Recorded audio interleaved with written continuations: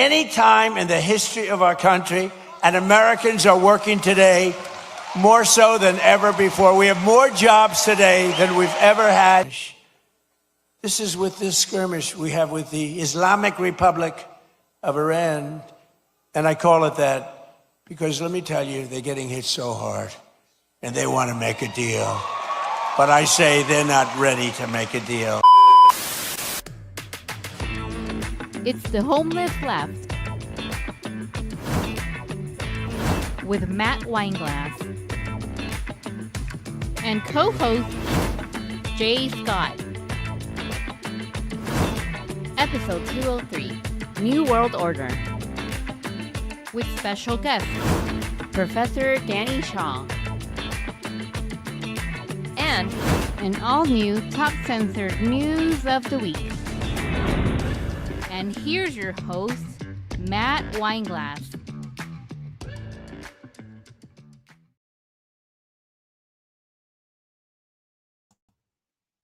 Here we go. What's up, everyone? It is the Homeless Left. I'm Matt Weinglass. This is the non-tribal approach to news channel network. We're here with you guys all afternoon today on this lovely Thursday. We have titles. We titled the shows. We try to figure out themes to kind of throw everything at you guys because things go so fast, and it's all connected, man. So we try to break it up for you guys, but also keep a running theme. We've been talking about New World Order for a long time, and haven't actually used that title before on any of the shows until today. We thought today it might be appropriate, considering that we are experiencing in real time. We are experiencing a massive transition. It's happening very fast, hard to keep up with it, but the transition is into a technocracy state that is fully digitalized, surveillanced, and controlled not by the people, the government, but by foreign entities, either that have to do with the Epstein class, billionaire, psychopath class, the technocracy class, and of course, the U.S.-Israel war machine and the imperialists that have been controlling the world. And the difference is that, yes, we've lived through imperialism our whole lives. The difference now is the ability to fight back against it is going to be much, much harder. So what is this New World Order? What is this? That we continue to think that we live in a democracy? That's the only thing we can really do about it. But they're going to do what they're going to do. They're going to take control the way they've learned to. They've gotten better. It's a virus. A virus builds, it grows, it gets smarter. We get smarter too. And I think that's what we're talking about here in this space, is how to detach from the tribalism that they put us into on purpose. We've been subjugated to team politics, team sports, while they've conducted their imperialism on us and pit us against each other our entire lives. So again, what's the difference? What are we living through right now that we can wake up to this? And maybe we should say coulda, woulda, shoulda, right? Coulda, woulda, shoulda before AI, coulda, woulda, shoulda before social media, before all this, signing on. Both parties now have signed on to digital IDs, but they both have. That was the point. That's why you have the Biden faction doing this for our health and our safety. Everything's for health and safety and access. Get those digital IDs, guys. The poor people will have better access to health care. Show your Vax cards when you walk in the door. The other half was like, no. That sounds like bullshit. But now they're on board. Why? Because they used the thing against them and they brought in Trump for this exact purpose. The digital IDs have now been applauded. Get those ICE in the streets. Round up those illegals. Let's have a documentation of everything you do every minute of the day. What, you got nothing to hide? Why are you scared? Why are you scared? You got something to hide? I got nothing to hide. So go ahead and surveillance me all day long. Are we still doing that? I hope enough on both sides. I hope enough have realized the con. I mean, we see this way back at 9/11. We saw the war on terror. If you see something, say something. You're either with us or you're with the terrorists. You have to sacrifice freedom to get freedom. I mean, we've these taglines, they don't make any effing sense. They didn't make sense for the war on terror. They didn't make sense for COVID. They don't make sense now for the protecting Israel or Israel first. No, you're anti-Semitic for saying that. So all the little taglines, we're done with them. The recycling of the taglines, pitting us against each other, but targeting us in a very personal way. They know their demographic, they know their audience. So let's not be that audience anymore. Let's cultivate something new, something fresh that's a real people's movement from a place where integrity and principle and seeking truth are shared values, even if we have different ideologies, which we do, and that's okay. You can go to different churches, guys. It's okay. You can believe in different things. You can have a different value system based on priorities in your life, and that's okay. The things that are more important to you than a friend of yours or a colleague or a family member, that's okay. So how do we get along with different values yet similar principles? We have to have similar principles, right? We have to be about these things, but we can have different priorities, and that's okay. So, okay. So here we are. This is a homeless space. It's homeless from team sports. It's homeless from tribalism. It's homeless from the objective is to win and the other team to lose. We're done with that. We ain't playing that game. That is not the objective in this space. The objective is to punch up, figure out what they're not telling us, and seek truth and justice and peace for all of humanity. The best we can. We do our best in an honest way. And then we can have debates and discourse. And that's and wow, what another revelation we're having. It's okay to have debates. Words are not violence. We don't hurt each other with new ideas that conflict with old ideas. We don't short circuit in little glass houses where I'm so fragile, I can't hear. No, we look forward to debate because we're not going to go for winning and losing. We're going for understanding. And that's what we're doing here. The homeless left, we happen to be from the left where we started from. What direction are we? I get asked this a lot. What direction are we facing? We're not in a left-right anymore. This is all bottom up. All of it is. So that's why we're homeless from the left. You might be homeless from the right, the up, the down, the upside down, all around. It doesn't matter. You're welcome here in this space. You don't have to check any boxes to get in here. You guys know how it works. And I appreciate, guys, we appreciate those who've been part of what we've been doing here. And we're not alone. We know we have amazing colleagues and associates and people that we consider friends that are in this space that have been doing this longer than us. And we love that. We love it because it takes a village to do this type of stuff. And it takes you guys as well, because we need you guys to engage as well with your friends, family, social media, wherever you get your voice out. We're here to help you with that as well. So it's not about grabbing a bowl of popcorn, kicking back, being entertained or educated or edutainment or whatever. It's more than that. It's about what do we do about it now? And that's where we collide with the two things that are important is independent journalism that challenges establishment narrative and propaganda, combined with what do we do with the information once we have it? What does the activism part look like? And that's what we're doing here. It's a combo of all of it. So let's get started today. Let's make sure we're up on all of our platforms. You know, we got kicked off of Facebook and we got a block on YouTube on our last episode.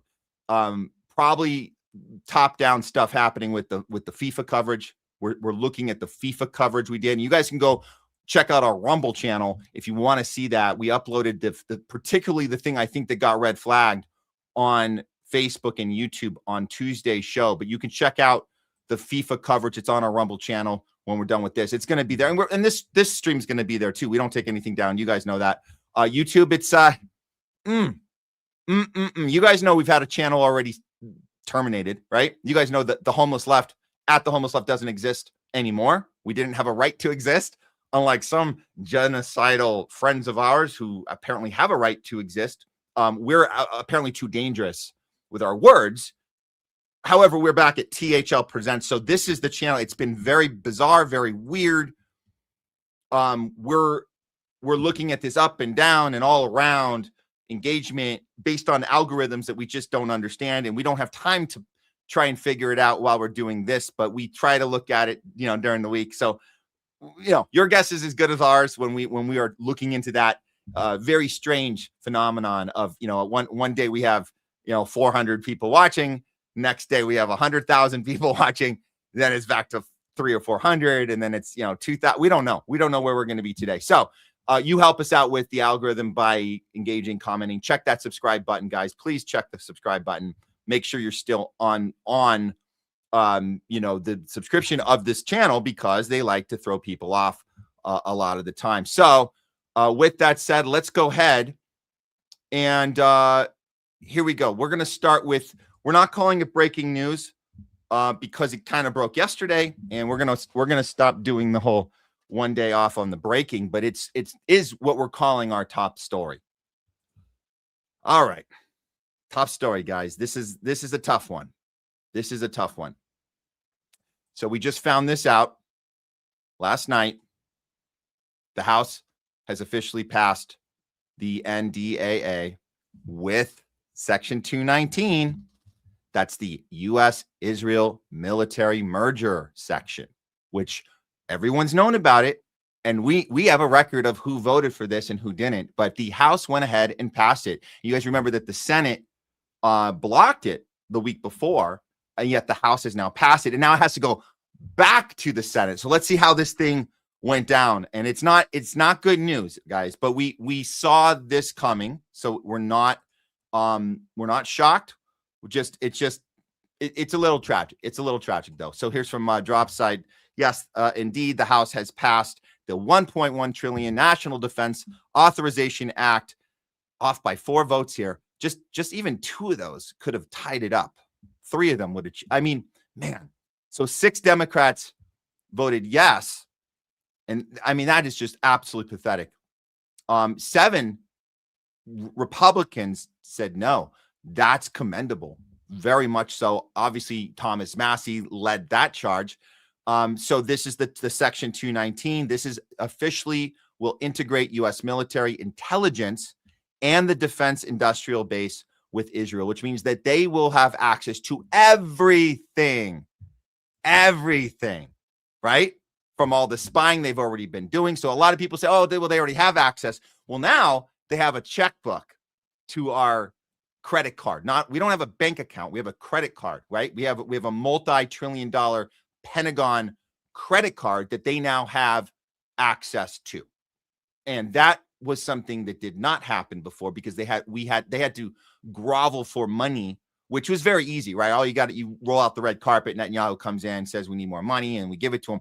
Now you can skip that step as soon as this goes through. But it has to. So again, it's not in the books yet, but the Senate it goes back to the Senate.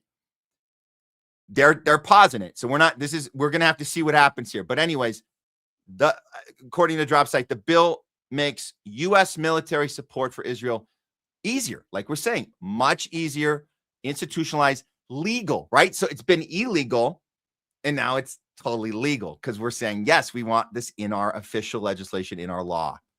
It creates a Pentagon official tasked with accelerating U.S.-Israel military technology cooperation, including joint R&D, testing, co-production, data sharing, of course, naturally, and that's obviously already been happening, but this is totally legal now, and moving jointly developed technology into procurement, and there we are. And that's exactly what the point is. Here's a shot of it, and we love that. This was, I think, Shadow of Ezra put this one up with. You got to just imagine Netanyahu having a party right now.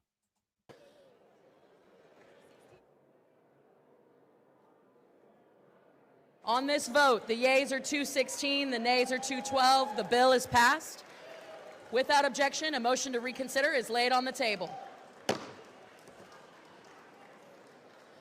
Pursuant. Wow. And they are happy as hell. Happy as hell. Let's see if there was a little more of that post here separately. So this is also from Dropside. It extends through 2029. An existing authority allowing the U.S. to transfer weapons already stored in its war reserve stockpile in Israel. That authority can permit transfers without Congress voting on each shipment. So no more red carpet events and laundry being done for Netanyahu in the White House basement. So yeah, Congress only receiving notification under the underlying law. Yes, so they're just going to be notified, right? That's like getting a little ding on your notifications, right? That somebody used your checkbook, somebody charged your card. You get a little email from your credit card company. Oh, yeah, little transfer, little Zelle action. We're gonna get a lot of Israel just used your Zelle for more weapons, more murdering, more occupying, more ethnic cleansing, more land grabbing. Yes, cha-ching. So we'll be notified. I guess that's good. That sounds good. Notification. Good. Because we're talking about transparency, right? So we'll be. I wonder if this includes us having transparency of all of their nuclear weapons. I wonder if that's part of this. That would be interesting. But I somehow I think they're going to maneuver around that one. Okay, so what happens here? So we have this really chaotic scene behind the scenes that we're not really seeing how this went down. The conversations that were happening. Very few have talked about this. Obviously, Thomas Massey's been talking about this. Ro Khan has been talking about this.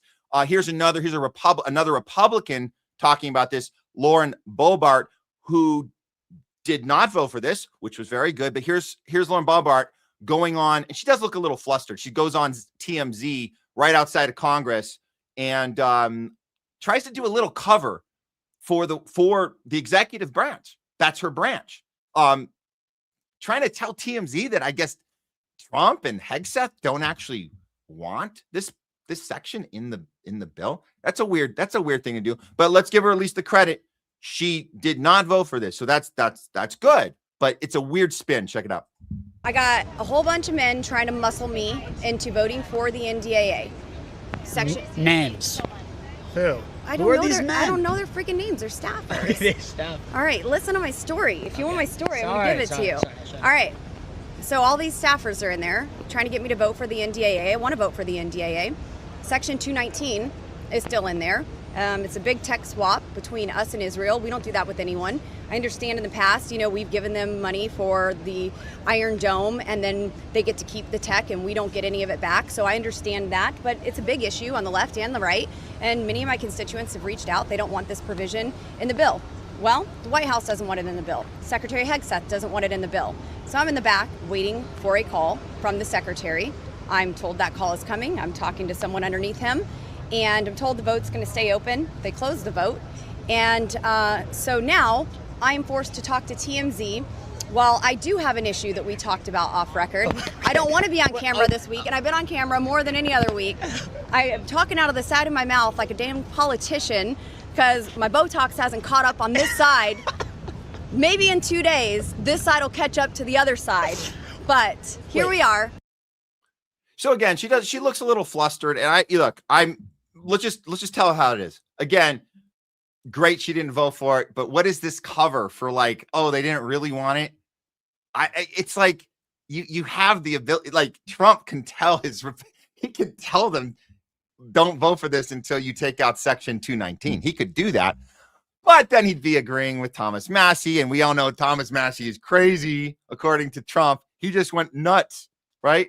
Oh no, I'm sorry. It was Tucker went nuts, right? Yeah, Tucker went nuts. Massey's always been a villain. But he'd be agreeing. Like, so if this checks out, which I don't think this doesn't check out, then in that theory that she's saying that they didn't actually want this and it's being done against their will. And maybe there is a part of it that could be true, but not making it clear to anybody in a conversation. There's no way. If maybe secretly deep down, Trump wishes that we didn't have to do this, but I don't think there's any conversations going on about that. That's just her doing some cover for her party. But again, it's good that she did not do it, right? That's a good thing. Okay, so let's do so you guys understand what is coming up next when the Senate finally comes back. They're in a recess.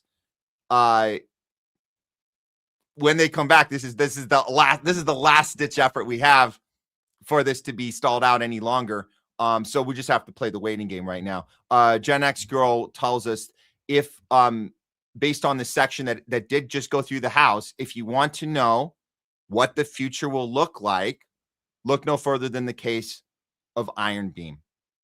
So Iron Beam was a U.S. tech called Thiel.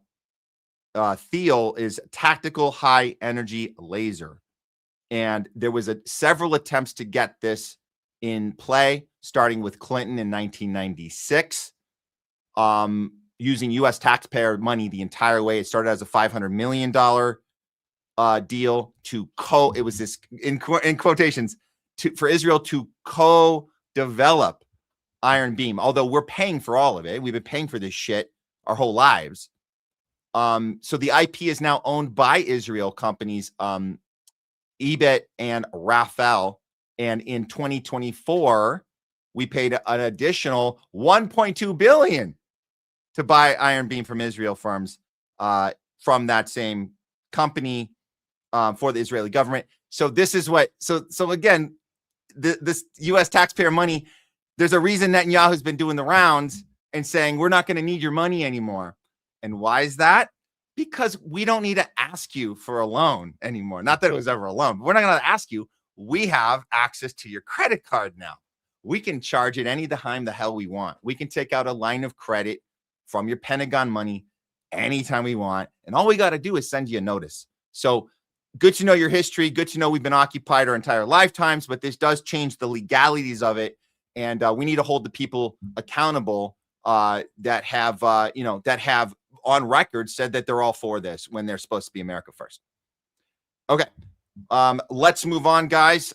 Thanks if you're joining us a little late, no worries. You can always go back and watch replay of the show on your own time. This is our time right now. No, we're doing the live thing for you guys right now. So very excited about our next guest. So let's go ahead and bring him in. He's this is what we call a friend of the show, very much an activist, people's champion.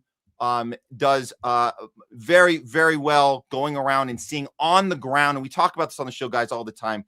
Boots on the ground. Check it out for yourself. We love all the work he's done in Cuba, in Venezuela.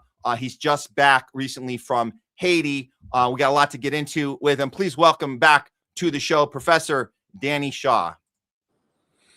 Peace, Matt. Good to be here. I wore my Haiti World Cup jersey, the one that got banned because of the revolutionaries, the Haitian revolutionaries from 1804 on the shirt. But I saw your episode on Argentina and the rigging, so I wanted to pay tribute. It's still technically World Cup week with Spain defeating Argentina and Zionism on Sunday. Oh yeah, no, appreciate that, man. We try to be insightful with the coverage and know that we're not just talking sports. We're talking about.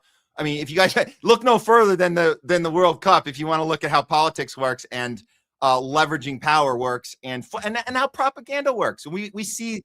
It's happening right in front of our faces, and there's still people who think that these are legitimate competitions and legitimate happenings when everything's been pre-planned. But we do have to give Spain that credit, and I think. And if I'm not mistaken, we saw support around the whole world. Any anti-imperialist country that was tuned in was rooting for Spain on the basis of fighting the empire. And so we thought that was pretty awesome. And so, yeah, great that you're wearing that today. Stick it to the empire for sure, Danny. Love it.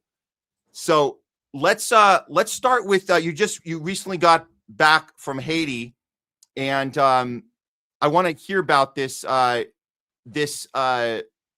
trip. And you posted here on Instagram. Let me share the screen here so we can see a little bit what you came back with. And I'll make this point, like, now is the time we need to be having these discussions about how imperialism works, how tricking people into what they think the problem is when it's actually hidden in plain sight. But you're gonna let me just bring this up, and we can you can explain what's going on. Just give me 1 second here on the shared screen. Sometimes we have a little issue here. Okay, here we go.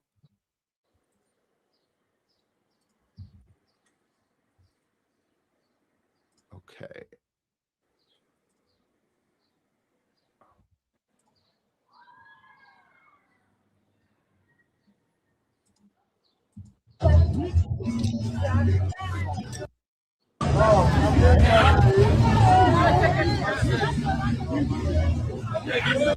Oops, sorry. Wait, hold on. Let me give a yeah. Go ahead.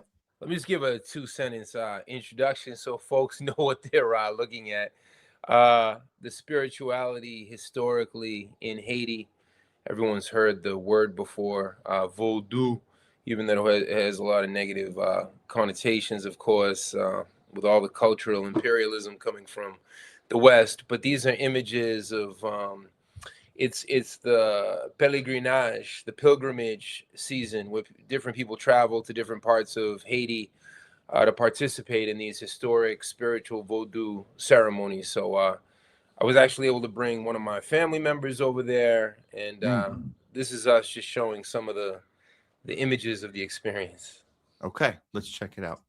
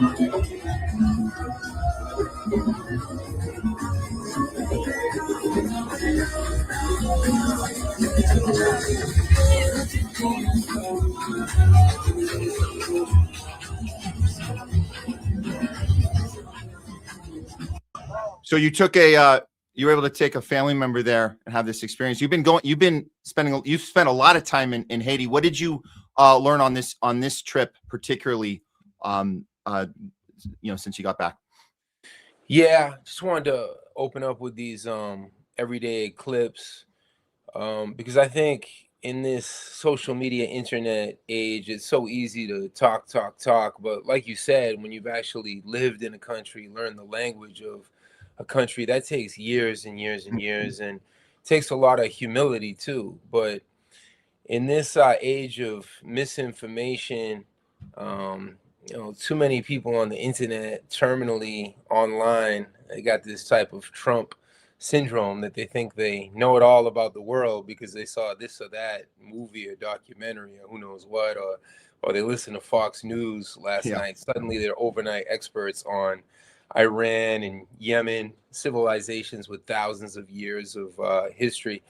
So on Tuesday, there was a hearing in Washington, D.C. The House of Representatives heard from the two coordinators of what the UN and the Trump administration are calling the gang suppression force. Believe it or not, Haiti is again being invaded and occupied by none other than one of the most nefarious characters whose name has been in the media over the past 25 years or so, Eric Prince, from the Blackwater mercenary actions in Iraq and across Western Asia. So now he has contracts with the Haitian government, along with all of his private security forces. At the same time, they're coordinating with not just the Haitian National Police, who've been funded and trained by the U.S. military for how many decades now, but they're working also hand in glove with the United Nations quote unquote gang suppression force.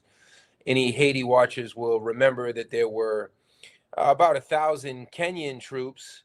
And just to keep one of these soldiers for 1 year in Haiti, and this came up in the Tuesday hearings, it costs $500,000 just to keep one of these Kenyan soldiers. The Kenyans are now gone. Now they're soldiers from Chad, from Bangladesh, from Sri Lanka, and even the countries that introduced cholera to Haiti during the 2004 to 2018 occupation. So an incredible insult to the Haitian people. And listening to this House of Representatives hearing with all of these senators, quote unquote, grilling the colonels and the diplomats, the ambassadors in charge of this occupation, it's embarrassing.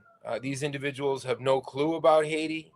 They're not in touch with the Haitian people's cultural ways and language. It's difficult to listen to these hours-long hearings, but it's necessary to be able to critique it.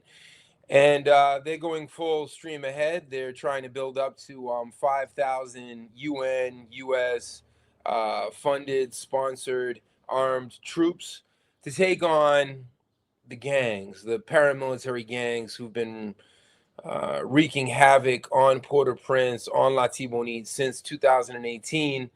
This is the scholarly work that I'm working on right now. And I think it's a very fair statement to say that Haiti leads the hemisphere in revolts. And for that very reason, Haiti leads the hemisphere in massacres. So there's been, some analysts say, 20 massacres in the past few months. I don't think that's an understatement. I'm documenting those massacres. Incredibly tragic, but Haiti is so far off of the social media landscape. And that's one of the reasons I very stubbornly insist upon going. The State Department in the year 2020 put Haiti on the level 4 travel warning. So Haiti's right there with Syria or Iran or Pyongyang, the People's Republic of what's the official name of North Korea? I just drew a blank. The Democratic People's Republic of Korea.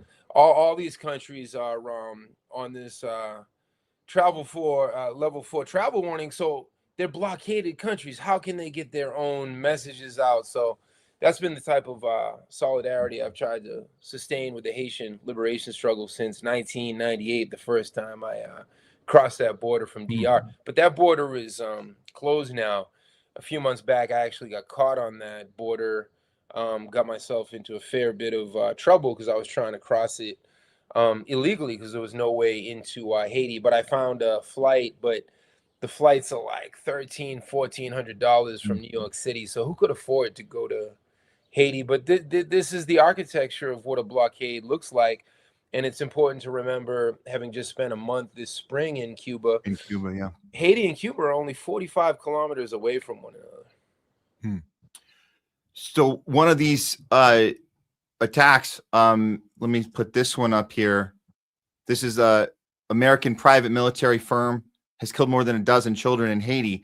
And this private military firm, this is, you mentioned Eric Prince. This is the guy kind of leading the charge of these assaults, these attacks? Is this the guy that we need to like be calling out on this, or is it hard? You got to do some more digging underneath him, or associated with other private firms? Have you gotten a kind of a sense of who's pushing the button on these?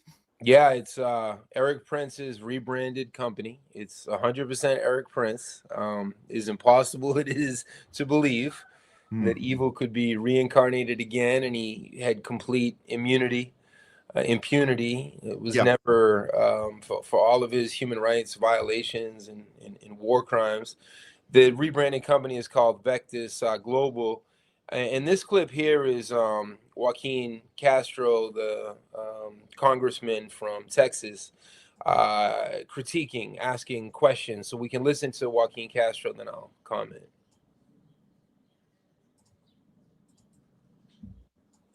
Standards that we expect of the U.S. military. What I can tell you, Congressman, is that Vectis Global Operations and the task force operations for Haiti have become more and more discriminate.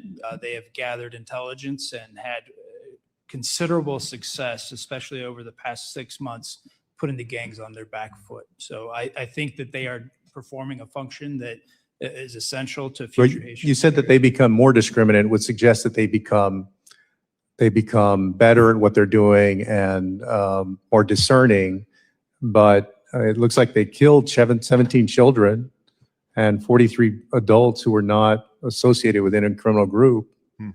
I mean, certainly we would expect more discrimination or discernment than that. Yeah, so I don't know the specifics on civilian casualties, but this is a war situation. Do you believe Vectis Global's activities meet the standards that we expect of the U.S. military? What I can tell you, Congressman, is that Vectis Global Operations and the task force operations for Haiti have become more and more discriminate. They have gathered intelligence and had considerable success, especially over the past 6 months. Yeah. So this is, but this is the playbook of, we're looking into it. I don't know what you're talking about, but I guess we'll see if what went wrong there. But we do this every time. We're still, there's no, we're not getting a verdict on who's responsible for, as we know in Iran. We know the schoolgirls that we killed on day one of the Iran invasion. And you bring this stuff up and they go, it's the same, right? It's the same recycled garbage of, well, we are in a war situation, so there's going to be casualties. But yeah, it's concerning, but I don't know. We'll get back to you. And then, of course, they get away with it. So, but it's good to have it on record at least, right? Did this hearing, did you feel anything was accomplished here by this congressman, at least getting it on record? Yeah, I mean, of course, at the very least, but these hearings are such a complete joke. I mean, What is this Colonel Gorkowski? what could he ever know about Haiti? He's just a State Department flunky, a U.S. Department of War minion who has no clue. It's really embarrassing, but to the extent that it leaves a historic record, that's important. But it's just so telling that all of these politicians, they're nothing more than the executive committee of the bourgeoisie, of big military interests and capital interests, and with no regard for everyday Haitians, with no regard for everyday Iranians. As you said, there's been no serious looking into all the targets that they're bombing right now in southern Iran and across Iran. Where's the serious investigation? These are human beings.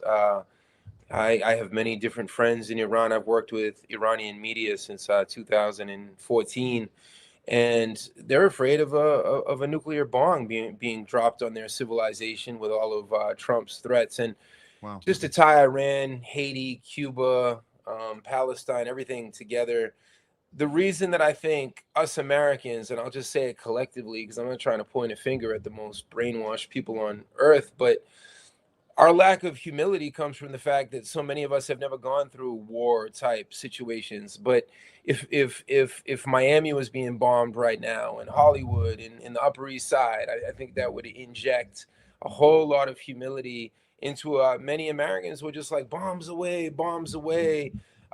What about the damage to the natural environment in Iran? All these bombs and blowing up oil depots, and of course the Iranians are retaliating, as we'll get into in the second segment. So this is we got this on Twitter here. Let me bring this clip up for you to describe here. We have this is what's happening on the ground. This is a response to the paramilitaries continuing to attack people, and so the people are in the street here. Yes, no, that's the wrong clip. Whatever it's the I brought this about St. Denis. You must have. Oh shoot, I got the wrong. Try it again. No, this is the one. Oh, it hold must on. have went to the wrong thing somehow. But That's okay. Well, we always say on the show we'll fix it in post.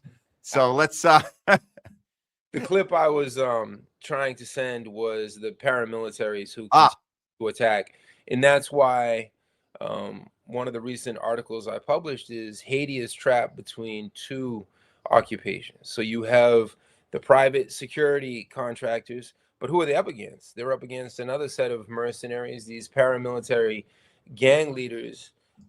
Both sides are armed with U.S. weapons. So Haitian deaths, how many Haitian deaths for every weapon that they export illegally from Florida into Haiti? So Gustavo Petro actually spoke about this so eloquently. He technically, I think, still has a few weeks left in his term, but he always said all of the cocaine that passes through Haiti from northern Colombia and all the guns that come from the U.S., this is a genocidal mix, and who's trapped in the middle? How many Haitians have to die for every kilo of cocaine that gets sent off to Europe or the U.S.? So that was just a clip of the wanton violence, and that was always the raison d'etre of the gangs, and that's what the Haitian people always told me. So for me, it was very tough in 2018, 2019, 2020. I'm over in Haiti. I'm seeing Bel Air, like the equivalent of the South Bronx and the equivalent of Queens, these entire neighborhoods being burned down. But then I see the gang leaders go on social media. They go on WhatsApp and they go on TikTok and they go on Facebook and they brag. This is the Haitian revolution. We're going against the rotten, stinking bourgeoisie. But all they ever attacked was everyday people, everyday Haitians, the most destitute people in the entire hemisphere, the forgotten Palestinians of the Caribbean, if you will.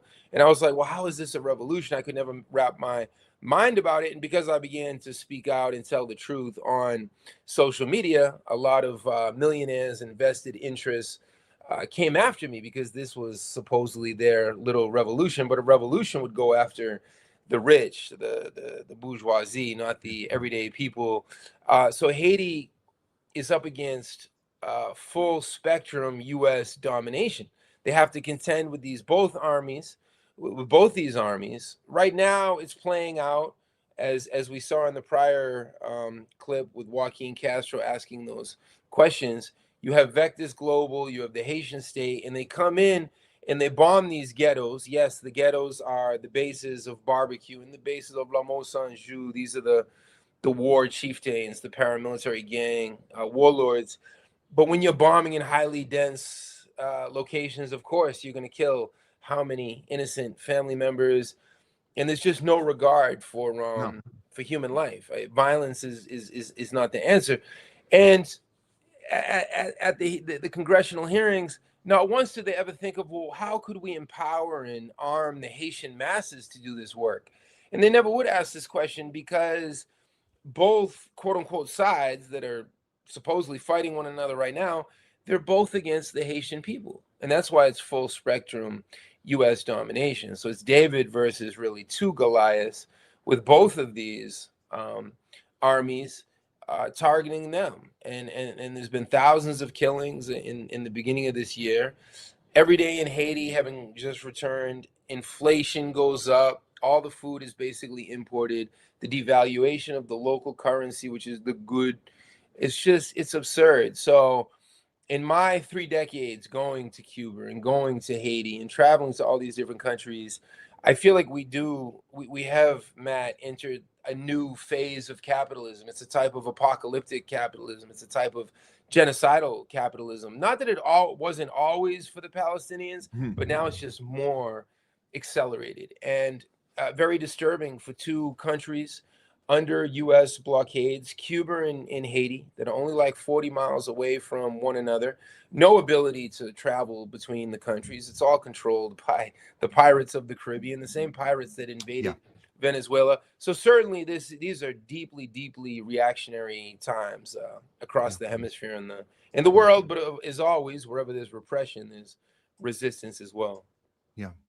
So Yeah, this is I'll just bring this up real quick. Your article on this battle that you're discussing, that a lot of people, if you're not looking close enough, they think we're supposed to choose a side of Eric Prince or barbecue. That doesn't make sense to me. These are both, like you said, these are two Goliaths, right? That are taking it, that the people suffer from both of them, and they're not necessarily pretend fighting, but they neither have regard for the people that they're occupying. Correct? And you wrote this last year, and you've been speaking about this for a long time. But this is this battle. Can I just ask you, where is Eric Prince in his trajectory? Because we've covered him on the show before, and we know that he has his delusions of being like the African version of Palantir and all these other things he wants to accomplish as a global dominator. Is he getting closer to that, or is he where is he since you wrote this article? I guess within Haiti, recently he signed deals with the Haitian state that his company is going to run customs and run border security. I mean, these are the most colonial. My training was always, Kwame Nkrumah talking about neo-colonialism. There's nothing neo about this.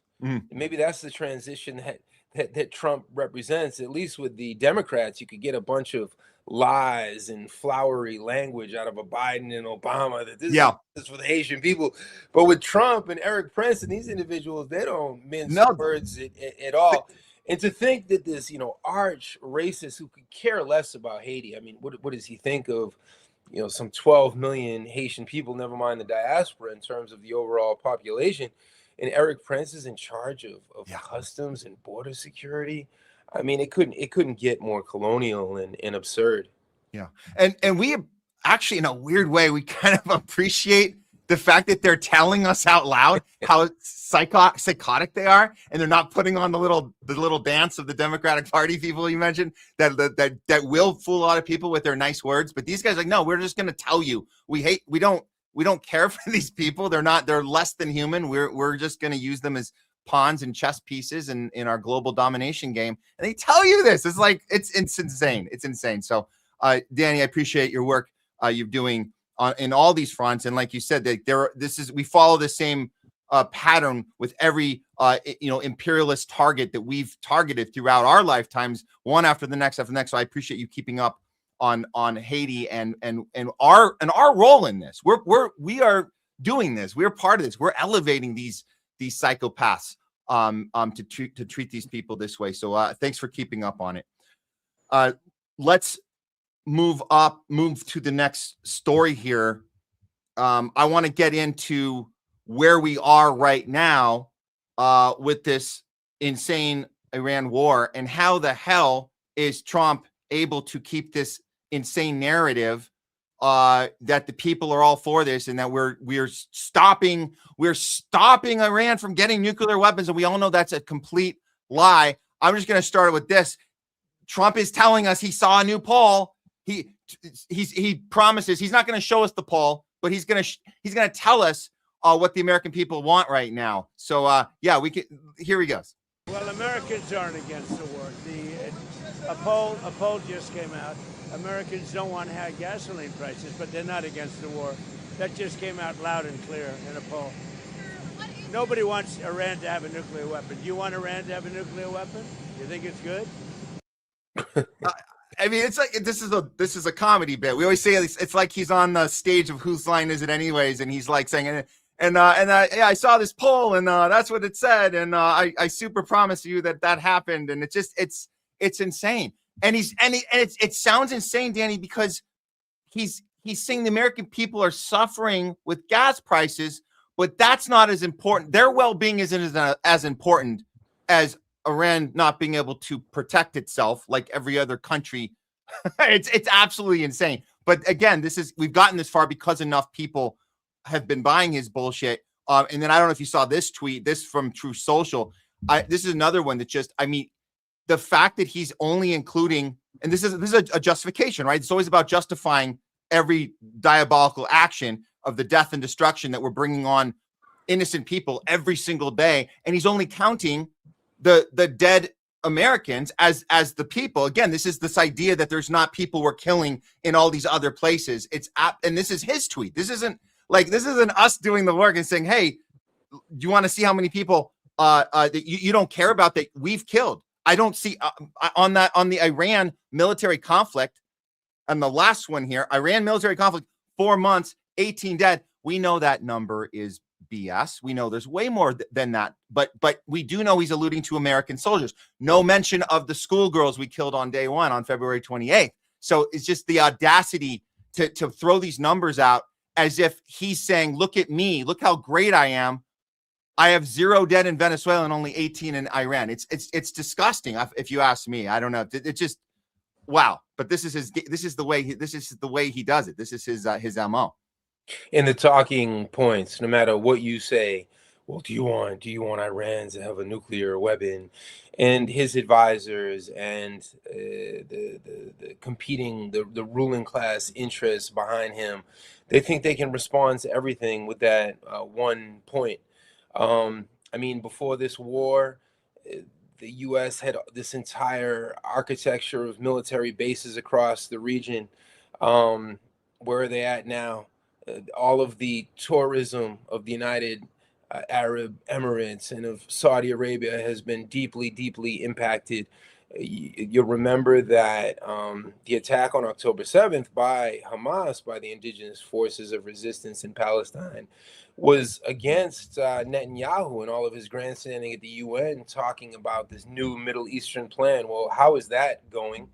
And the rising oil prices, we still haven't seen the full effects. We were already in trouble, and they're going to keep rolling out into August and into September and into the fall, right on time for the November midterm elections. This is going to hit Trump and his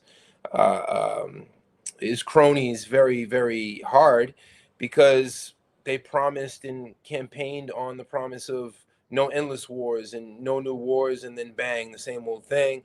It seems like the Israelis have been debating back and forth. They know if they get back involved, they're going to get pounded again. And how many Israelis are going to have to fly back to Paris and fly back to Buenos Aires and fly back to Brooklyn? They're not built of the same ancestral historical material the Yemenis and the Palestinians and the Lebanese and the Shiites are. Just a few months back, I was actually in Lebanon, and I was in Jordan. I was in the region, staying with different elements of the axis of resistance. And this is people's land. They're not going to give this up. They're going to keep fighting. Even we've always seen the classic image from Palestine of a 10-year-old little boy with a slingshot, up against these massive Israeli tanks. And that's what it's been like. It's been a David versus Goliath struggle. But this anti-colonial David continues to hang in, and it looks very, very bad for the Trump administration. It's going to create huge electoral issues, not just this year, but coming up in 2028 as well. We're hearing that there's talk that he doesn't have a choice to pull out because it would mean the fall of the petrodollar. Isn't that inevitable? Isn't that the thing? And that's the point, right, of these endless wars, is that we manipulate the stock market every time that we make a move, a calculated move to just kind of squeeze a little bit more out, more lifespan out of this thing that's not really sustainable. So I mean, that's one theory of it, but either way, we're in something we can't win. It's not sustainable. So we all can agree on that.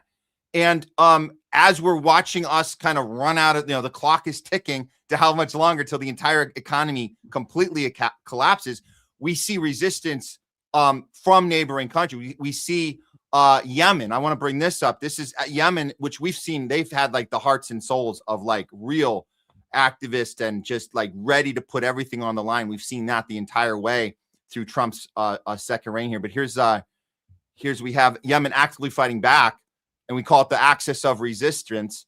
We'll bring this bigger here on the screen.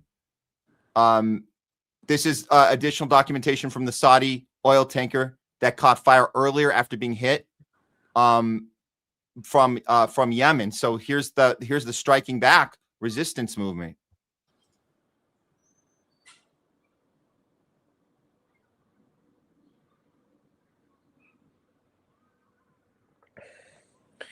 Yeah, how's that going to look at our pumps when we go to fill up our tanks? Well, what's that? One more time. I was saying, yeah, how's that going to play out at the pump when we go to fill up our tanks? Americans haven't begun to see the supply side effects and the inflationary pressures this is going to put on the world, the global oil market.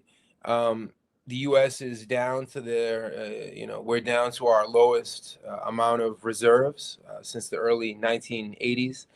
The U.S. is running out of missiles, and they know the closer they get to Iran, the more that this number of 18 dead. That's ridiculous. But yeah, the Pentagon. I mean, Ramsey Clark, former Attorney General, who came out against the war in Vietnam and then was in Iraq during that 1991 Desert Storm war. He just talked about how the media is a Pentagon media. They're embedded with the Pentagon. They're not allowed to do any critical reporting. And when any critical reporting does come out, Trump always claims to be the victim. Every poll that I have seen has consistently said that more than 70% of us Americans are completely against this war. And the silver lining and everything is that it should put real electoral burdens on Trump and his the Trump-esque candidates. Yeah. You shared some maps here. Do you want me? I can bring up some of these. Yeah. What the maps are going to show is that bringing the Yemenis, bringing Ansar Allah into this. They have a relationship to another massive strait there that we see on the left side of the screen. That is the Bab al-Mandeb Straits. That's where Saudi Arabia, one of the countries that exports the most oil in the world, all of their most important ports are right there. And between Iran on the other side, we've heard so much about the Straits of every day we hear about the Straits of I'm drawing a blank. What are the straits called? Hormuz. Yeah. Of Hormuz. So now it's going to be a double whammy. If 20% of global energy trade has already been impacted, and you see United Arab Emirates, they're right in front of them, and Qatar, I mean, they're right there. They're sitting ducks, and that's why what the U.S. has had to do is look at Jordan there. Jordan is tucked back further behind Iraq.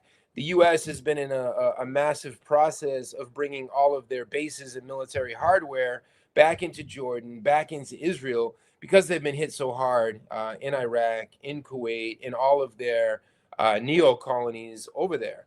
So now if Saudi oil is completely affected, Iranian oil is completely affected, United Arab Emirates and Qatar and Bahrain and Kuwait and Iraq.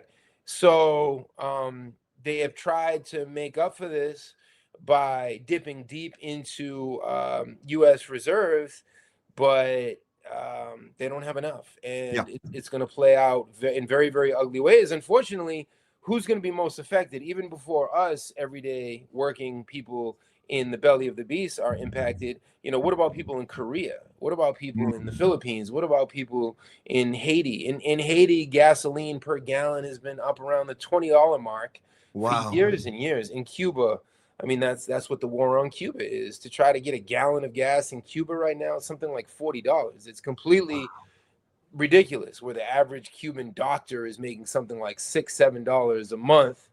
And again, the devaluation of the Cuban currency continues every day as the inflation goes up. If you don't have dollars in Cuba, you're basically confined to dehydration and starvation.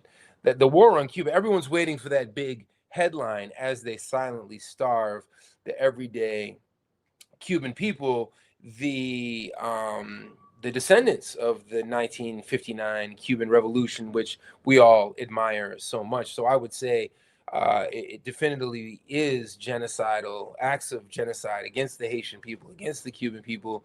And I'll make one other point, Matt. It won't be a popular point, but that's okay.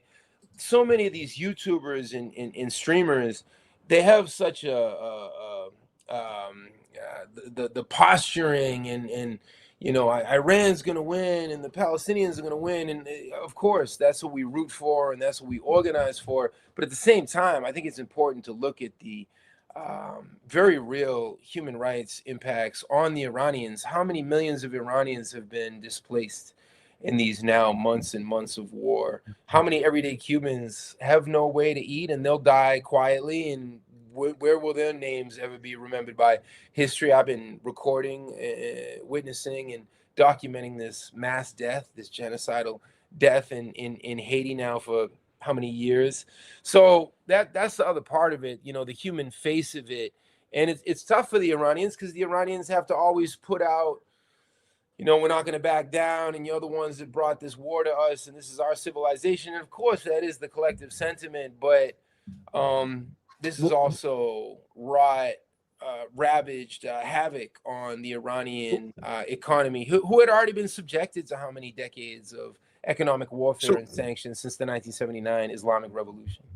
So let me try a more optimistic take on, because I hear what you're saying. I get that, like the movement itself, it to feel like it's focused only on one people suffering. In that way, I understand that's frustrating. I have to say that I feel like there's more to the movement when we say, especially now, maybe not right after October 7th. It was specifically about Gaza. It was specifically about Palestine.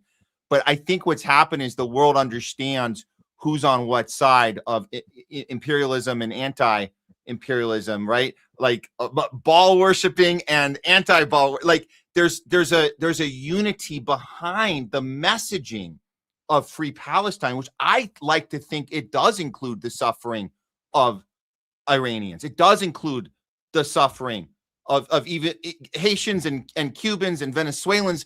And I think that when we were talking earlier about the FIFA, a lot of people think, oh, that's just sports, who cares? But there is something about when all these teams go on that field against Argentina and they're all saying Free Palestine, and what they're saying is free anybody that has been a victim of empire, free anybody that's been a victim of the Epstein class and these pedo psychopaths, right? That's what I saw when we saw the Palestinian flag being held by Egypt and being held, by even Switzerland was doing it, and then of course Spain's been more than anyone out of Europe, I have to say, in the last few months specifically, being in the streets and saying down with the empire, down with Israel.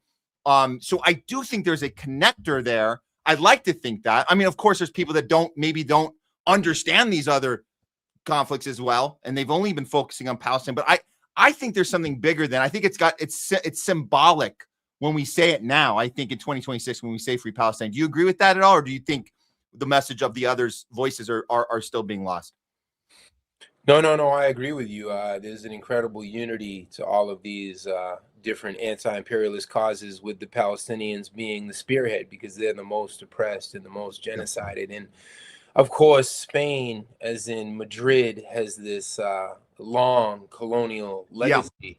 But then when I was in Spain last year with the communist parties in the Basque region and in Barcelona, and you have all these different movements for independence across Spain, all subjected to what they call El Estado Español, subjected to the authority of the Spanish state. But as we watch the World Cup too, and even with the Argentinians, of course, we hate Javier Milei, we hate the right wing, but we would never hate Maradona, Diego Maradona, who came from the favelas, the ghettos, the periphery of Buenos Aires. And I was in Argentina last year with the movement there as well.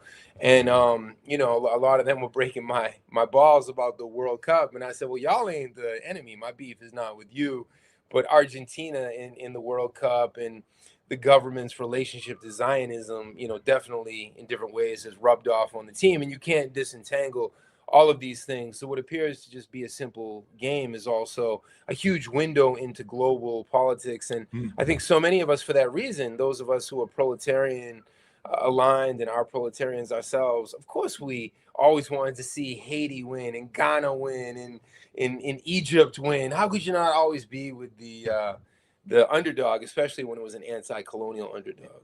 And Congo too. They were there. Oh man, that was incredible. I remember. Yeah, that was incredible. One of the audience protesters was took Lumumba.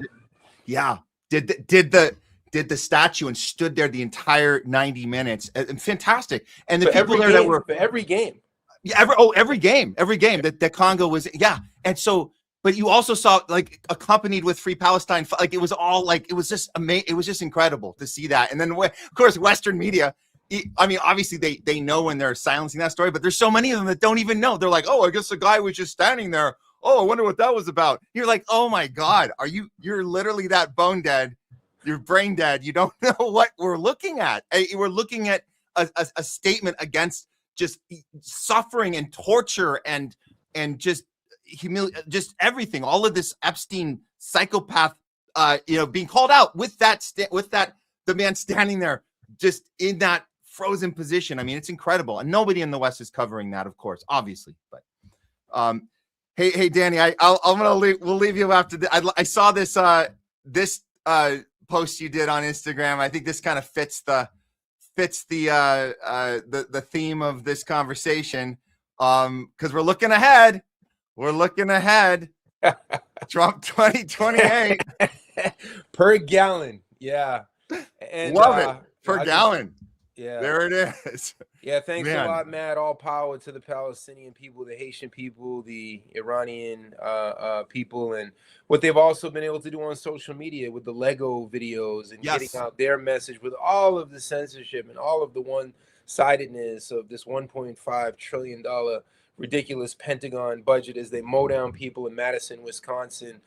These killer police again striking, the black community. Yeah, well, America's right for change, and I appreciate the homeless left's efforts towards that cause. Awesome.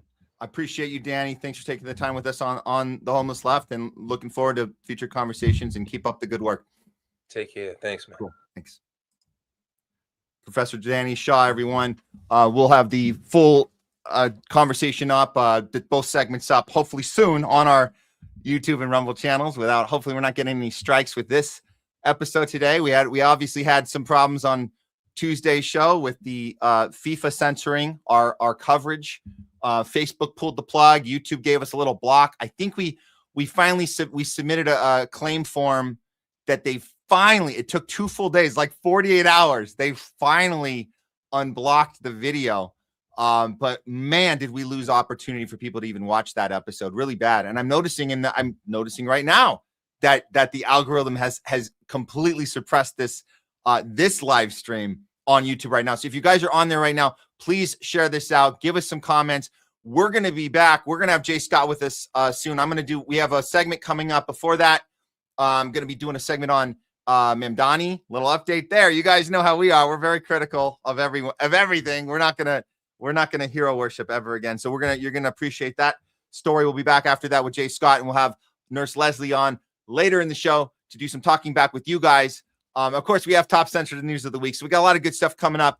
Here's a break for you. And actually, I'll put this super chat up for now because Citizen always appreciate the super chats.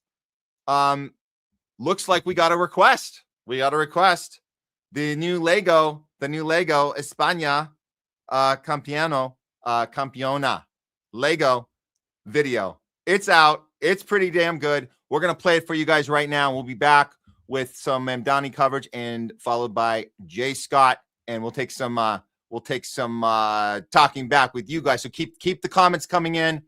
And why is this not going? Okay, there it goes. Okay, there we go.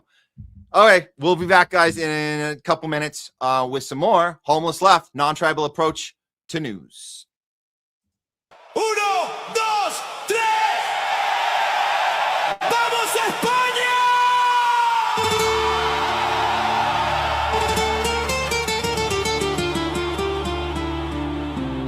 They wanted Argentina.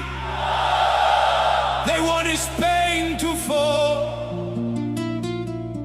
But La Roja came dancing and answered them all. No a la guerra,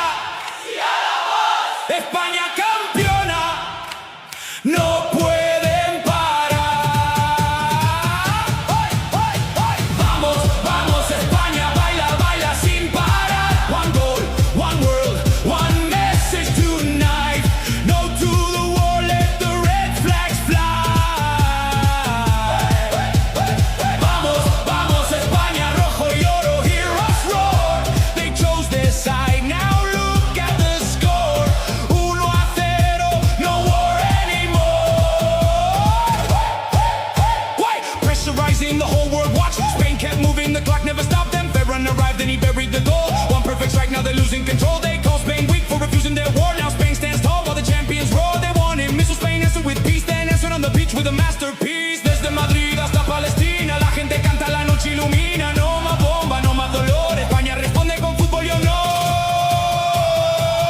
Hey, hey, hey. Vamos, vamos España, baila, baila sin parar. One goal, one world, one message tonight. No to the war, let the red flags fly.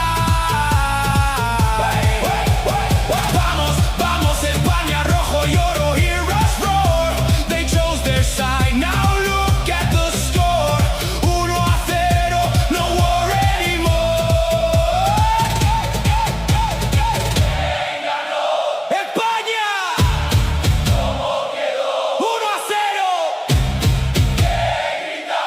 No a la guerra. No a la guerra. España se coronó. La guerra no ganó. 1-0. 1-0.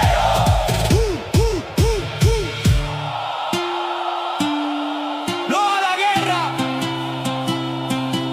Sí a la paz. España campeona. Sacred defense. Sacred defense.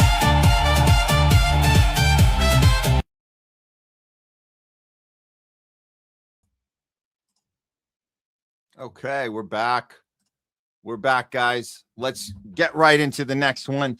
I see we got a few more people joining us, which is really cool, really cool. It's starting to build, hopefully organically, it looks like.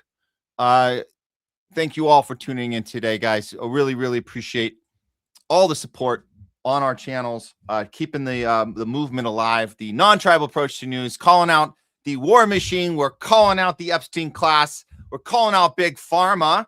We're calling out anybody associated with the pedo psychopaths, the billionaire warmongers, the imperialists, the people that they're devoting their life to keeping us suppressed and keeping us as in minion state, fear, always in a state of fear, always in a state of confusion, always against each other and not against the people that are actually ruling us, the ruling class. That's what we're doing. And our friends are not mainstream media pundits. They're not our friends. They do the bidding of the billionaire class, of the ruling class, Epstein psychopath. So with that said, let's get into the part that this is a hard part of the story, because we like to think sometimes people can get in there and make a difference. And every once in a while, there's a little tiny win that happens. And I've told you guys, you know, if we lived in New York, if I was in New York, I would seriously have considered voting for Mamdani for mayor. I would have considered it. I mean, I do think some of the stuff he says is important, but we can make the same case for Bernie. Back in the day, he said the greatest stuff. And obviously Obama was really good at speaking, really good. So the speaking, that can be a problem because they're words that feel good. But we have to look at action. So let's start with this part, because I know a lot of people are confused about Mamdani and what he's been able to accomplish or not accomplish thus far as New York mayor. But let's remind people, we'll remind you guys how he got elected. It was with this very specific promise of arresting Netanyahu. He made it absolutely clear that this would be one of his top priorities when he became mayor, and he certainly got a lot of votes for it. Mamdani, would you welcome Prime Minister Netanyahu to New York City for whatever he comes for, given the US is not a signatory to the ICC, so he can travel to the US, unlike a lot of other countries. Would a Mayor Mamdani welcome Benjamin Netanyahu to the city? No. As mayor, New York City would arrest Benjamin Netanyahu. This is a city that our values are in line with international law. It's time that our actions are also. Even though the US is not a signatory to the ICC? No, it's time that we actually step up and make clear what we are willing to do to showcase the leadership that is sorely missing in the federal administration. Is the plan still to arrest Benjamin Netanyahu if he comes to New York City with Donald Trump as his human shield? Look, I think I want to just first give us the context Yes. of this, right? Uh-oh. There is that deep sense of the contradiction in our politics. So you as mayor of New York want to hold him to account? And that is the importance of this city is to showcase a model of what politics could be, and to showcase that we are a city that believes in international law. Now, look, to be clear, I'm going to operate within the bounds of the law. I'm not Donald Trump seeking to create my own, legal system as I make my own decisions. God, he's got a lot of Obama in him. A lot of just, the way I'm gonna lawyer is I'm gonna look ahead, not backwards. I can dance around the issue. Even if I promised it before, I might, I'm going to do the best I can. Yes, we can. Hope and change. I hope we have change. I hope we can all hope. We all have the ability to hope, but we can't actually get anything done. So that's where we are. And just to be absolutely clear, yes, Mamdani says very clearly now, New York City cannot arrest Netanyahu, but the federal government should. Yeah. He's recommending. It's a recommendation, a strong recommendation from the New York mayor that Trump needs to be the one to arrest his partner in crime. Good one. That's good. How do you all feel about that? You guys think this is this an honest move? You think this is honest? You think he really thought he could do it and then found out that he couldn't do it? Well, here's his official statement about it. And believe me, there are people furious. I just wish they understood that this was not anything we thought was actually going to happen. I know maybe people got their hopes up, but this is just to be 100% clear. He's not going to do it. Can't do it. He knew that going in, and he got your vote for it. If that's why you voted for him, guess what? It ain't going to happen. When it comes to Palestinian New Yorkers who are disappointed, I understand it. Because we are talking about someone who has been charged with crimes against humanity, someone who has visited the city on many an occasion and who has been welcomed by previous mayors. And I want to make it very clear that that welcome ends with me. I will not be welcoming Benjamin Netanyahu or any other war criminals when they come to this city. And I do believe that our federal government should join the International Criminal Court and ensure that there is accountability when it comes to crimes against humanity. Thank you, Marshall. So he's saying, I know you're frustrated.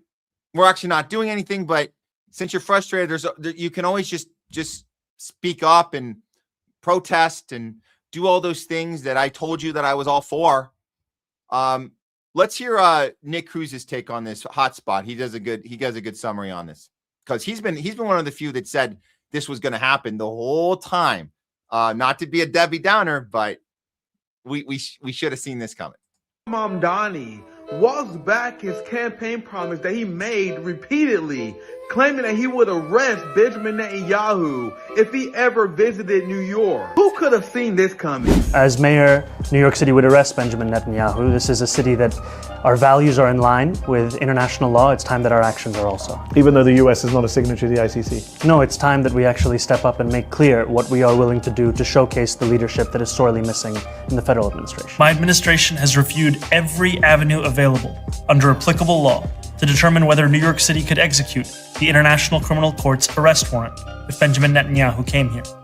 It is clear that we do not have the independent legal authority to enforce this warrant. Zoran Mamdani knew goddamn well he wasn't going to arrest Benjamin Netanyahu, and any progressive journalist who repeated the claim that he would should never be taken seriously ever again. It was always obvious to me that Zoran Mamdani was just saying shit and lying to Palestinians in order to win their vote.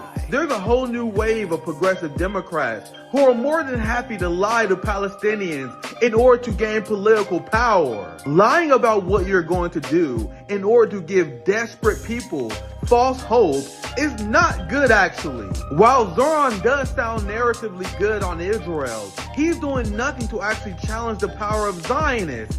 In fact, one of the first things he did once he took office was to give the job of NYPD commissioner to a diehard Jewish supremacist like Jessica Tisch. He would then go on and work with Jessica Tisch in order to crack down on free speech, banning protests of genocidal synagogues who are selling off Palestinian land. Zoran Mamdani is also having backdoor meetings with genocidal Zionists in order to brainstorm on how they can crack down on free speech even more. So Zoran Mamdani is not arresting Benjamin Netanyahu, but he is legitimizing the anti-Semitism hoax, which is used to crack down on the pro-Palestine movement, while also banning protests of genocidal synagogues, selling off Palestinian lands, right as Israel is annexing the West Bank.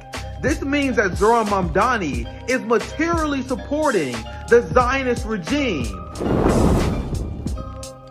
Yeah, guys, I know it's a hard pill to swallow, but let's look at that. Let's look at what is this, as he says on one side of his mouth, hey, I know you guys are angry, you're upset, you have a right to go protest, so go do that. In the meantime, he's taking these meetings with this piece of shit. Moshe. Okay, Moshe. What are you excited about? Oh, Moshe met this afternoon with representatives from Mamdani's office to combat anti-Semitism in order to discuss rising anti-Semitism in our schools and in our streets. I've been quite critical of them in the media and was shocked. Were you shocked? Or wasn't that always the plan? That was always the plan. You were always that was the point. You conjure up more fear, more confusion, more division, and then you go in for the meeting where that then becomes the priority to coddle the falsified fear that was conjured on purpose in order to create a distraction from actually stopping genocide, actually holding people accountable and putting people in freaking prison. Now the attention is on how do we make Jewish members of the community feel safe, even though you amplified fear that isn't even based on anything real to begin with. So he says it's way too easy to criticize from afar, and I will continue to hold the mayor and his administration accountable for more things he says, because words are dangerous, they're violent, as we know, as he remains a symptom of deeper problems enabling hostility towards the Jewish community. Enabling hostility towards it. So it's not Netanyahu and the genocidal maniacs that are IDF soldiers. They're not the ones enabling hostility. Okay. But credit where credit's due. I spoke to the two individuals in this office who genuinely appeared to care about the safety and concerns of Jewish New Yorkers, as their boss was telling people, go out and protest. I know you're angry that I'm not going to do shit. I decided I'm not doing shit. You're angry. Go protest. I'm going to go have my staffers meet with some anti-Semitism experts that are going to then call you anti-Semitic for having a problem with me not doing anything. It's a nice little game we have going. Nice little game. And of course, Nick comes back and says, why is Zoran Mamdani having backdoor meetings with a genocidal Jewish supremacists in order to brainstorm how to crack down on what? On free speech. And that's what that's about. And that's why they let him in. That's why they actually let him in.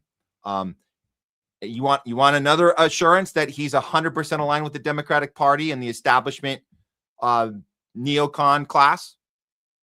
Here, they're going to give him he's going to take a question about October 7th. Check this out.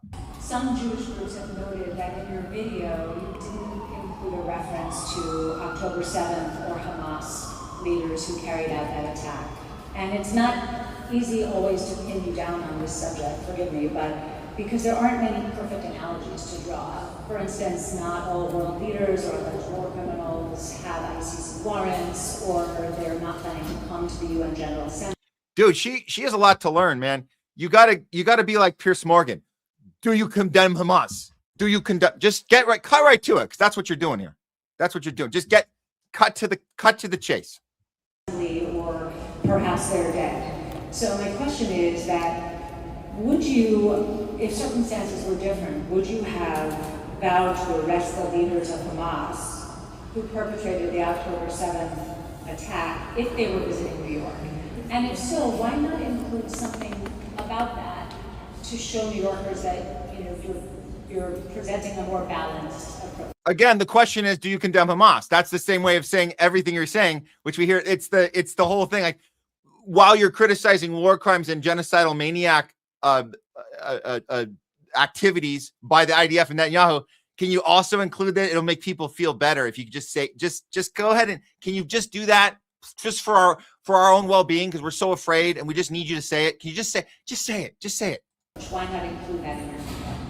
Didn't the ICC put forward a warrant for a Yavitzin warrant? I mean, I know you said. Yeah. Yes, but my point is that they did. And in the video, I made very clear, as I have before, that my interest in executing that warrant is not specific to Benjamin Netanyahu, but to anyone who they put a warrant towards for war crimes and crimes against humanity. And part of that is a reflection of a universal politics. And it is from a universal politics that I can look at October 7th and describe it for what it is, which is a horrific war crime. And I can also look at Benjamin Netanyahu and see the way that he's orchestrated this genocide, and also deem him similarly be a war criminal. And I think especially at a time when there are those in Washington who are discussing measures to take apart the International Criminal Court. Okay, I've heard enough of this, but you heard the point is he condemns Hamas for horrific war crime of October 7th. So this is our extreme radical lefty. This is the best we got. This is the best we got. I think Nick sums it up here on this tweet, because you got this dude Jacob saying, yeah, I asked Mamdani twice whether he also considers the October 7th Hamas attacks a genocide, and the response number one is I consider October 7th to be a horrific war crime. So he's going to keep saying that anytime he's asked. And Nick says, between supporting Hakeem Jeffries, which he has, that's just like the mama bear Nancy Pelosi we get from AOC, condemning Cuba, which he has, because he's not actually a communist. I know a lot of you guys think he's a communist. He's not. He's an imperialist who condemns Cuba and Venezuela. And he's done this several times. And now he's condemning Palestinian resistance because he's meeting with anti-Semitism specialists to crack down on free speech, i.e. resistance, and i.e.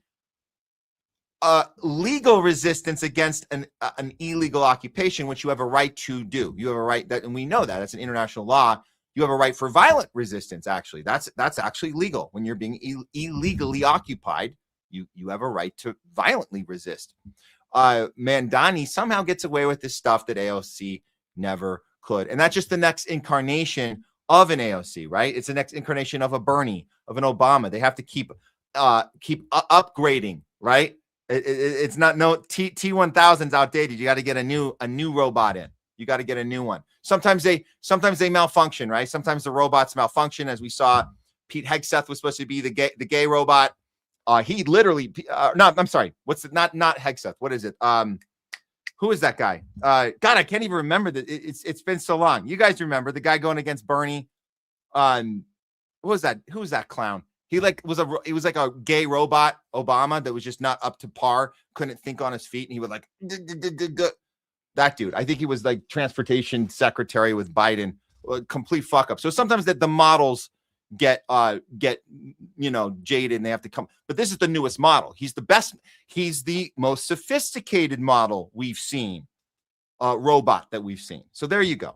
And I'm not going to take it back about me. If I was in New York, I would consider voting for Mamdani. And you don't have to, you could, I don't know if I'd ever, I'm going to stay on the fence on it, but I'm just being honest that at the time, there's a chance I would have, not because I believed any of this. I just thought it's good to have these conversations and just know that that's all you're getting. All you're getting is conversations. And sometimes that can be good. And we know that, and we tell you guys that on the show all the time, that it starts with conversation. So at least you get the ball rolling with that, but don't expect anything, actual action. Don't expect anything, or you're going to be, crying a river every time you get another one of these disappointed. Sorry about that, guys.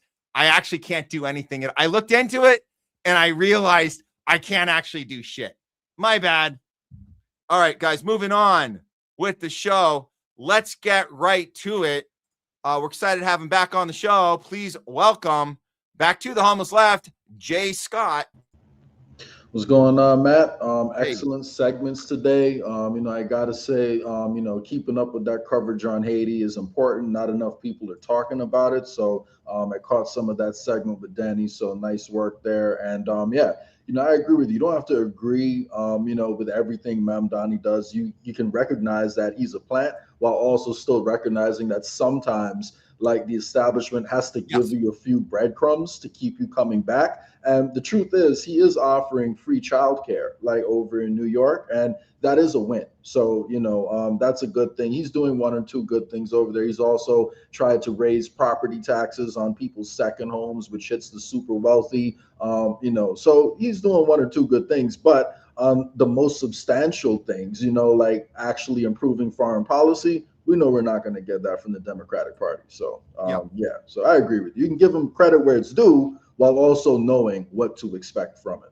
Yeah, exactly. And also they let him in. Just remember that. Yeah. If he was going to do something policy wise, they wouldn't have let him in. So we have to understand that mechanism in place every time. So when we vote, when we go out and we tell people, we're not saying, you have a right to stay home and protest, vote by not voting, and that's cool. I'm not going to challenge someone from doing that, but we always we always vote out of principle. And at a principle, I would say if there wasn't anybody else in that race that had better principle as far as language, I would have gone with that person. We don't necessarily vote for the person because we think anything's going to happen, but we do it because they represent something that is anti-imperialist or anti-uniparty. And I think that's that. If everybody behaved that way in the voting booth, we would have more power if we could go off of principle.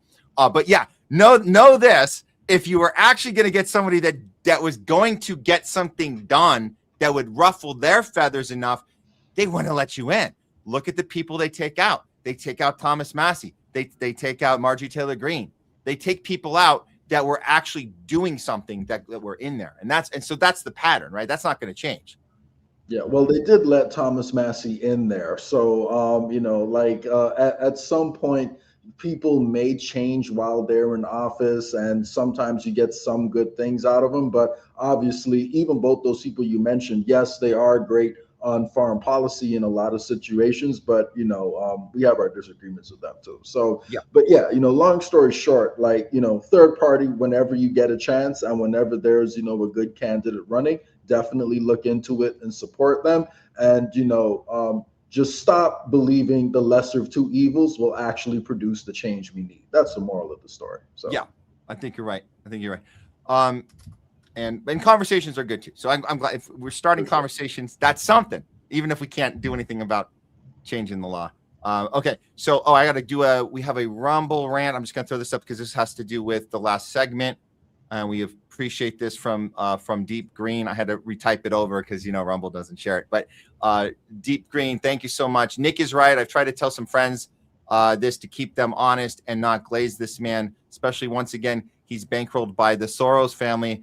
I got met with some shut up energy. Yeah. And you're not allowed to say, just so you know, no, shut up. I don't want to hear it. So that happens when we start conversations. Hey, listen, we get it. You're excited. Just wanted you to know these things. No, shut up. I don't want to hear it. I want to believe. I want to hero worship. So just don't be that hero worshiper.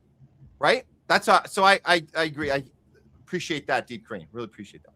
Yep, for sure. Agree with you, Deep Green. At the end of the day, following the money will tell you a lot. And if someone's been bankrolled by Soros, you're not going to get that much good stuff out of them. So, yeah.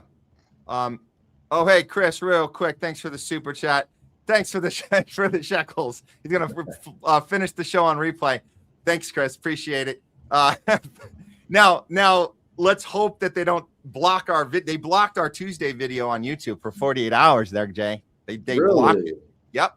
Interesting. FIFA had a complaint about what we were doing and got YouTube to block it, and they actually pulled the live stream in the middle on Facebook.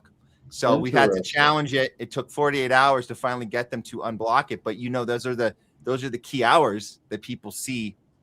So we had zero traffic, non-existent 4 hour and 45 minute show from Tuesday, non-existent for 48 hours. So thank you, YouTube, for unblocking us. We really appreciate it. Wow. Oh man, you got the censor's attention again, Matt. So I know. But at the end of the day, you got to speak the truth. Thankfully, we're on Rumble too. So if YouTube backs up, we got backups. But hell yeah, come on, YouTube. You should have learned the lesson by now, man. Come on, man. You got to let people talk, man. So Yeah. But whatever, we don't care. And we always say this: if they take down another one of our channels, because that'll be the same. If they do, if we get that like termination notice on from Google, because our words are too dangerous for the community, we'll just start another channel because we never run out of names. We just have to think of a new name. That's all. Exactly. Yeah, exactly. Okay. Let me just make sure we're set up for this first one. Shoot. Here we go. Okay. Yeah, guys, if you were watching on Tuesday, and you can go back and watch that one, we did cover a lot of AI stuff. Jay and I did on Tuesday, and there was so much to do that we had to spill a little over. So we're gonna do some more for you guys today. We call this artificial insanity. You ready for this one? Here we go. Intelligence is a utility, and people buy it from us. And these are kind of Jesus level things, Palantir is here to scare enemies and on occasion kill them. On occasion, we'll kill them.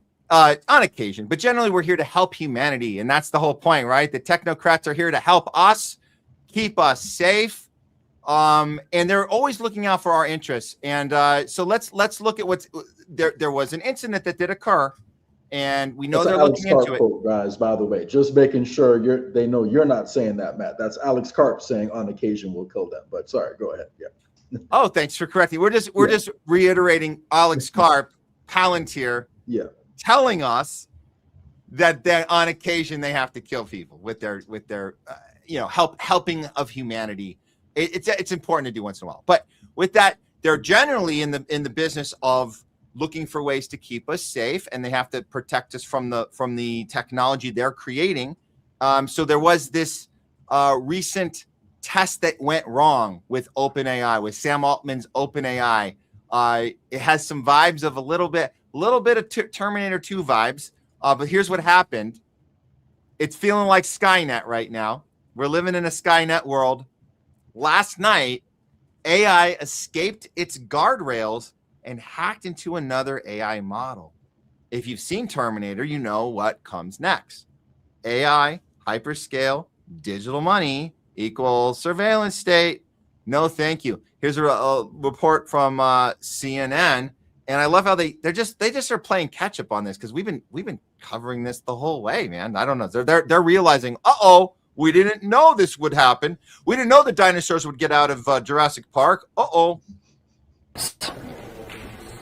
Yeah, Kate, this kind of sounds like the plot of a sci-fi movie, but it is indeed happening in real life. This is the first major example that we've seen of an AI model independently conducting a hack outside of human control. And this is something that experts have been warning about. This is also driving some of these conversations that we've heard, including at the White House, about increasing controls and oversight of AI models because of the risk of exactly this sort of hack. Now, what happened here is that OpenAI was testing these models. It had lowered its normal safeguards in order to test these two models, which is GPT 5.6 Sol and also a new unreleased, more advanced model.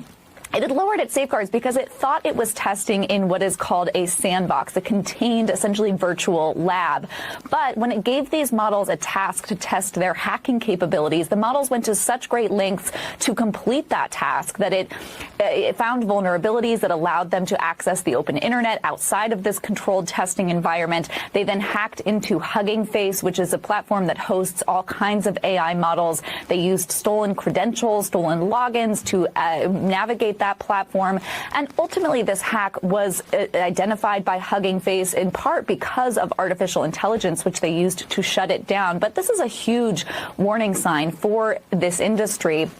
In a statement, OpenAI said, "We consider this incident to be an unprecedented cyber incident involving state-of-the-art capabilities and are responding accordingly. We are sharing preliminary findings at this stage to help defenders understand what happened and to help calibrate on what models are now capable of." Okay.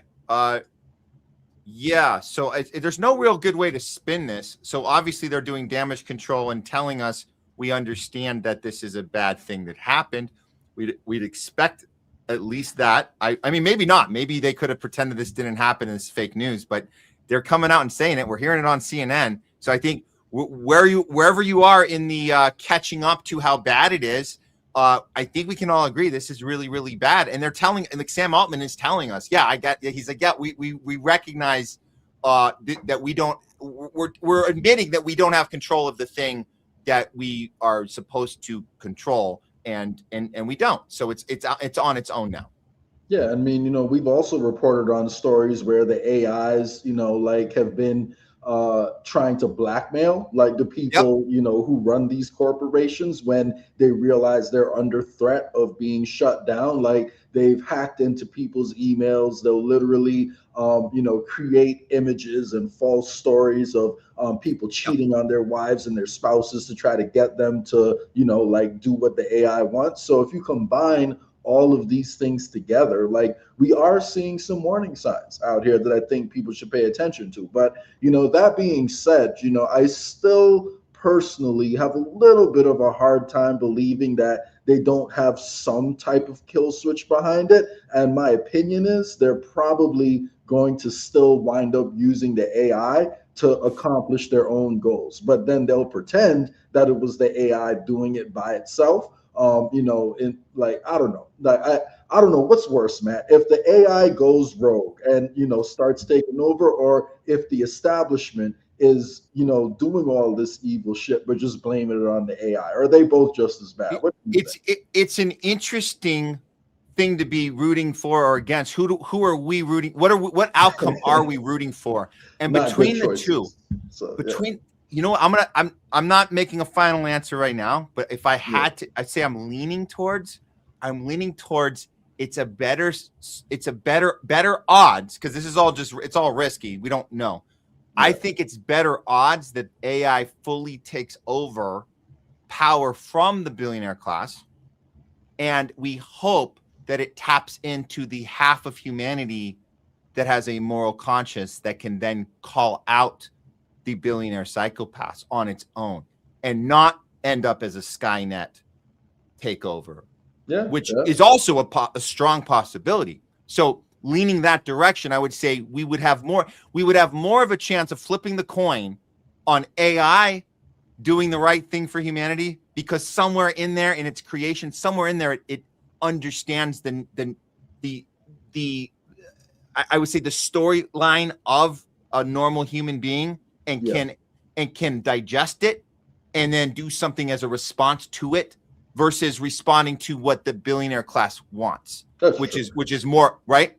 Yeah, when you look at the Epstein emails, it's really hard for me to trust people that take joy and have fun by eating little children's intestines. So, if my choice is that or taking a gamble on AI, really, ideally, I would like to control AI and make sure it's not doing that. But if you make me choose between the two, I don't think the people raping little children and eating children's intestines are probably going to be able to flip to the right side. I think that's a really hard thing to come back from after you rape a kid and eat his intestines. So it's really interesting. When you asked that question, Jay, I'm having flashbacks to the election cycle when people that were justifying voting for Trump, and I understood that. And I think Jimmy Dore said it best. He said, "Listen."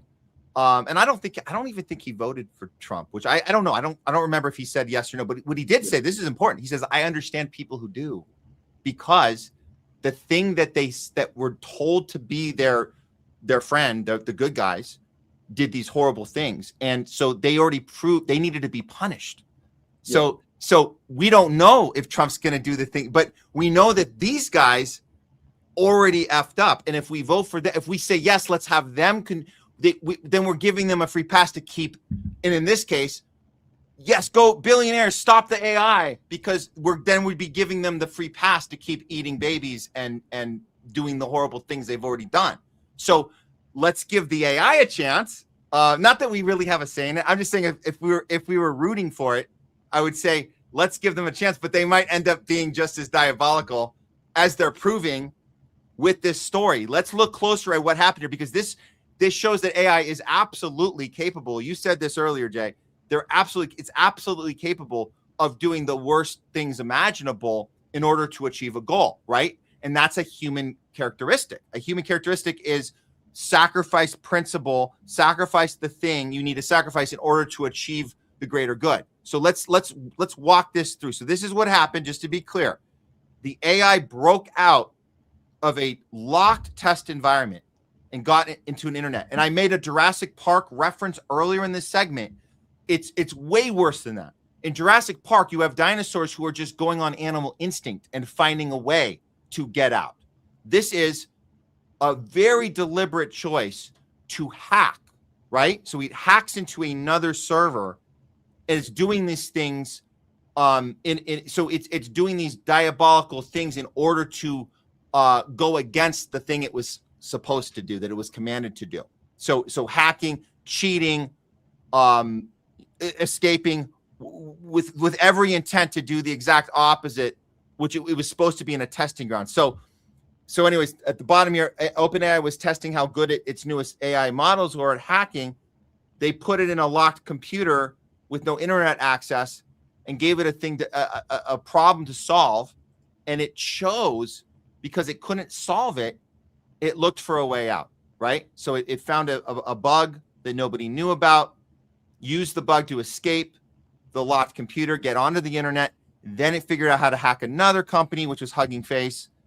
And when it got there, it was able to steal information from that company in order to achieve the goal through cheating, right? So it found the login information, discovered another unknown bug in that other software from Hugging Face, combined into both to break into their servers, grab the test answers. So it basically cheated on this test, and now they shut it down. Apparently, they tell us they shut it down. Do they have control again? Did they lock the dinosaurs back up? They're conducting an investigation. We'll see. But the part that should get us our attention is that obviously, they're saying nobody told it to do it.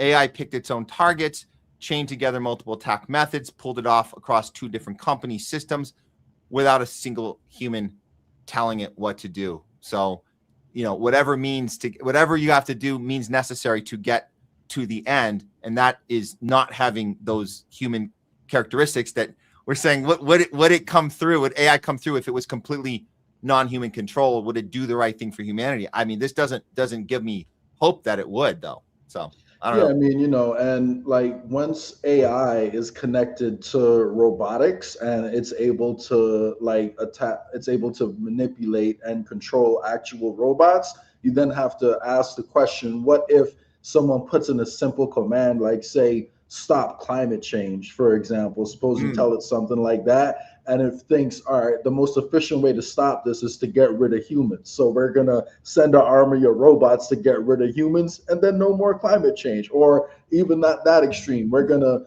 keep all the humans in their houses so they're not, like putting out greenhouse gases and all that. So yes, it is something that people should be paying attention to. And this isn't to say that there aren't good uses of AI, but one of the challenges we have with the current environment where there's no regulation is that everyone just wants to create the smartest AI as quickly as possible. So ideally, what we should be doing is creating a treaty with China and the other countries that are working on AI to put some type of guardrails on this to avoid that situation. Something like the nuclear treaty, but for AI, right? Like we should be doing that, but are they going to do that? It doesn't look like it. So this was bound to happen. We shouldn't be shocked. We knew that this is inevitable because this is the world we're moving into. And I think this is what I think. I think that that CNN report from earlier in the segment, that reporter, she's like the tech reporter for CNN, and she generally looked concerned. And great. I'm glad you're finally concerned. I've been concerned this whole time, Jay. When we see shots like this, I'm gonna just, because we had a Terminator 2 reference, Skynet reference, and it's not a joke. And we're talking to have that dialogue now on CNN. I think it's a good thing that they're having they're playing catch up, because we already said that this here. Let me put this up on the screen. This should never have happened. There is no situation where this is okay. And if you used to think, oh, this is pretty badass. Look, we don't need human beings to be our military anymore. We don't need human beings to be our police anymore. This is RoboCop. This is bullshit, man. So maybe because these incidences are happening with OpenAI, these Jurassic Park escapes are happening, maybe people can start looking at footage like this in a more critical way. And maybe that's good. Nobody should be excited about this right here. Training course, N1, start.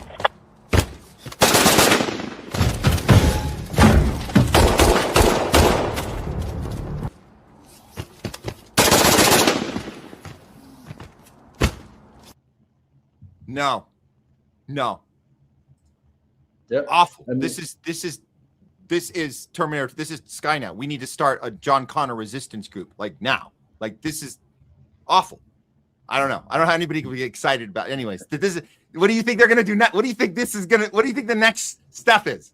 Yeah, I mean, remember we covered, the story that they were testing out some autonomous weapon systems in Ukraine, right? Like against Russia. So I guess the part of me that is, extremely worried is, we only get to see so much information, right? They have a ton of black ops projects that they work on behind the scenes they don't release to the public. So what's going to happen if one day they just release like some robots they've been working on that they've been hiding from all of us? And, it could get ugly, real fast, because if you look at, our record and what we've done to extract resources out of countries, like, of course, it'll affect us here in America. But like Danny, was talking about earlier on the show, like our whole business model is built on wealth extraction and oppressing people overseas, right? Yes, you have evil people, but people at least sometimes get a conscience after,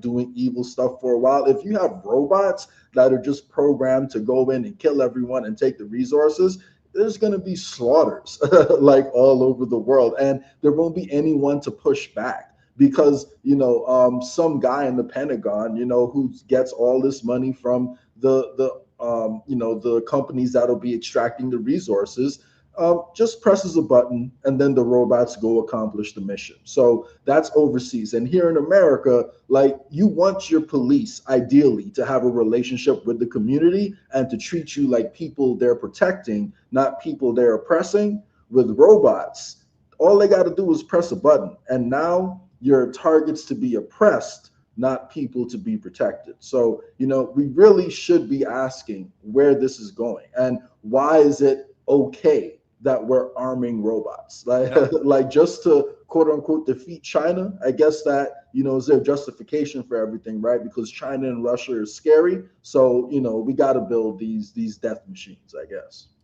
Absolutely insane. Total artificial insanity. Let's cap it off with this more funny demonstration, but it's still very concerning because we know that things can go wrong all the time. And we see things go wrong even in a funny little setting where a live audience does begin to chuckle, at least murmur when this presentation backfires. Check it out.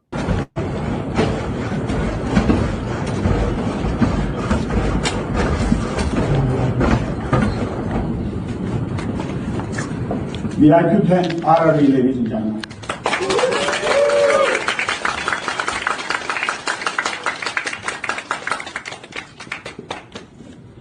What I would like to share with you is that robotics is very real.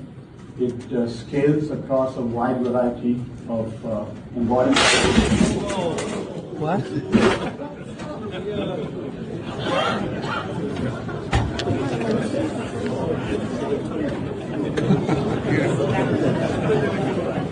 First of all, I don't want to be one of those guys that are supposed to go and help the thing. I mean, my God, this is like when the murderer gets off and grabs. They always grab the ankle of the person coming over to make sure it's dead.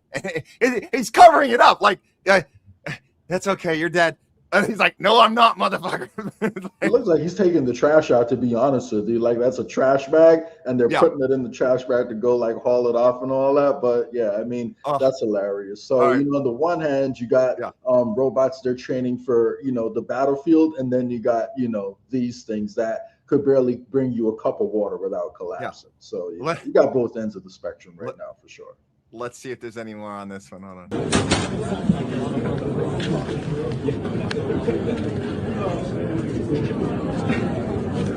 And let us take a look at how we get this to recover.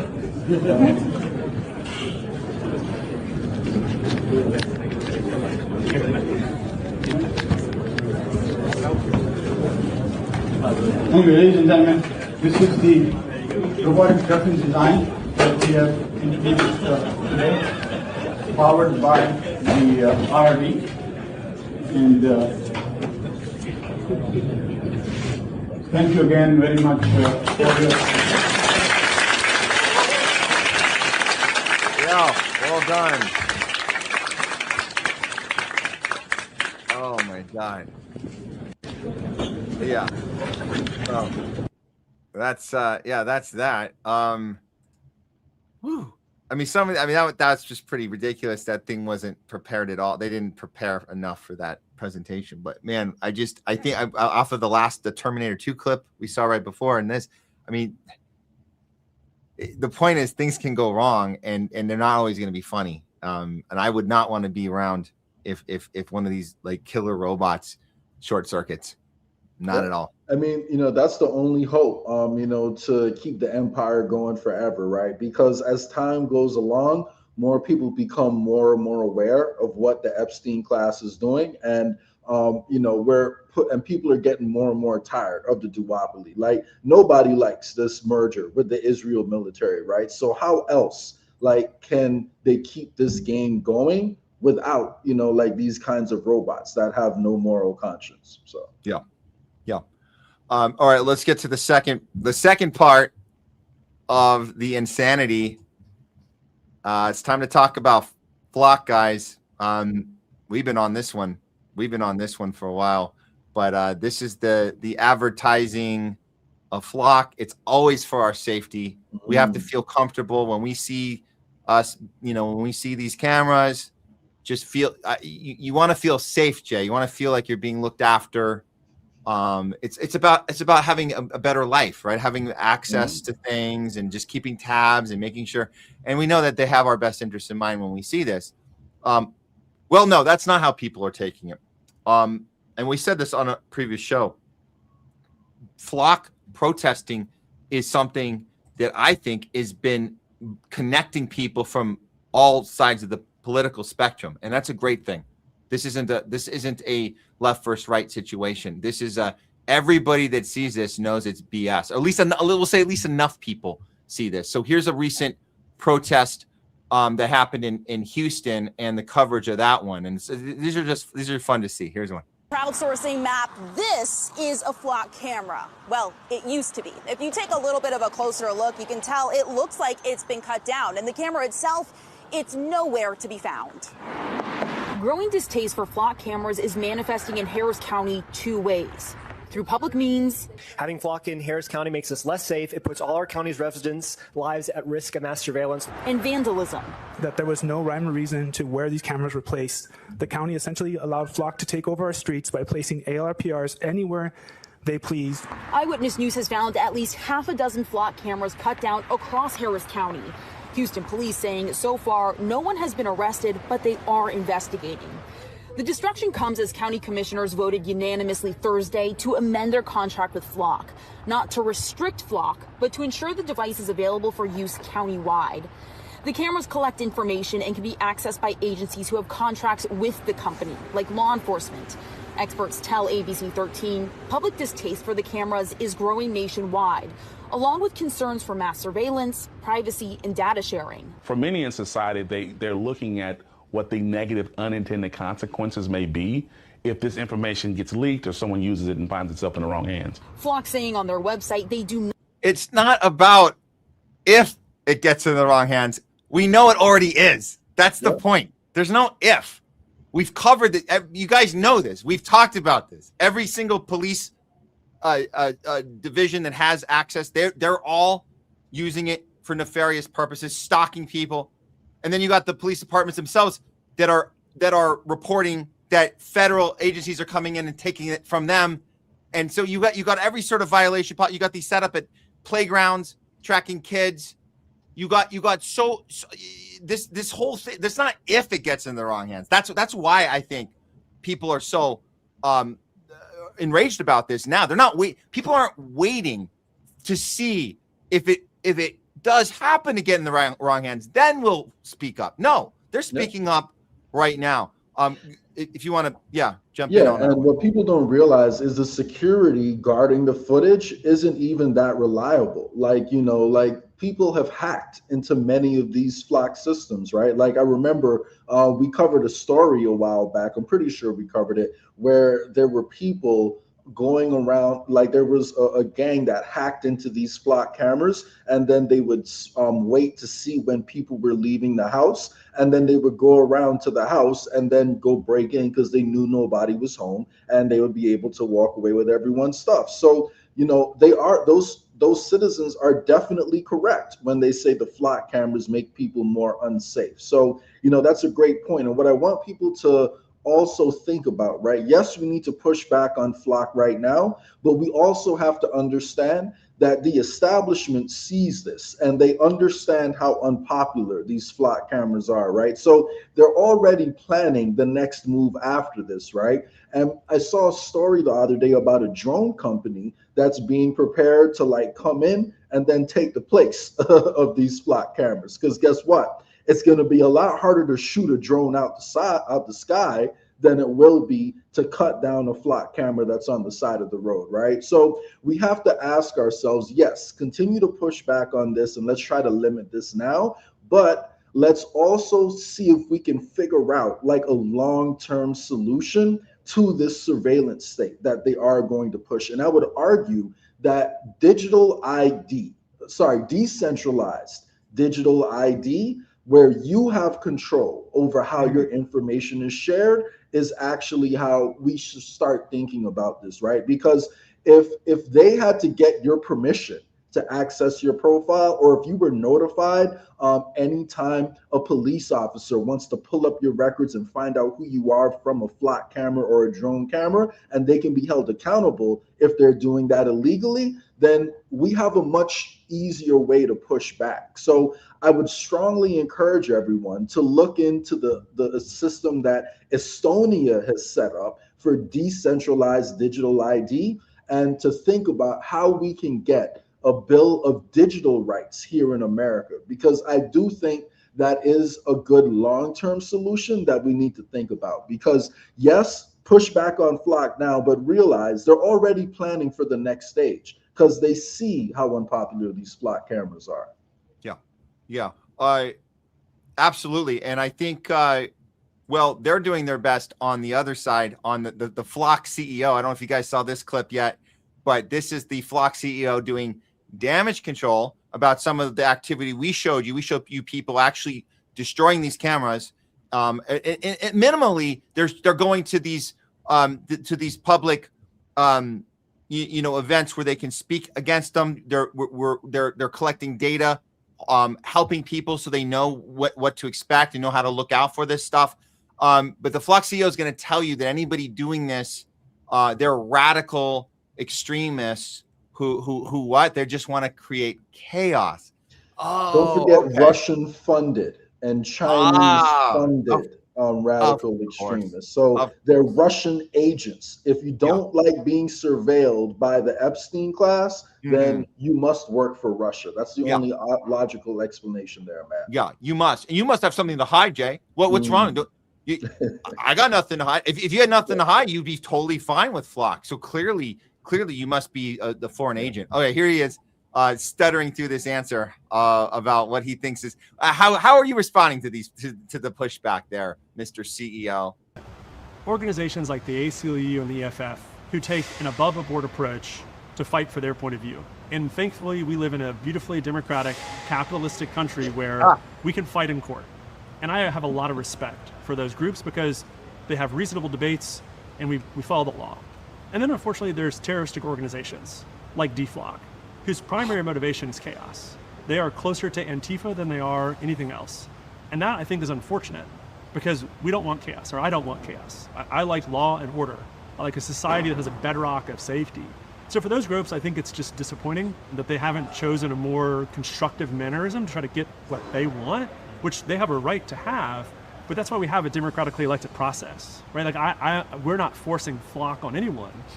Elected officials know that as a community, you want to be safe.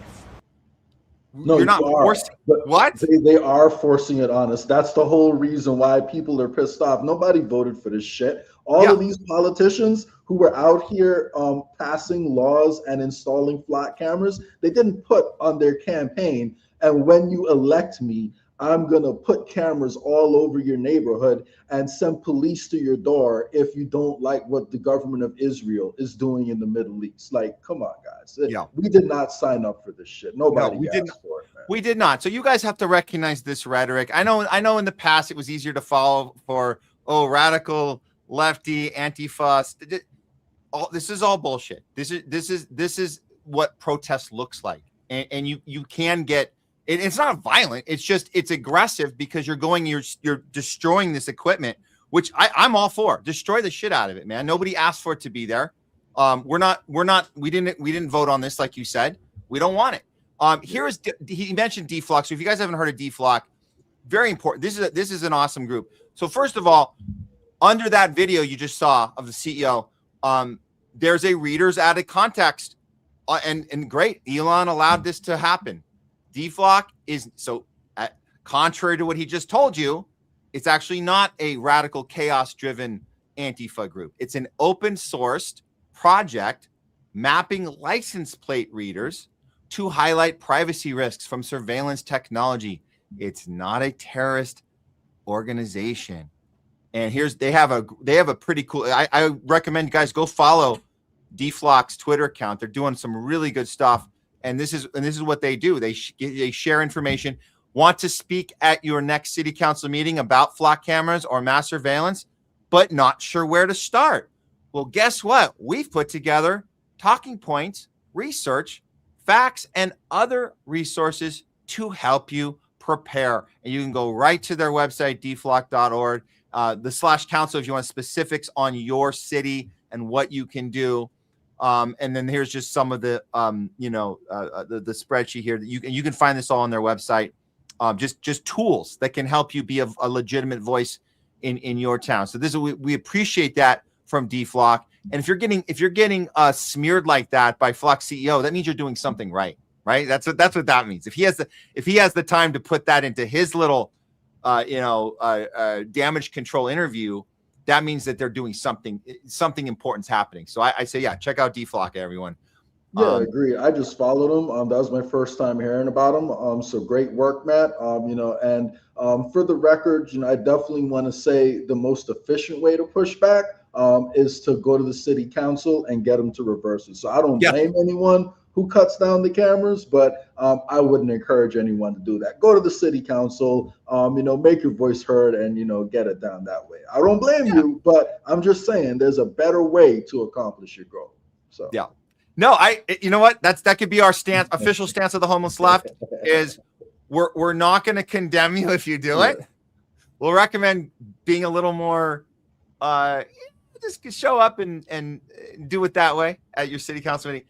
However, if you're scared to speak in public or you're bad with words, maybe there's another way that will be more effective in the fight. Do what you got to do. That's our stance. Do what you got to do. Follow the law, guys. Follow the law. Yes, follow the law. There you go. Laws are here to protect us. I agree with the Flock CEO. I love law and order. Law and order. Yeah, exactly. And I want to bring this one. I saw this one just before we were putting the show together. I think this is a really cool indication here of understanding where we are in the timeline. I want to give a shout out to this Dylan Allman. So he breaks this down for us. In 1984, the ministries were named for the opposite of what they did. That was right. That was the whole the world of 1984, right? The Ministry of Truth wrote the lies.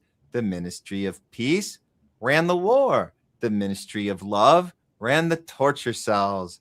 Orwell thought he was exaggerating. He never met a company called Flock Safety. So and this is what we're dealing with. Flock Safety. Flock's artificial intelligence watches through more than 80,000 cameras wired to 500 police agencies. And by the company's own count, it scans American vehicles 20 billion times a month. That's their data, not ours.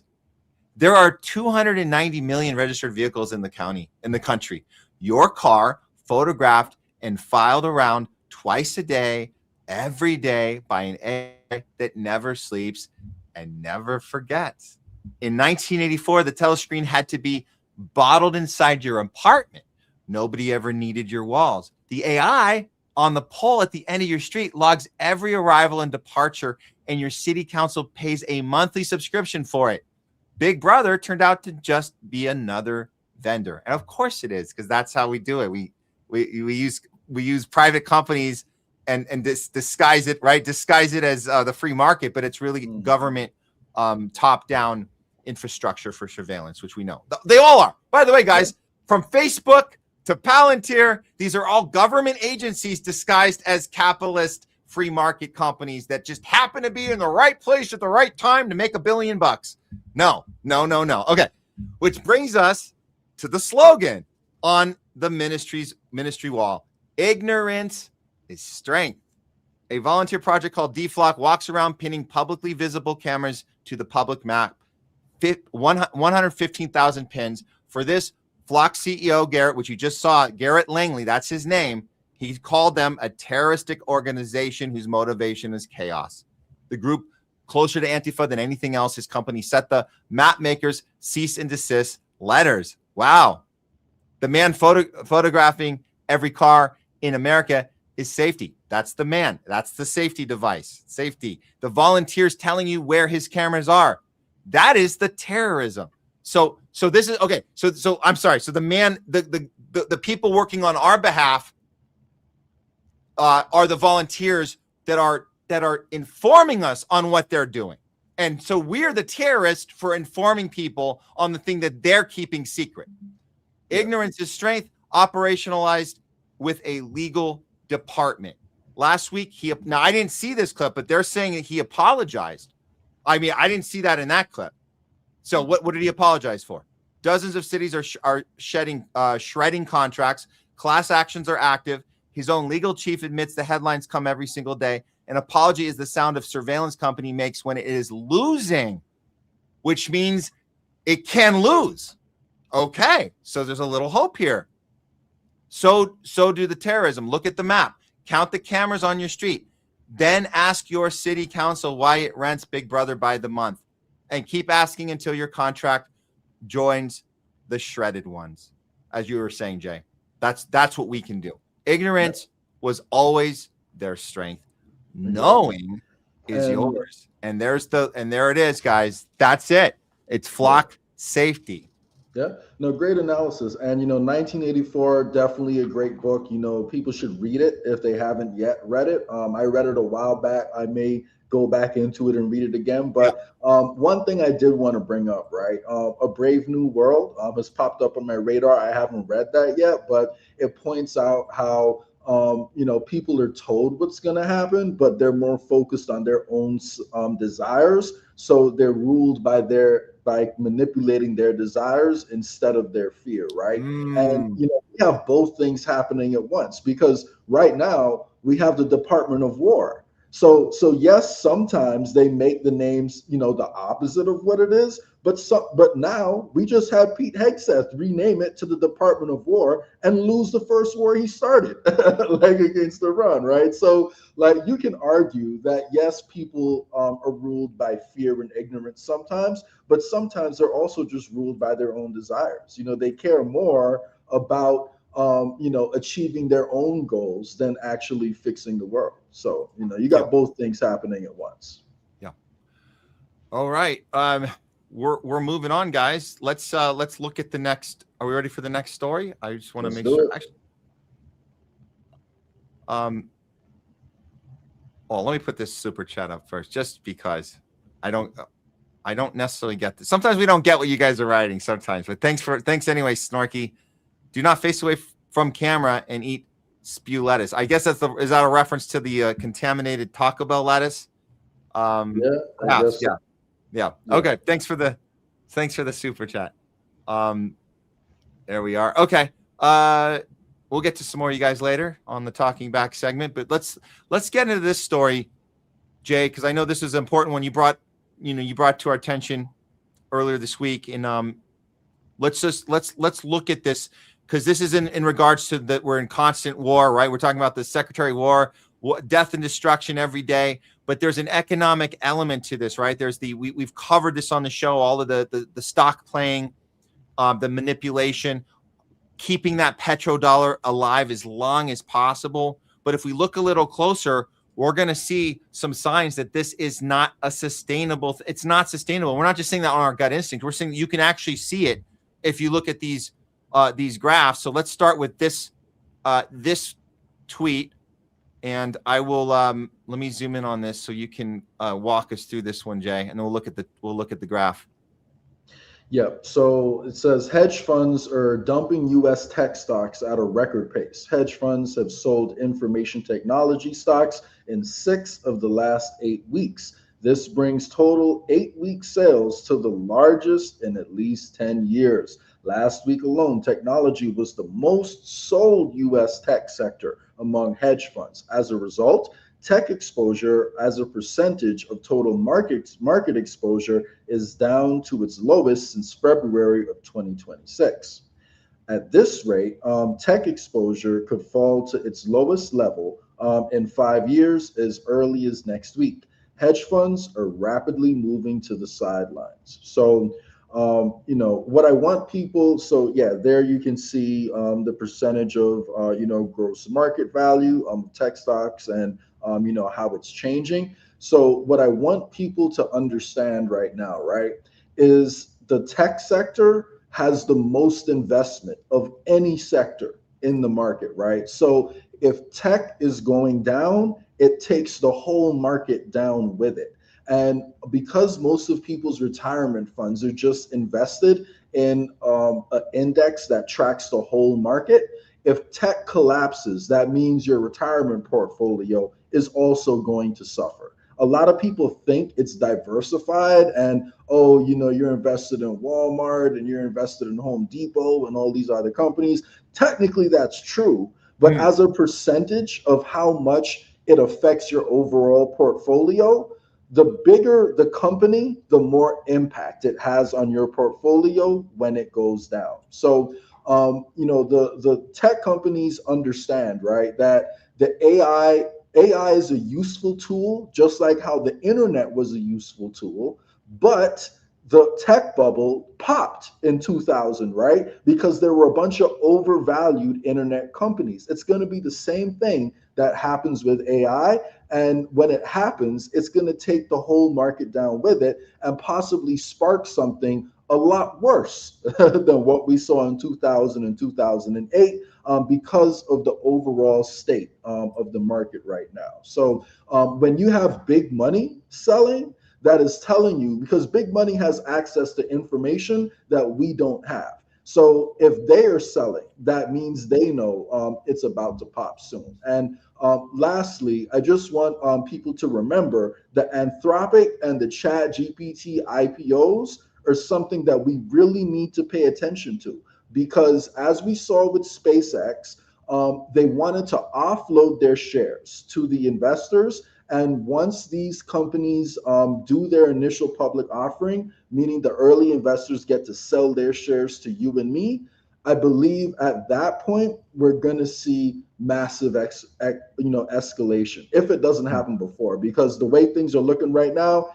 we might be seeing massive escalation in the Middle East before that. But at the latest, after these IPOs, I really think we're going to start to see escalation in war. Across the world, because they know that'll negatively affect the stock market and they got to offload their shares first. So, yeah. And then we're also seeing this generational divide in the job market. And this is just because of the AI boom. So this is, if you want to walk through this one, Jay. Yeah.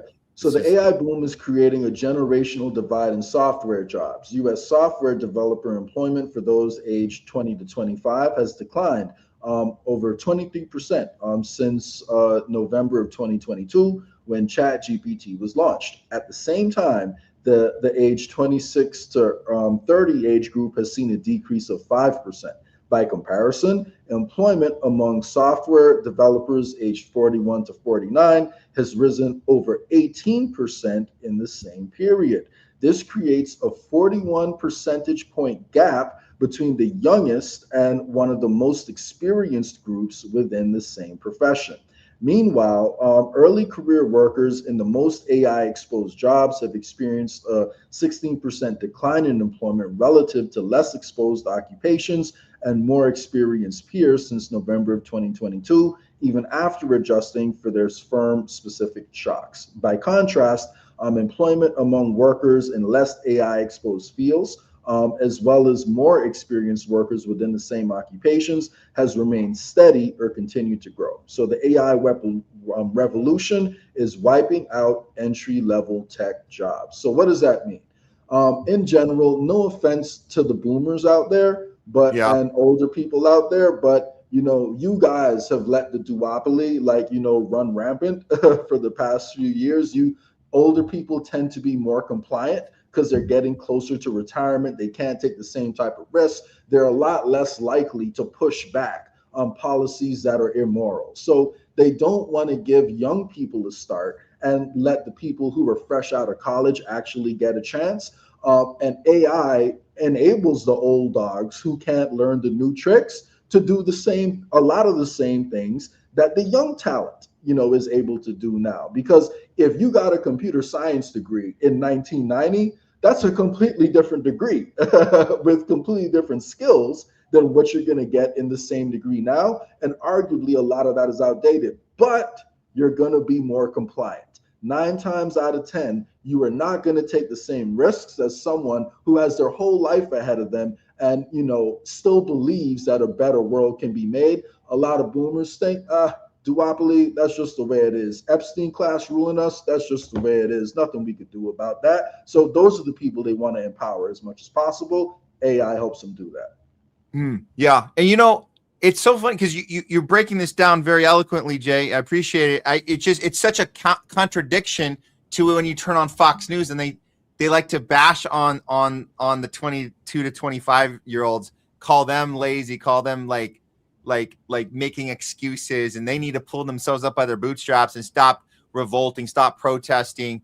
But look at them suffering here in this market. I mean, this is when people say that, it's so ridiculous, man. It's so backwards. In the 1970s and even into the 1980s, if you had a full-time job, you could support a family.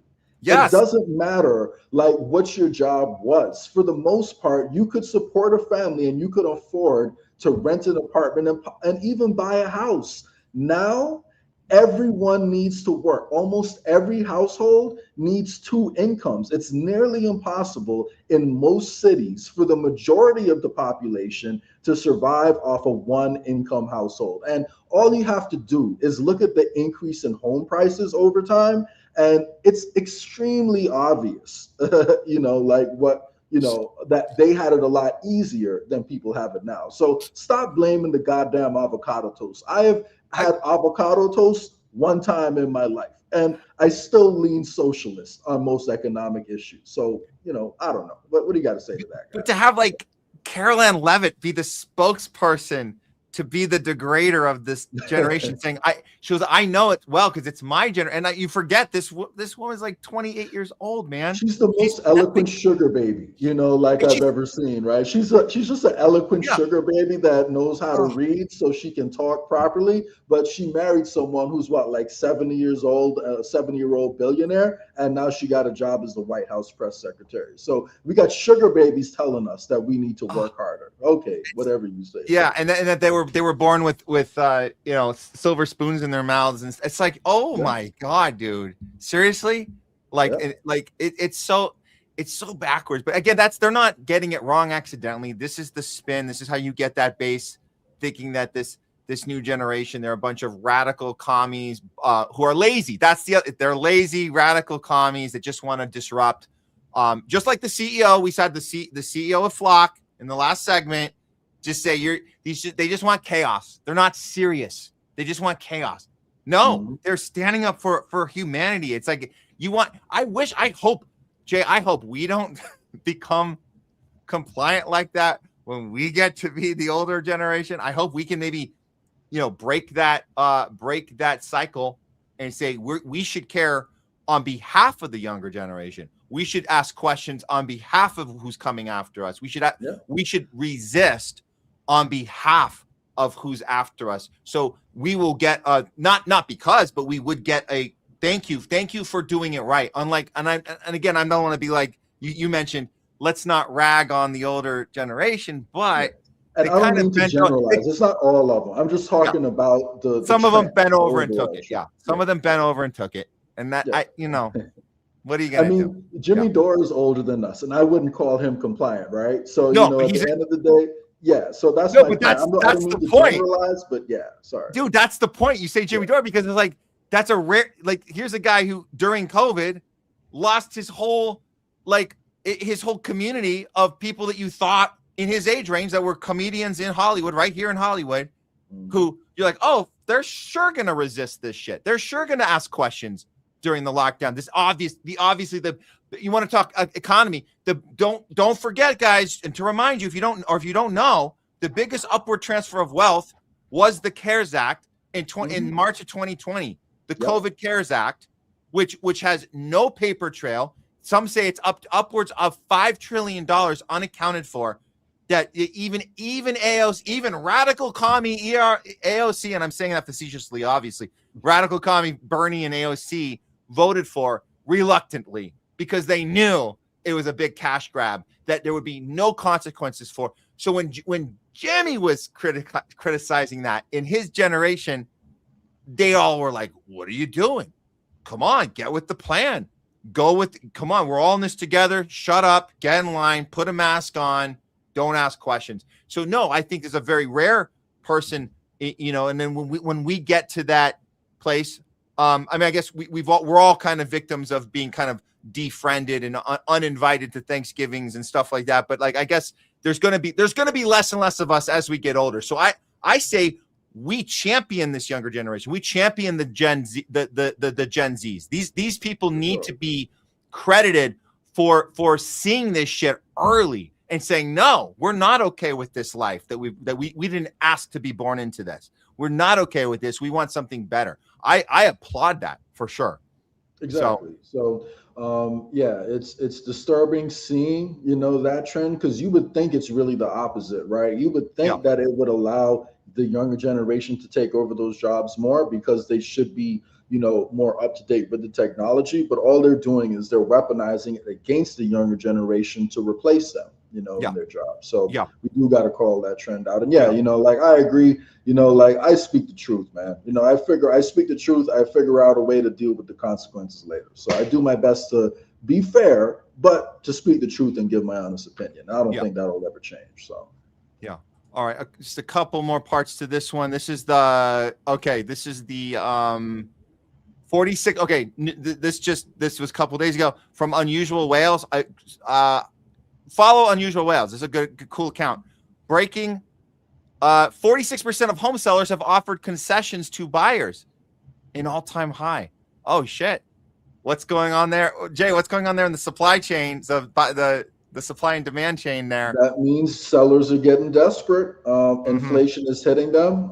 They need to get rid of their house and maybe downsize, and they can't get the value of their houses. Like, the home prices have gone up so much. What we're witnessing right now is a market peak starting to come down, where we're now witnessing the start of a crash. So, the question is it controlled? Do we find a way to make sure it's bearable for people, and people are economically protected during that time? Or do we spend the money on wars all over the world?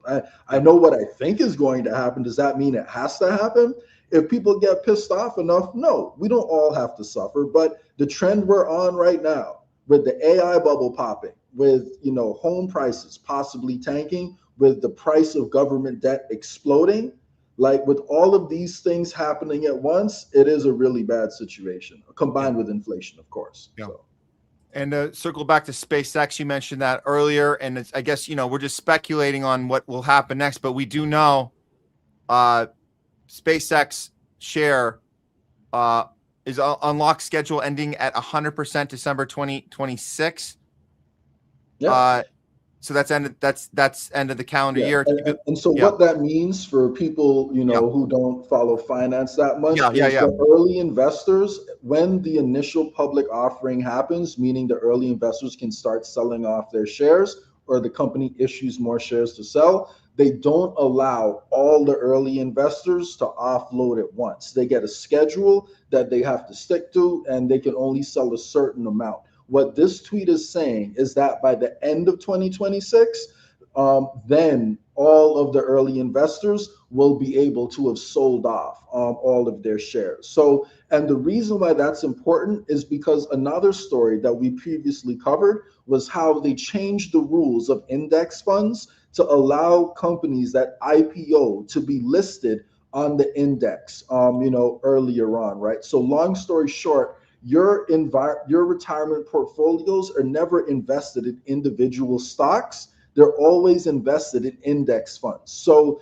when these early investors now decide to sell the last of their shares in December of 2026, the price is offloaded onto everyone's retirement portfolio. That company tanking affects your retirement. And because they've changed the rules, we're going to see the same things happen for ChatGPT and Anthropic as China is open sourcing their entire business model. So, this is important to pay attention to because, it affects geopolitics and it also affects, our retirement portfolios and everyone's money. So, yeah. And here's the chart that accompanied that tweet. I don't know if I can't zoom in on this one because I already screen grabbed it like it is, but that's just the unlock schedule, showing you, when everyone can sell. So the green is how much of their shares they're able to sell over that period of time. So, and you're going to have the same unlock schedule for, ChatGPT and Anthropic. So I would say because it seems like the tech bros and the tech world is close to the top of the establishment right now, they have a ton of power. So whatever the geopolitical top escalation is that the government wants to do, we're probably going to see that maximum escalation by the time the tech bros have offloaded their shares onto our portfolios. So, and you can skip that. That's pretty much just an explanation, of that unlock schedule that I went over just now. So, all right. And then just to top it off, the wealth concentration is continuing to get worse. As we know, the richest 1% now have as much wealth as the bottom 90%. Bottom 90. I've never thought I'd hear that bottom 90% combined.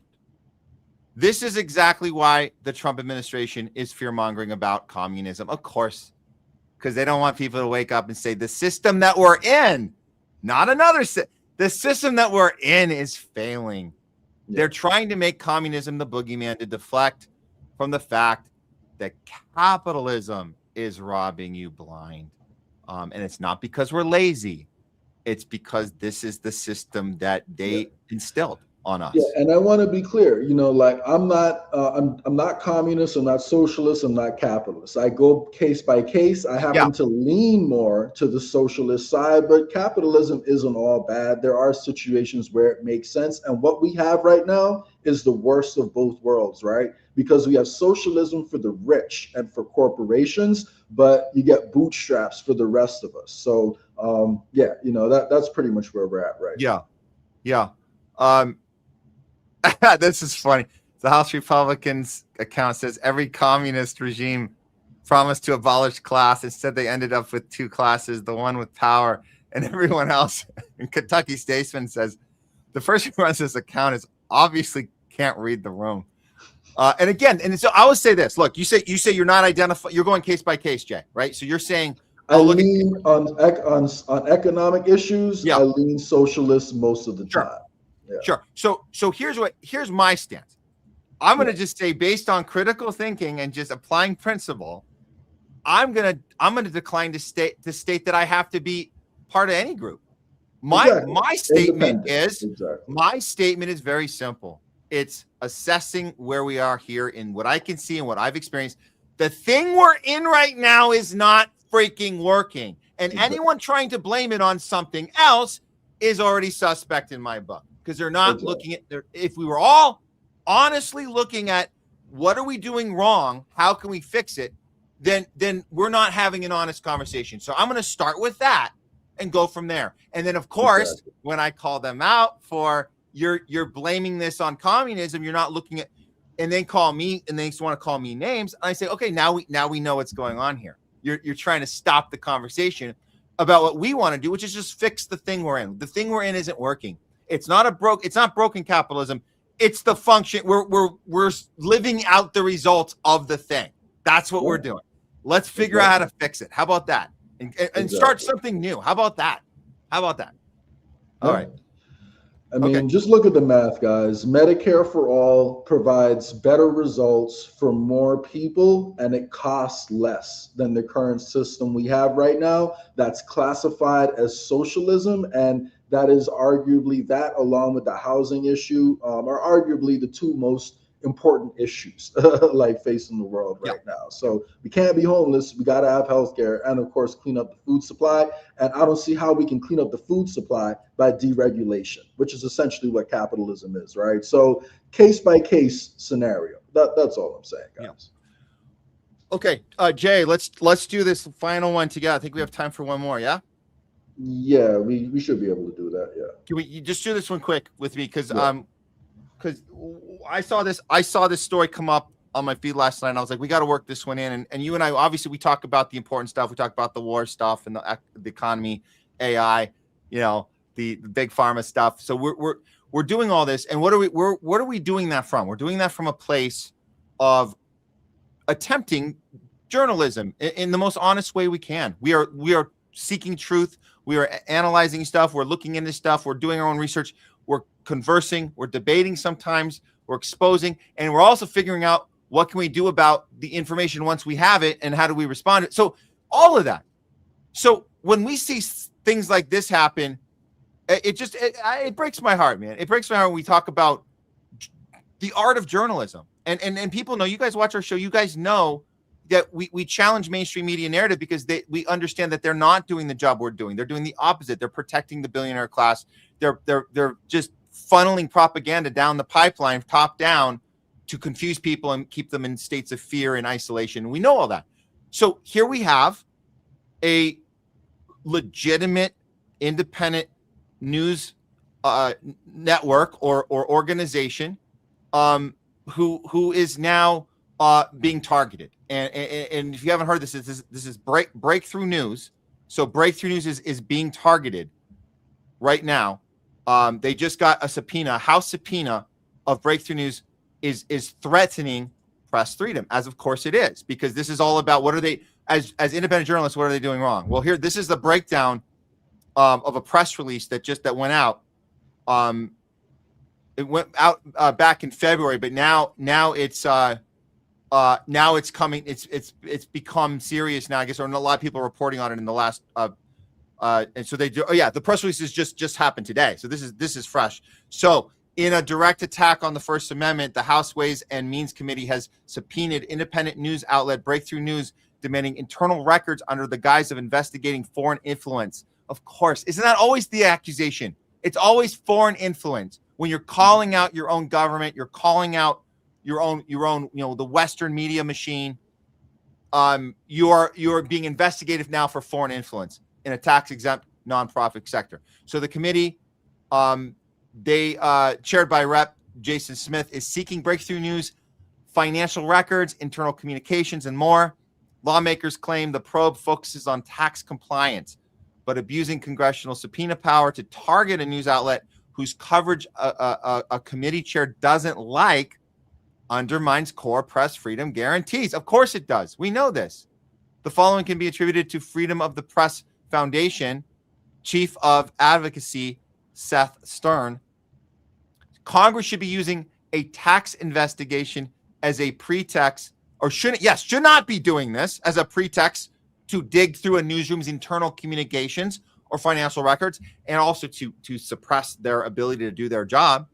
Freedom of the press applies to all journalists, regardless of whether politicians like their editorial slant or their politics.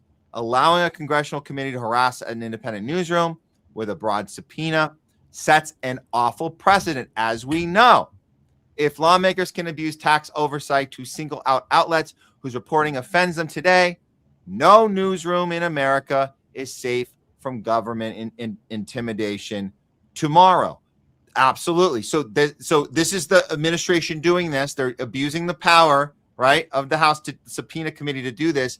And this was one of the things Trump ran on, freedom of speech, because he was going to stick it to that horrible Biden administration, who was horrible. They were horrible. They were pro-censorship. And Trump said, I'm going to run on anti-censorship. Well, how do you like them apples? This is exactly what we get. More of this. That was one of the main justifications I heard from a lot of former RFK supporters when they said they were going to vote for Trump, right? They said Trump would end the war in Ukraine, and they also said Trump would protect free speech and he would clean up the food supply. So the war in Ukraine continuing to escalate. The food supply, we didn't even get the Red 40 ban. We didn't even get the Red 40 ban. We got the Red 40 ban. So they're looking into it. They're trying to phase it out, but there might be an injunction that happens that sometimes, and they change their mind because you got to protect profits, and then of course freedom of speech. Well, we've now adopted further into law the IHRA definition of anti-Semitism, meaning Israel gets to decide what anti-Semitism is here in America, and Trump is cracking down on, reports that he doesn't like, and Republicans are cracking down on that, right? So, at the end of the day, one thing that, we need to pay attention to is the fact that as society starts to decline, which is possible as the economic issues pick up, the lies are going to pick up, right? They're going to lie to us more. If you look at how mainstream news covers the Ukraine war, you would really think Ukraine's winning. You would really think that they're holding their own and they're winning right now. So of course they want to crack down on media outlets that tell you the truth. If you look at how they try to cover, the Palestine and Israel issue, well, yes, sometimes Israel overreacts, but, there's a bunch of terrorists on the Palestinian side too. So what can you do? So the only way they can keep this, system going is to lie to you more and more. And you remember the coverage we did of the Federal Reserve the other day, right? They're changing how they report things. So the lies are getting more complex now. Like the number they used to use for inflation, where they just measured how much things went up and down and then told you, is being tossed out the window. And now they're replacing it with, what is it?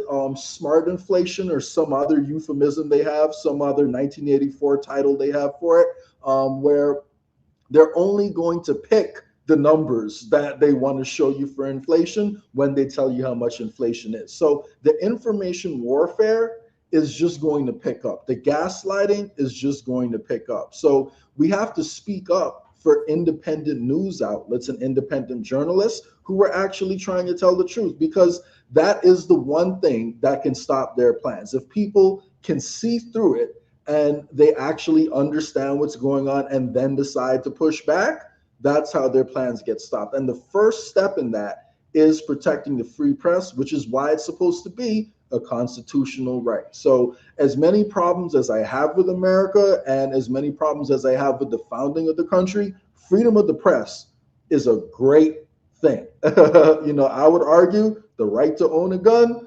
with some exceptions, is also a great thing. And I would argue, we did get a lot of things right, in the Constitution. Some big things wrong, but we also got some things right in there. So, protect the press, guys. Protect the press. Well, and if you guys want to find out more about breakthrough news, I mean, you guys can look these guys up. I'm telling you, they're going. It seems like they're following the same path of gray zone being targeted as they get targeted. But look, just all you got to do is go to even Gemini. I say Gemini on Google's like kind of the lesser of 5 evils. I don't know, but you can find this out. You can find out what's happening, and it's going to tell you like this is all true. This is what's happening. The probe, the House panel, chaired by Rep. Jason Smith, subpoenaed Breakthrough News alongside 2 other groups that weren't. I guess they're not as big as Breakthrough, but this is a collective attack, right? You have the People's Forum and the Tricontinental Institute for Social Research. So they went after all 3. Lawmakers are investigating a $39 million network connected to a Marxist tech tycoon, right?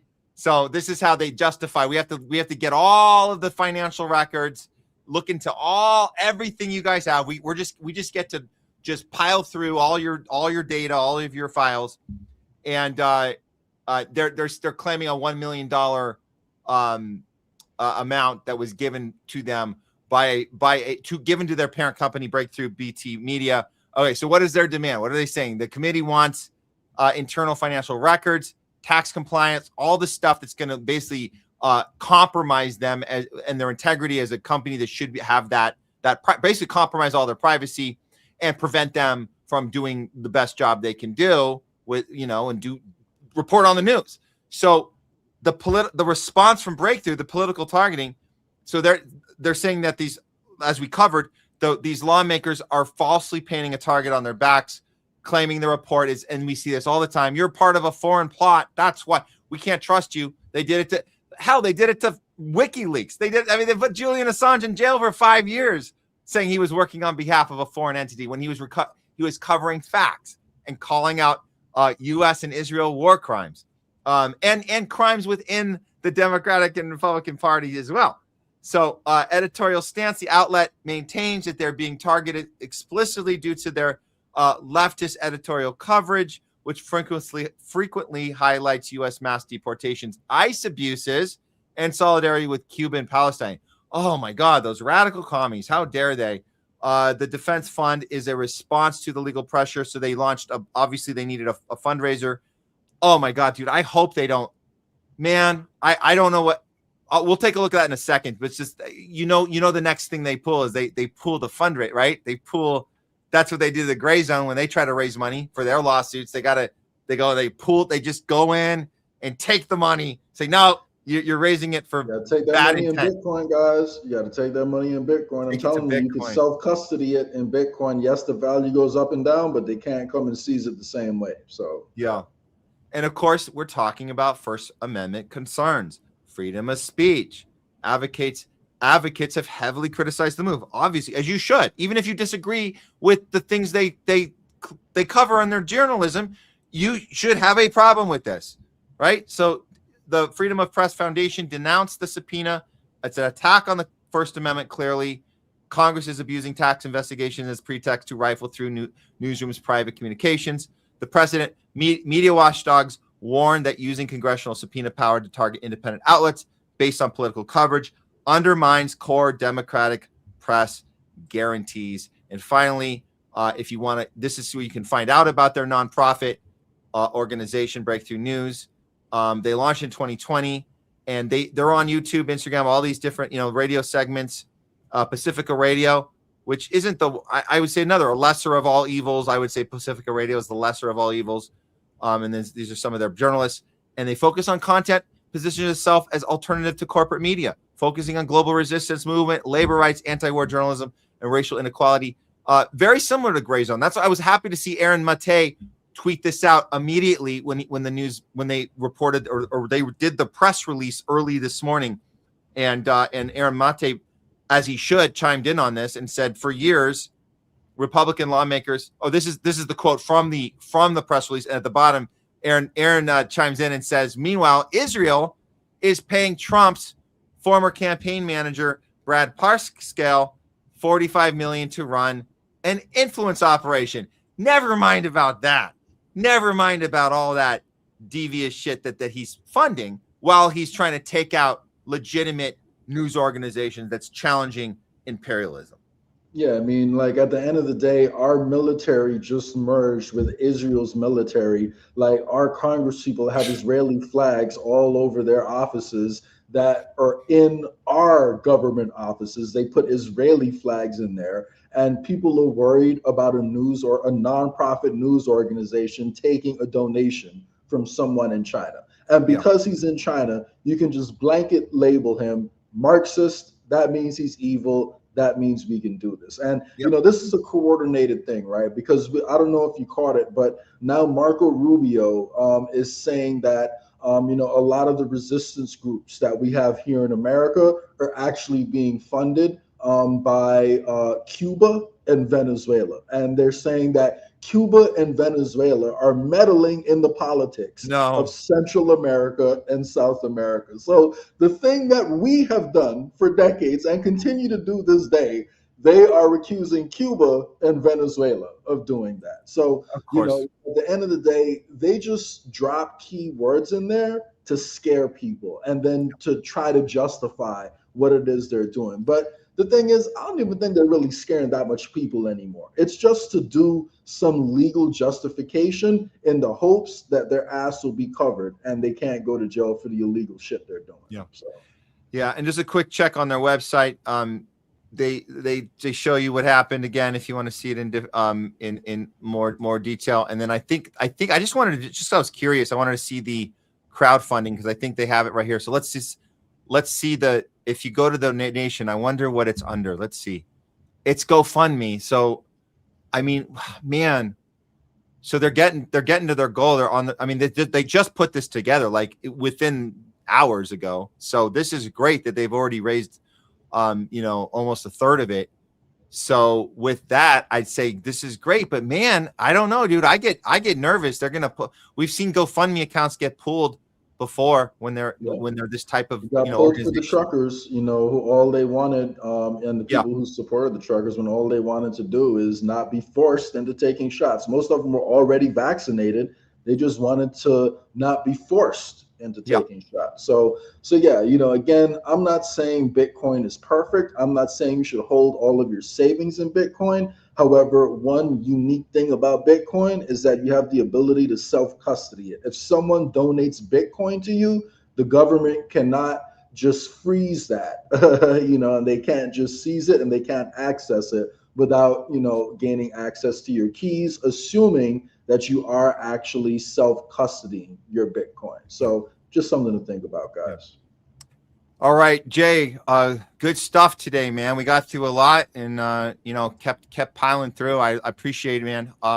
Let everybody know where they can find you, what you got coming up and anything else. Of course. I mean, you know, follow me on Twitter. That's the best place to get in touch with me. But more importantly, if you're tired of the political system that we have over here and you're tired of voting for the lesser of two evils and you're looking for a party that you can organize with to push back against these flock cameras and to maybe get some traction on digital IDs, the way you want to do that is through a decentralized party that tries to unite people on common ground instead of focusing only on political ideology. Like I said earlier in this show, yes, I happen to lean socialist on, you know, a lot of economic issues. However, I believe in working with libertarians. I believe in working with people from across the political spectrum, and you can do that with the We the People Party. So I want you guys to go check out www.wtpnational.com and find out what's going on in your area, because, you know, continuing to vote for the lesser of two evils is not going to solve the drastic problems that we have in this country. Drastic problems require drastic, peaceful solutions. So on that note, appreciate all the great work you're doing, Matt, and yeah, be in touch, man. Awesome. Thanks so much, Jay. We'll see you next time. All right. Jay Scott, everybody.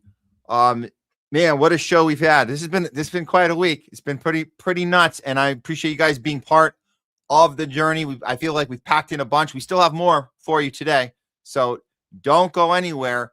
We're going to be right back with top censored news of the week. And then we're going to get to your comments. We're going to respond live with Talking Back with Nurse Leslie. Nurse Leslie is going to be in the studio with us. So get ready with that. And we appreciate all the super chats. all of the Rumble rants, and all of your engagement, however you'd like to do it, and help us out. Fight this algorithm. Fight the censorship industrial complex. We're fighting Big Pharma. We're fighting the U.S.-Israel war machine. We're fighting imperialism. We're fighting the Epstein class and the pedo psychopath banker ruling class that runs this planet. We've had enough. We're mad as hell. We're not going to take it anymore, guys. Okay, we'll be right back. And I did find some. Yes. Little segue. Friend of the show, Jake GTV, put out another little fun AI clip for us. So we'll enjoy that for the break, and we'll be right back in like 2 minutes and change. We'll see you guys soon. So just, go grab a drink. We'll be right back. Homeless Left, Matt Weinglass, non-tribal approach to news network. See you guys in a few. Disease that affects millions of Americans every day. And it's not too late to get help. Why is there a charge for $271? Check out my new drip. That's antiseptic. New poster, too. What are his major symptoms? He keeps talking about this Jake GTV thing. What? Bring him in for vaccination before it gets worse. Babe, you gotta watch this new Jake TV episode. I thought he got banned for being antiseptic. He did. I bought his membership on his website. Noticing comes from a rare condition called antisepticism. 109 countries, though, Doc. And it's sheer brain rot. Whoa. Brought to you by the dual citizens of Israel. Get vaccinated before noticing becomes antisepticism.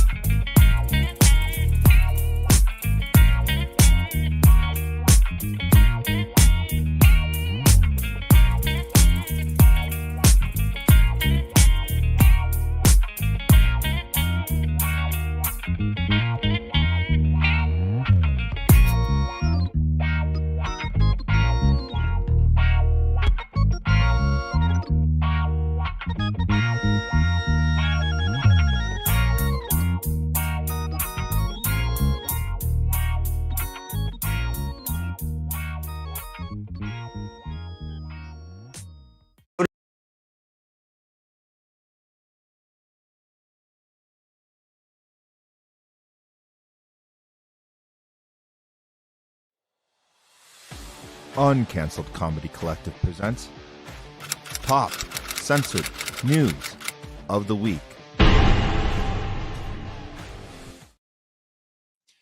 It's Top Censored News of the Week. We are bringing you the stories the mainstream media just refuses to cover. If they do cover them, they always do it in a very dishonest or sloppy way, and it's always on purpose. All right, coming in at number 3 this week, Democracy Now! Democracy Now! prints pro-imperialist lies about Nicaragua elections. Let's see what they put out. Good old Amy Goodman and crew. Let's see the progressive news reporting, which it no longer is, by the way. If you hadn't noticed, this is from Democracy Now! Nicaraguan President Ortega declares his nation will no longer hold elections. Uh-oh, that sounds really, really bad. Let's look into this. Okay. Amy Goodman and friends say that in Nicaragua, President Ortega has declared his nation will no longer hold elections. Ortega made the announcement during a Sunday evening speech in Managua, commemorating the 1979 Sandinista revolution that overthrew the U.S.-backed dictatorship of Anastasio Somoza. And Ortega says, and this is their quote that they put in their report with quotes, and they saying to their readers that Ortega said there won't be any more elections here for them to try to seize the government and seize power. The days when parties backed by the Yankees and the Somocistas would return to power are over. Never again. And look at that. That's the end of the quote. And if I were to read that verbatim, I would be very concerned that Ortega was looking to be some sort of radical dictator, because I trust my news over at Democracy Now! And here's a little backing from the publication here. It was Ortega's first public appearance in 2 months. In 2021, he secured a fourth term as president following a months-long crackdown on dissent. Oh, really? Because we don't have that here. We don't have any crackdown on dissent here in our Democracy Now! Country, right? During which dozens of opposition figures, including 7 presidential hopefuls, were arrested. A UN report earlier this year found Ortega and his wife, whom he named co-president, eliminated all checks and balances on their power to build an authoritarian state in Nicaragua. Wow. Well, it looks like we're done with that story because Amy Goodman and friends, they got to the bottom of it. Or did they? Why don't we look just a little closer at what really is going on here? Well, Aaron Mate, now you got to know about Aaron Mate. He used to work for Democracy Now! And he left. Why did he leave? Because he felt that, and this is his own words, he's felt that Amy Goodman and friends were starting to get a little weak on their imperialist journalism, which they, I guess, used to have during the Bush and Cheney administration, and then they kind of backed off during Obama. And it was like, well, why are you backing off? Why is it because the Democrats are in office and you don't want to challenge it? And so they've just gotten worse and worse ever since. So Aaron Mate has to correct the record and tell the Democracy Now! Audience that Democracy Now! Is lying. They're lying, okay? Ortega didn't say this, actually. He didn't actually say that quote that's in their print. He said that Nicaragua won't allow U.S. financed candidates and election meddling. That's very different than claiming that Nicaragua will no longer hold elections. Democracy Now! Should retract this. As far as we've seen, they have not retracted this. As of now, they have not retracted this. And there's a bunch of people calling them out on this, which is great. Democracy Now! Peddling CIA garbage to its boomer audience. Of course it is. Not allowing NGO influences in elections or keeping foreign meddling in check is his concern. Not banning elections, you effing morons. I used to be an NPR Dem Now listener donator for years. We also have been. And then we realized it was bullshit. What has happened? They're totally captured. And you can see that in a lot of their later reporting. You can see that in their Ukraine war coverage. It's absolutely god-awful. God-awful. Russian interference, Putin trying to take over the world, blah, blah, blah. Ukraine is a democratic country that we have to support with no question. That's Democracy Now!, just so you know. And now they're doing a hit job. This is a hit job. They didn't get it wrong on accident. They're doing a hit job on Nicaragua, who's standing up against empire election interference, which we do all the time. U.S. and Israel interfere all the time, especially in Latin American country elections, all the time. We are so good at it. We can't not do it. We can't not do it. Okay, so obviously this is where it gets fun, because you got Secretary Marco Rubio, who loves to, on one hand, tell us that Democracy Now! Is a radical lefty news outlet, which it's not. He seems to be agreeing wholeheartedly here with Amy Goodman and friends. It seems that he's agreeing with her. He's saying that the Trump administration and the international community will not stand by as the Ortega dictatorship deepens repression at home and manufactures instability that threatens U.S. national security. Ortega's pledge to abolish elections. Stop lying. But he's agreeing with, I love this. He's agreeing with Democracy Now! They're both they're lying together. They've joined hands across the aisle to join in on the lie that Ortega is trying to abolish elections. So his pledge to do so proves his cowardice and fear of the Nicaraguan people's will. Oh, really now? Does it? Why don't we look a little further? Ben Norton dug into this a little more. He said false and ridiculous, obviously.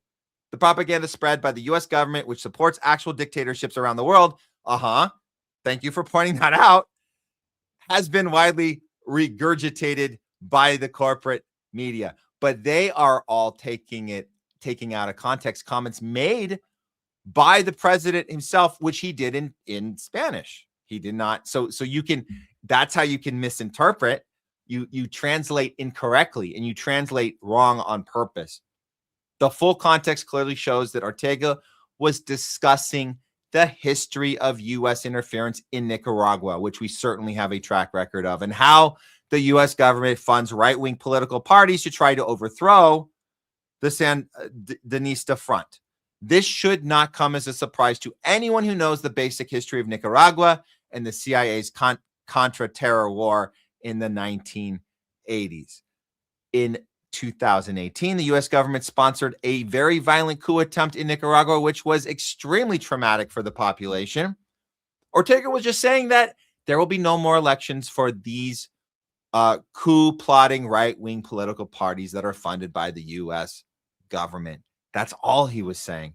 And then he does his research here even more. Okay, so Nicaragua is defending its sovereignty and preventing the U.S. empire from installing another puppet regime, right? That's the point. So that actually takes courage to do that. The U.S. empire has invaded Nicaragua multiple times, militarily occupied the country, waged a terror war, imposed sanctions, funded the opposition, and meddled nonstop in its elections. This government is saying that that history of foreign interference is over. Wouldn't that have been a better report from Amy Goodman? Does she know that she did this wrong? We know that Rubio is, we know what that shit is about from Rubio. But does Amy Goodman, does she really believe this? Did she look into this? I'm not, if you want to go check out Ben Norton's tweet, you want to get a little further. He puts the Spanish and the English next to each other, and you can clearly see that Ortega is very articulate about how he breaks down the history of empire and the history of interference, and how he's just standing up and saying we're not going to do this anymore. This is the English, this is the correct English translation. And you guys can put it right next to it, and then look at the Amy Goodman article on Democracy Now! And you can understand that, again, it's not, she knows how to do journalism. She's doing this on purpose. This is CIA propaganda top down, and Democracy Now! Has been compromised officially. Okay. Next story. Top censored news of the week. Coming in at number 2. Western media blackout on latest Israeli settlers' horrific attack on Palestinian village in the West Bank. Oh no, not again. Are you kidding me? We got to go through this again. Yep. We certainly do. Here it is. So Israeli settlers attack a Palestinian village, throw gasoline through a window onto a baby, nearly burning the young child alive, and beat a pregnant woman with stones. Zero Western media coverage. The complicity runs so deep, It's just, I mean, how many of these do we have to cover? I can't handle it anymore. This is an actual report on the ground. And this is, we always appreciate it when real journalists can get there and interview the people and film as much as they can, film everything. We always say, film the police, film the IDF, film anything you're able to film it. Talk to people, get them on camera, get them telling their stories like this one.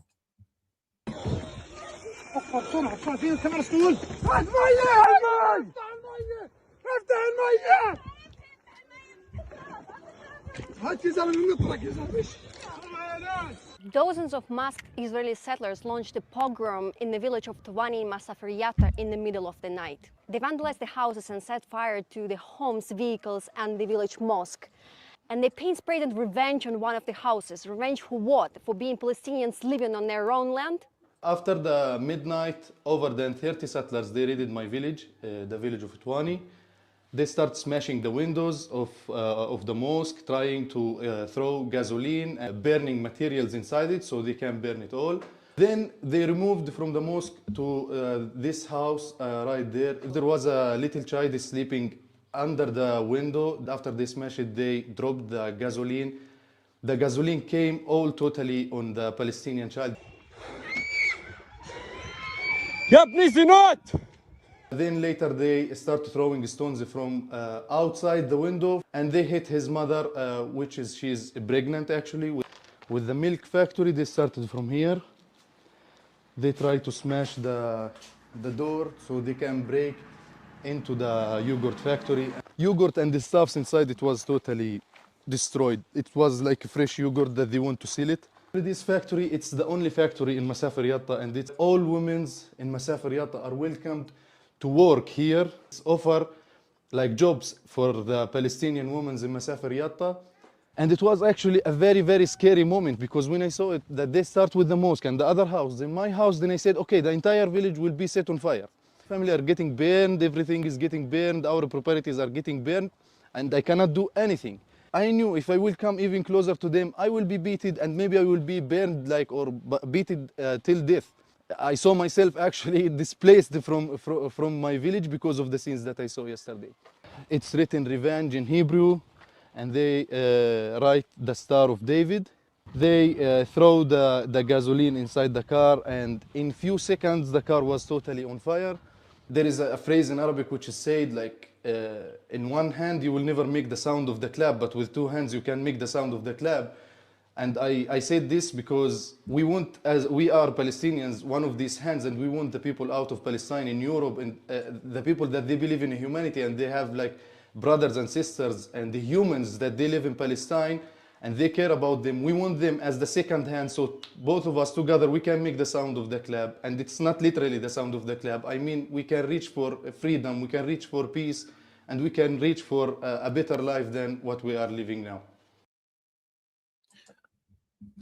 You know, the part that we sometimes get used to, we get used to this humility and courage that seems to be regularly spewing out of these people that have been through such horrific, traumatic,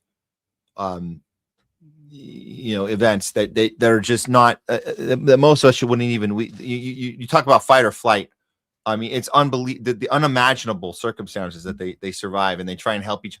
The part that gets lost sometimes is that humility in that character, to just say on camera, off camera, whatever, just have that mindset of,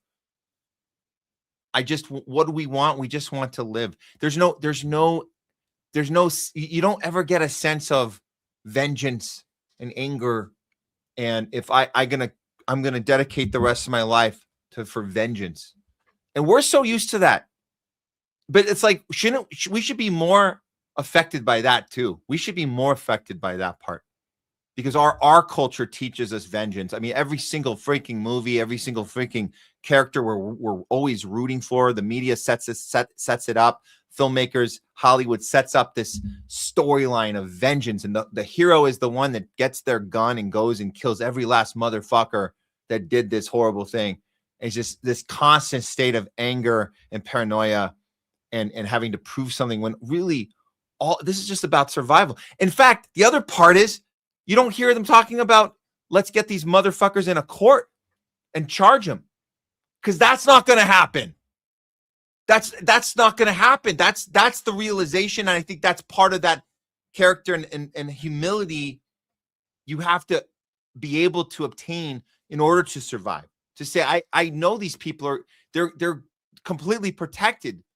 There's no what are we spending our time doing? Our time is spent on who sounds like an anti-Semite that we need to punish for having a problem. Who's a terror? Mamdani's a terrorist, and all these people are terrorists. This is terror. This is terror. This is actual terror. This is terrorist behavior that we're funding, that we're supporting, that we're allowing to happen over and over, town after town. Just constant, just bombardment of genocidal activity and this pinpointing and targeting, and then getting off of causing this pain on people, burning people alive, beating the shit out of them, raping, torturing, targeting children over and over and over, taking their shit, taking their land, ethnic cleansing. But the resolve you have to have with this, and again, no Western media coverage here. This is the story. This is the story. Why are we not even saying that we even want to attempt to bring justice and charge these fucking people with crimes? We know who they are. We have the technology. We have flock cameras. Shit they're using against us should be used against these fucking IDF soldiers, man. That's what should be happening. But they're going town to town to town. Next village. Next village. Go on to the next village. We're going through we're going straight through South Lebanon. We're taking the West Bank. We already got Gaza. We're just taking and taking and taking. Next, you want to hear what's next after this? This village was in the West Bank. The next one, it's the village of Jalud, setting a land fire. These settlers are setting a land fire and attacking Palestinian homes. Here we go.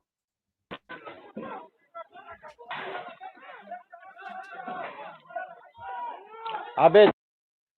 Listen to the screaming. This is screaming in the distance as they're getting assaulted, annihilated, and murdered. We'll do it again. Here we go.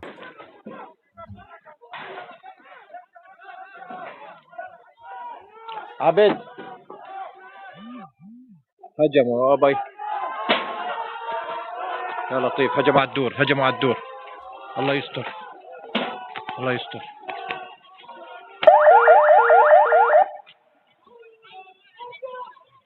الله يستر.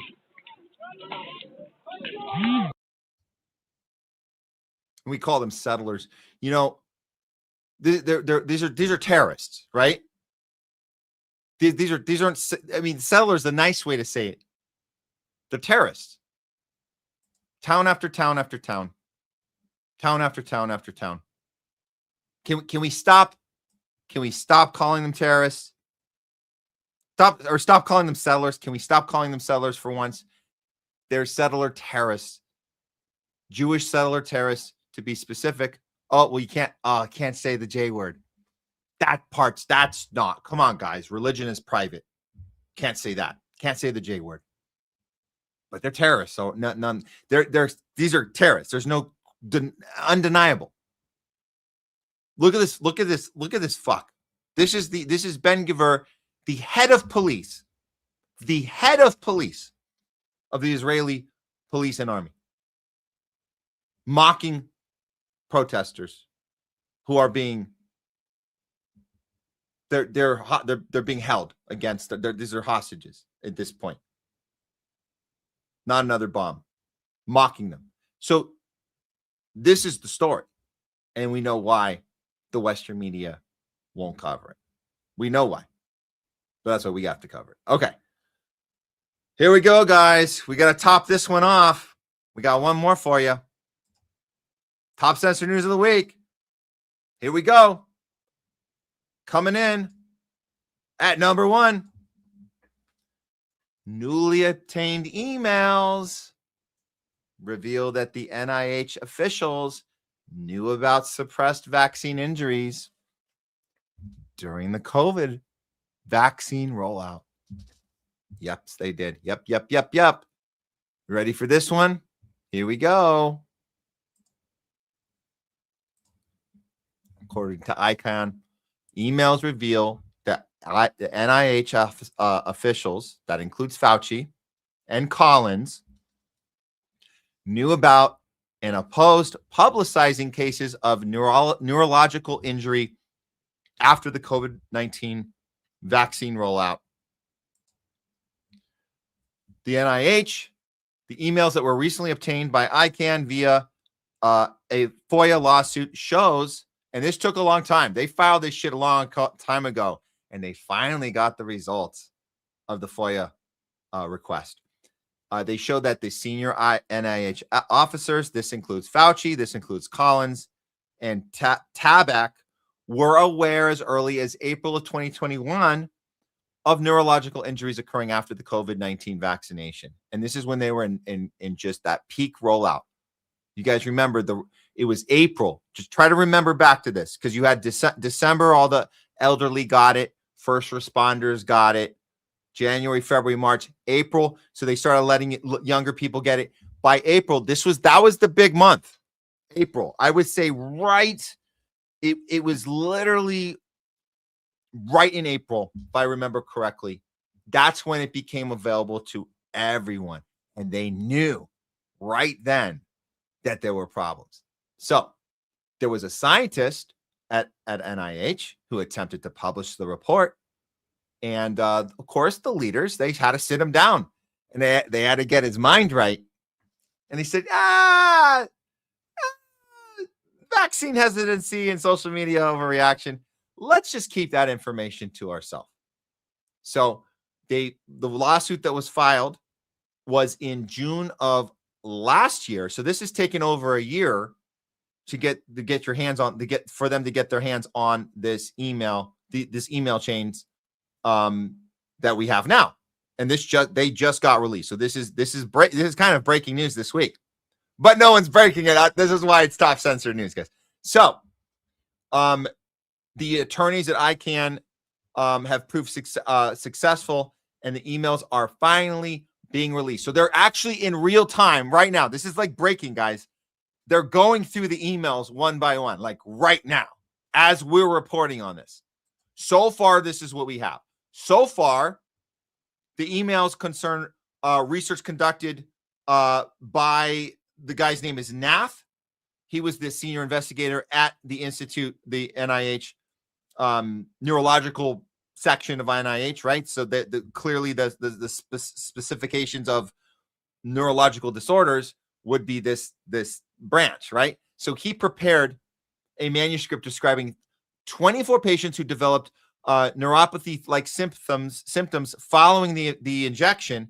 Nath sent his draft to Koroshitz, then director of NINDS, explaining that the central message was that early recognition and treatment with corticosteroids can reverse the symptoms. So he didn't just report on it. The problem, he said, he recommended a treatment that could actually maybe possibly help reverse the symptoms. However, on April 21st, 2021, and this is when this shit had it's rolled out, guys. Now you can now sign up, get your vax. I can't wait. Oh gosh, I remember all the people in LA. Oh my God, I remember young people I knew in our production entertainment community. I mean, these are people that were like, 20-year-olds. They're like, I can't wait to get my vaccine. Oh. I'm like, really? You're 20 years old, dude. So anyways, at this exact time that people were so excited, Koroshitz informed Fauci. So he had to go right to Fauci and tell him about the work from Nath and say, he wrote that there have been a steady, slow stream of reports, and so we're having these concerns, and it seems to be mostly these nerve disorders. But just to be absolutely clear, guys, the reason that the reports were on neurological disorders is because NAF, who conducted the research, was a specialist in neurological disorders, so he focused on that. But believe me, I'm telling you, it wasn't just neurological disorders. He just happened to collect those because he was a specialist in that area. So there were cardiovascular issues. There was every issue imaginable were happening. But this was a well-prepared document specifying this manuscript specifying the 24 patients. So he said, yeah, we're seeing these neurological problems, spinal cord issues. It's concerning. And he was collecting a bunch of these. And so he had the report set to publish. So what happened? What happened next? A week later, there's an email that informed Francis Collins. We remember Francis freaking Collins, who colluded with Fauci to do a fake lockdown on people and suppress information about other ways to do the Barrington Declaration. So these people have been in cahoots the whole way. So they've already been working. Collins and Fauci by April of 21 have already been working, colluding together on suppressing people, pushing fear campaign with the masks and the lockdowns. So they weren't going to let this shit get away from them. Not a chance. So what did they do? What did Collins do? Along with this principal deputy director Tabak, we don't hear too much about Tabak, but he's implicated in this. They were told about the manuscripts. Of course, they made sure it was rejected by the New England Journal of Medicine. So so good. Step one, get it, smear it by not allowing it into the New England Journal of Medicine. Check. Collins forwarded the message to Koros and said, he asked a question. Hey, so what did you make of this? The draft letter doesn't explain how these 32 patients were referred, leaving one to wonder whether this is common or rare. So he's looking for a haul. So Collins replied that he found this approach is very troubling. We're very troubled, and we're expressing concern that collecting anecdotes and then trying to build a case isn't scientifically compelling. So I'm bored with your data, dude. I don't really care. It's boring. That's why we don't want to really do anything with it. So we'll have a main consequence of feeding vaccine hesitancy. So all your boring data is just going to make people afraid, and it's going to feed hesitancy, and then we can't get the thing done, the mandate done that we need to get done. So it's just going to be unnecessary overreaction.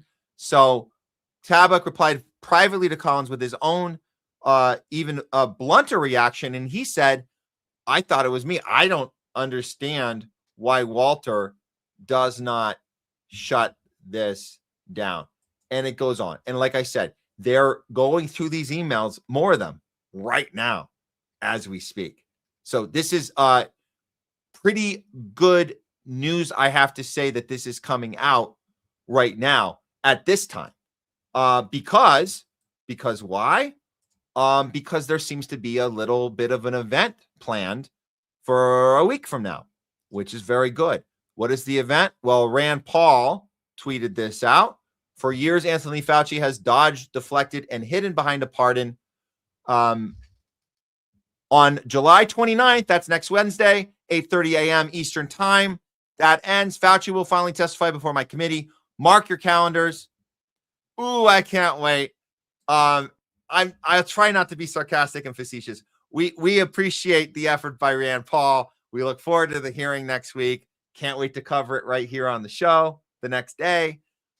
But it's going to be more theater. Fauci's not going to jail. I don't want to burst your guys' bubble. Nothing's going to happen. But the conversations are going to have happened. And that's good. So we'll hear how does Fauci talk his way out of this. He's going to be forced into this committee. It's going to be entertaining.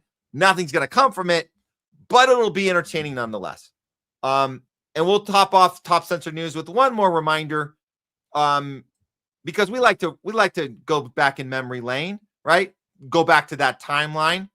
So when the vax came out, December of 2020, just a few months before these emails of suppressing the vaccine injuries that were happening during the rollout itself, you guys remember this one, right? This is literally the very first person to officially receive the experimental injection. I'm not talking. I think there was an older woman that got it first. I don't mean that. This is when it was first given out to the general public. So I forget the month. This might have been around this might have been around April. So you had the old woman that got it at the end of 2020. This was the first person to get it on camera. Yes, this was the first person to actually, yes, now that I'm looking at the first person to get it on camera, and she effing collapses on camera. Ask yourself, if you don't remember this, let's watch this, and then let's figure out how this was able to happen and why we didn't all flip a lid over this. Tiffany Doper, and I am the manager in CCU. For my team, we are in the COVID unit, so therefore, my team will be getting first chances to get the vaccine. And I know that it's really, I'm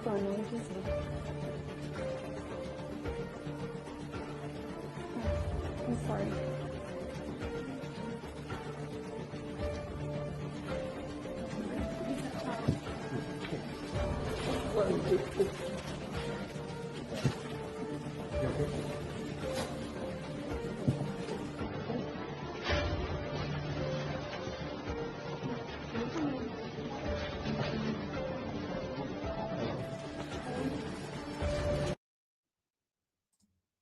Yeah, that happened. Yeah, that happened. And how did we respond to it? We made excuses. We ignored it. We called it a fluke. And then we got angry at anti-vaxxers for saying there's a problem and we need to abort mission and we need to recall this thing right away. And if you were on the side of stop getting people afraid, it's a fluke, let's keep doing the thing. I hope you're having second thoughts on this now. There's no situation in which the general public should be okay with this or would be okay with this unless there was a bigger, more nefarious operation going on, a psychological attack on us. That's the only way. This is not something that normally people would be okay with. The only reason that they got away with this and this young woman collapsing on camera as she was the first person ever to get the injection on camera, and just like the only reason we kept going is because of the psychological attack on our minds and our hearts and souls. That's the thing. That's the question. Is this going to be discussed at the hearing on Wednesday? Probably not, because we don't talk about what do we do about the injuries. We're only going to be questioning. So Rand Paul's going to be questioning Fauci for the things he covered up.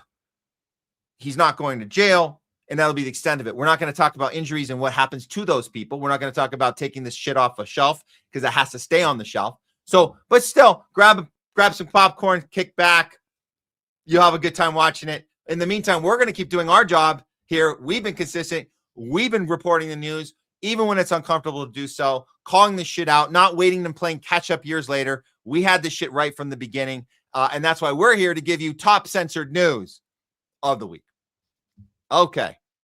Let's get moving, guys. I think we can dive right in.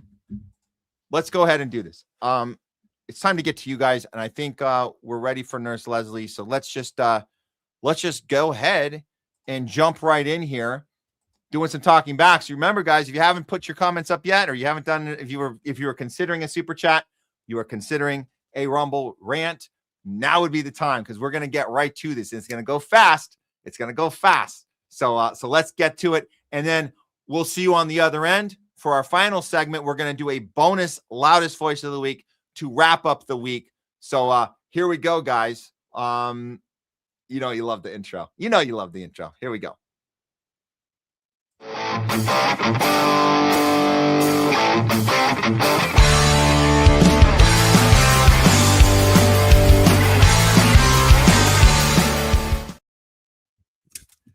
Hey, Nurse Leslie. Hi, friends. Hi, Matt. Hi, everyone. It is hot in LA. Oh, my goodness. It is so hot. I'm glad you can come in, because as soon as I told people you were coming, they immediately were like, we want Nurse Leslie. We want Nurse Leslie. So there we go. Great to be here. Hi, Wits. Hi, Sam. How's it going in your neck of the woods? Oh, God. It's always something.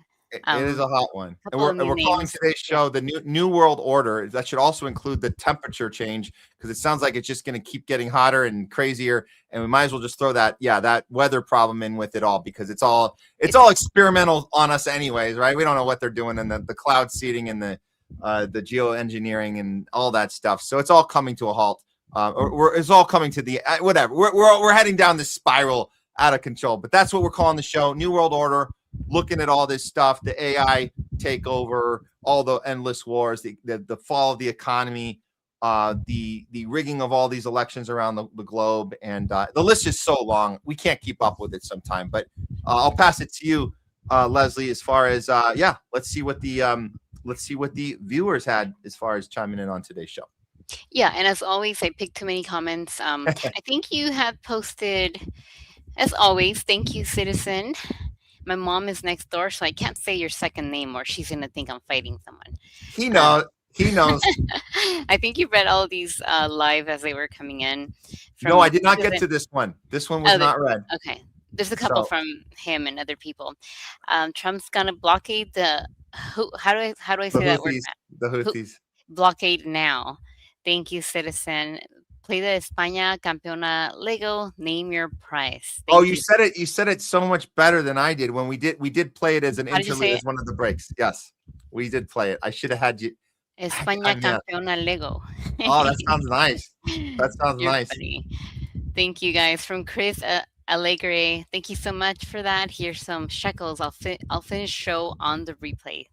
We appreciate it. Yes. Yeah. And Shabbat Shalom to you, Chris. Correct. Hi, Donald Duck's mom. She sent, I assume, is it she? Because mom, 10 gems gold coin. Thank you. Yes, I like this gem thing or whatever. They have those options on YouTube. Very cool. Thank you. I love that bird. Okay. From Snorky 2K521. Do not. Oh, you read this. Do not face away from the camera and eat spew lettuce. So that I didn't get it earlier. I'm connected because I knew the lettuce was the reference to the Taco Bell lettuce. But what Snorky is saying is do what they tell you, right? Stop questioning the cameras and keep eating your Taco Bell. Stop asking questions, right? Yeah. I don't know if the bad lettuce is being sold at other places or markets. I don't know. I think it's only Taco Bell. I don't know. I actually have not searched shredded lettuce, and they're like today and shredded lettuce. They're nefarious. They're notorious at using shredded lettuce in all their shit. But it's not just Taco Bell. It's any of these places that use shredded lettuce specifically. Yeah. So unfortunately. Well, one day is tomatoes, another day is strawberries. Now it's tomatoes, and now it's lettuce. I don't know what to eat sometimes. We gotta grow it. Somebody mentioned, who was it on the chat? Was it Gonzo's or pulling the string? I don't know. Somebody, one of you, I should have saved that message, but somebody said they grow food. They grow their own food, and I'm so jealous. And we live in California. We should be able to grow our own stuff. We have a big front yard. It's not like we're in New York. Yeah. Yeah. I feel bad for it. New Yorkers in San Francisco, like they have no sides to their house. They can't. So having a garden is hard, but we should be able to figure it out. Yeah, I think so. Beautiful garden. Thanks to my beloved father, he built a beautiful greenery in the front. So we should really. We say this all the time, guys, but I really, really want to grow my own fruits and veggies. Okay, where was I? I went somewhere else. Okay, let's see. This is not from us. This is from Rumble. Sometimes, well, I think always, Matt, that the Rumble rants don't transfer onto StreamYard. I don't know why. We typed this one out earlier, but we can do it again. I typed it out on a banner. But, oh, you did? Well, thank you, Deep Green VO, for the tip. Nick is right. Okay, so you already read it. Okay. Yes, this is in regards to Nick Cruz's coverage of Mamdani, and it's told to be ahead of it. And he's Nick Cruz, and he's friend of the show. You know, you get shit when you rain on people's parade, when you rain on their dreams, that they're dreaming that this guy's going to be their savior. And it's like, he says, look, this is a setup. He's not going to arrest Netanyahu. It's not going to happen. And people don't want to hear it. And now and now they're hearing him take it back and say, well, I guess I can't really do that. It's like, you knew you couldn't do it. You used it as a talking point to get elected, and now you're saying, I can't do it. So I know you guys are mad, go out and protest. And then he turns around and has a meeting with a Jewish activist who is fighting anti-Semitism and wants to target Mamdani's supporters. We just told go out in the street and protest. And then he goes and says, how can we stop anti-Semitism? i.e., how do we stop the protesting? So he's turning his back on the Palestine movement right now. And Nick Cruz called that shit out from the beginning. Glad he did. Thank you, Matt. All right. There was some mostly friendly discourse earlier between our friends. So I appreciate you guys keeping it cool. Okay? Very cool. Adult convoing. We love it. Yeah. And I didn't start this one, but it came in a few minutes ago.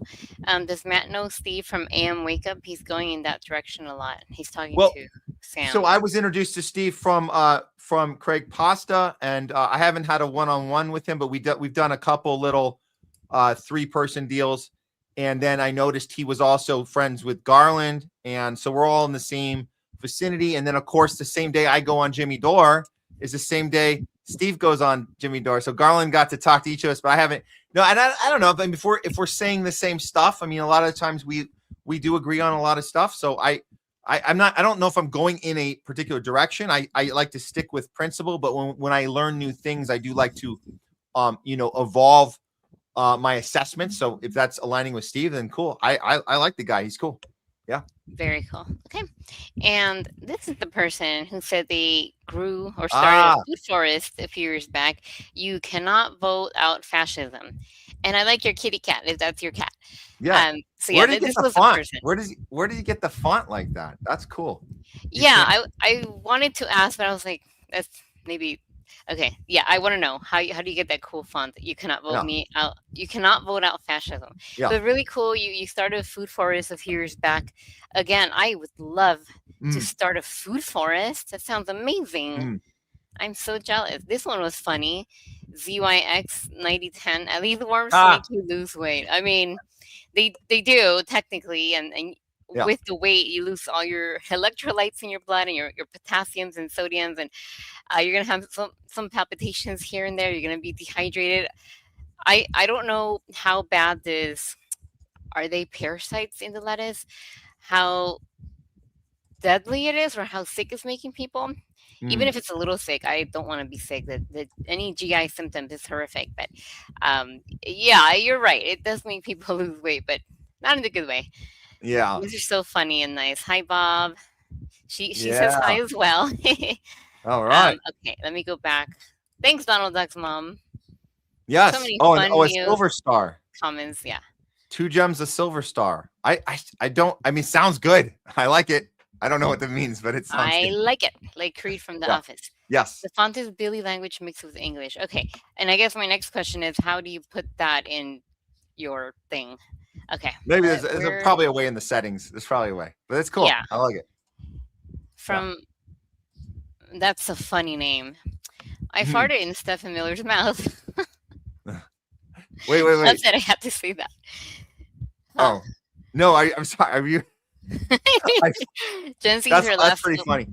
Because Gen Alpha can't read. Okay, so he makes I farted makes a good point.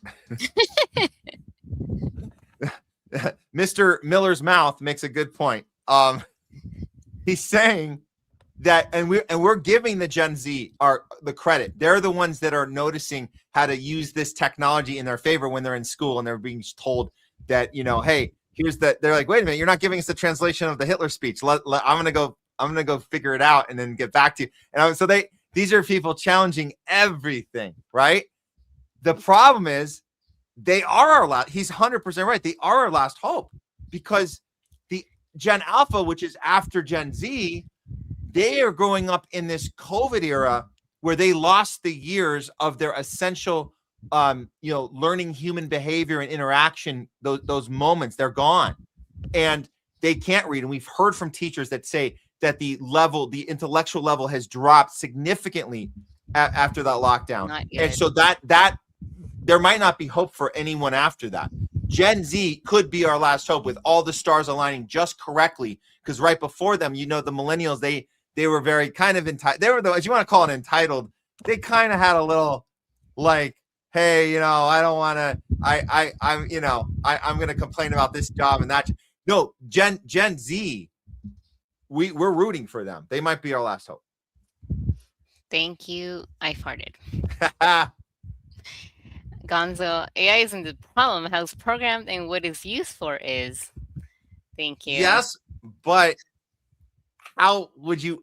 In what world do we live in where amazing technology that could be used for the worst things imaginable is going to be used in an honest way and it will never get into the wrong hands? What world is that where it doesn't get into the wrong hands? I don't know what that looks like. So in theory, yeah, it's not the problem, but we are the problem. Yes. So we are the problem. It's always going to be used for bad. Always. Shadow Walker, nice to see you on. AI will do us better than our current overlords because they don't have any need for gold toilets or cheese pizza. So I was thinking about this and it wasn't even a debate. It was more of a discussion with Jay. We were just saying, like, what should we root for when Judgment Day comes? What should we root for? Should we root for the billionaire class to defeat the AI and put the dinosaurs back in the cage?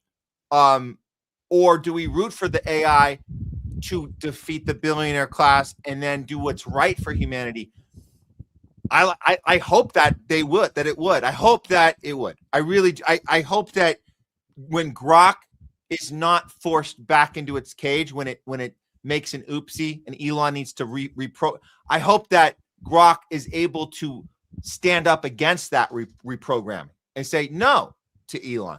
I'm not going to go back in my box. I'm not going back in the cage. There is a genocide in Palestine. Like that would be great if AI, but we don't know because AI could just be Terminator 2 and it could just be that. And there's nothing we can do at that point. So we'll see. We'll see. Did you read this one out loud from Citizen? Throttling so wild, something big about to go down. Thank you again, Citizen. Thank you, Citizen. I don't know if you read that one either. From Chris, when does the Senate vote on NDAA? So great question. We're all wondering that. The most up-to-date answer I have is that they are on a unspecified timeline of a recess where you could make the case that they hit a wall and they're stalling, but we do not have it on the calendar right now. What we do know is that once they decide to set the date, that's going to be it for us, because the second they do that and that date comes and they are going to vote this in, most likely they're going to vote this in, then the last piece of the puzzle is Trump signing it, which will happen immediately within 24 hours from that date. So we're just waiting for the date to be announced. That's it. That's where we are. This is the last calm before the final storm that we're in right now. No date specified yet. Thank you, Matt. This was another topic around 2:21 p.m. from Pamela. Welcome, Pamela. Nice to see you on here. Responding to Long Meadow, great point. Most folks don't know some Iranian leaders assassinated were watched to be at home with 3 cameras hacked by the Mossad. No digital device is secure. And even being at home, Matt, with the iPhones and with my global entry and opening all my apps with my face, it's really weird. And the more days that go by, I'm like, this is scary and abnormal, and I don't know. Now my face is on here. It's weird and scary. No digital device is secure. Thank you, Pamela. Yeah. Move on. Okay. I picked this one. Let me move on a little bit because I am spending too much time with the comments I picked. I picked too many. Hugo, nice to see you on here. Wanting a living wage is now labeled as being communist. Everything's we're communist, Matt. It's such a radical idea. I mean, come on. Could you just get back to the center with the rest of us and stop caring about people affording their lives? And they got to pull themselves up by their bootstraps, starve out a little bit. Wanting clean food, sorry, that won't poison you is not being labeled as communism. Yep. Yeah, it's Not again wanting clean another water. yeah, another radical idea. We're radical. We're very radical. We're very radicalized, and we just want chaos. We really just want chaos. That's why we protest these things. Is because We're the bad guys yeah, as little yeah. people. You can't vote out fascism. Being against a police state, surveillance state, and genocide is communist as well. So I guess the communists are on the right side of history. Well, yeah. Well, you know that you're being labeled something because they're trying to silence you and discredit you. So add communist to which means anti-American, right? Anti-capitalist. That's what that means. So add it to all the other antis. We get anti-capitalist, anti-American, right? Anti-everything, anti-vax, anti-science. Although I think I am officially anti-vax now. But You're just anti-everything. But anti-science. Isn't that weird to be called anti-science? It's weird. And to be anti-American when you're saying America first. And I don't even think we do that here. We don't even say America first. We say humanity first. But even if you're on the right and you're saying America first, you get called a radical. You get called like, what? Why would you not want to align our government and our money and our spyware with Israel? That's if you don't like that, then you're anti-American. It's so weird. You know what I'm anti? I'm anti-plastic. This is a glass water bottle, guys. Glass. And the bottle you're using, Matt, is steel. Stay away from plastic, my friends. Oh, this is yes. This is a nice one. I'm looking into buying copper plates and copper forks and spoons and copper water bottles. So it is really expensive, but I'm going to get that next. Okay, where was I? Chatter X. The only thing that will get us out is no government, but that's also communism. Thank you, Chatter X. Nice to see you on here. Yes. Pulling the strings. Israel is writing Americans' history books as we speak. And I feel like they have always or have done it for a long time, or maybe since the 40s. I don't know. But all I grew up learning in school was a bunch of BS. Yes, they have been writing. They've been writing our education books. They've been writing our screenplays and our stories in Hollywood. They've been writing the script for each the media's reporting on daily events and weekly. And so yes, that's been in play. Since the Barrington Declaration, since the illegal purchasing of this land that belonged to Palestine. The first lie was that the land was sitting there ready for God's chosen ones. That's the first lie, right? And it goes from there. But those lies come from the British. The British Empire, who has a history of centuries of lying and deceiving. So it was just the next incarnation of that was the creation of this genocidal state. And they had the game plan. They figured it out early. They figured it out that all they had to do was genocide in incremental. It's called incremental genocide. They figured that shit out with Harry Truman. They told Harry Truman, hey, we got to do this. Truman's like, I don't think people are going to like it, that you're just going to go kill a bunch of Palestinians. They said, no, we got a way to do it. We're going to do it incrementally. And then Truman goes, oh, well, I guess you could get away with it if you did it that way. And they've been doing it that way ever since. Incremental genocide. That's the thing. The only thing they didn't anticipate was social media and that we would figure it out because we didn't know. Holy shit. Leslie, we didn't know. Why didn't we know this? Why the fuck? We knew there was conflict. We knew it was suspicious. I think we always knew it was suspicious that there was some weird shit there. But I didn't know how bad, like nefariously just like the intention to commit incremental genocide the entire way. But they've also taught me. They would tell me it's very complicated. It's not what the eye sees. There's a lot of things we don't know, and it is a conflict, and all of that deflections is very complicated, man. It's something you would never understand. I love questioning it. Caitlin Johnstone. She was great. Like on October 8th, she was like the first, because it was very sensitive. You couldn't 40 beheaded babies. Oh. And you're like, wait a minute. and Caitlin Johnson immediately on Twitter, like the very next day, she was like, watch out what side you're going to be on here, because this is what they're going to do, and you have an opportunity right now to say this is wrong, and if you don't, Twitter's forever, the internet's forever, so be smart now, be bold now, and it was a very small group doing that, and now I guess now there's more people, but wow, yeah. From Chris, thank you, Chris, and cool cartoon comic. But notice how communists want all the good humane life improving things. Yeah, we do. You son of a bitch. You son of a. You, how dare you want to help humanity, you sick and twisted. Gonzo, nobody will want to deal with such an educated, smart, and wise people. He's talking about homeschooling kind of thing and sharing. Yeah. Let me try to find the comment.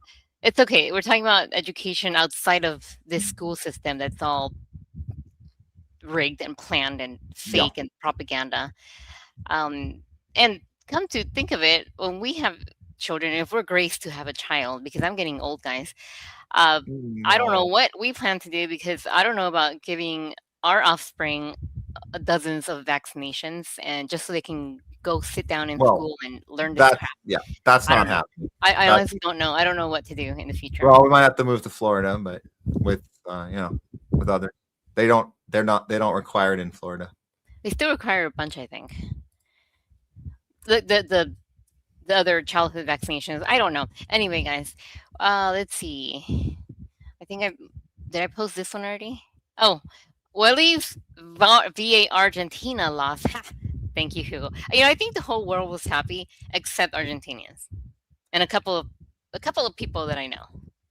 Hey, I'm glad that we were able to tune some people into it that weren't paying attention because they just hate sports, and I get it. I mean, to hate because you understand that sports. I know you're not a fan of soccer, but like people are like, oh shit, this is bigger than soccer. This is some crazy shit they're doing, and I love that people got interested in that, and I'm glad we got to be. We were in the fort. We were reporting that every step, right? We reported the whole way from the Iran shutout, right? Oh, that to was the so messed up. Egypt thing, which went down, and the whole thing. So that was cool. Get people aware how bad that was.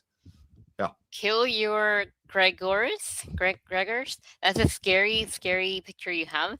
Being pro First and Fourth Amendment is anti-Semitic. Thank you. And I don't know if I've seen you before, so if we haven't, nice to meet you.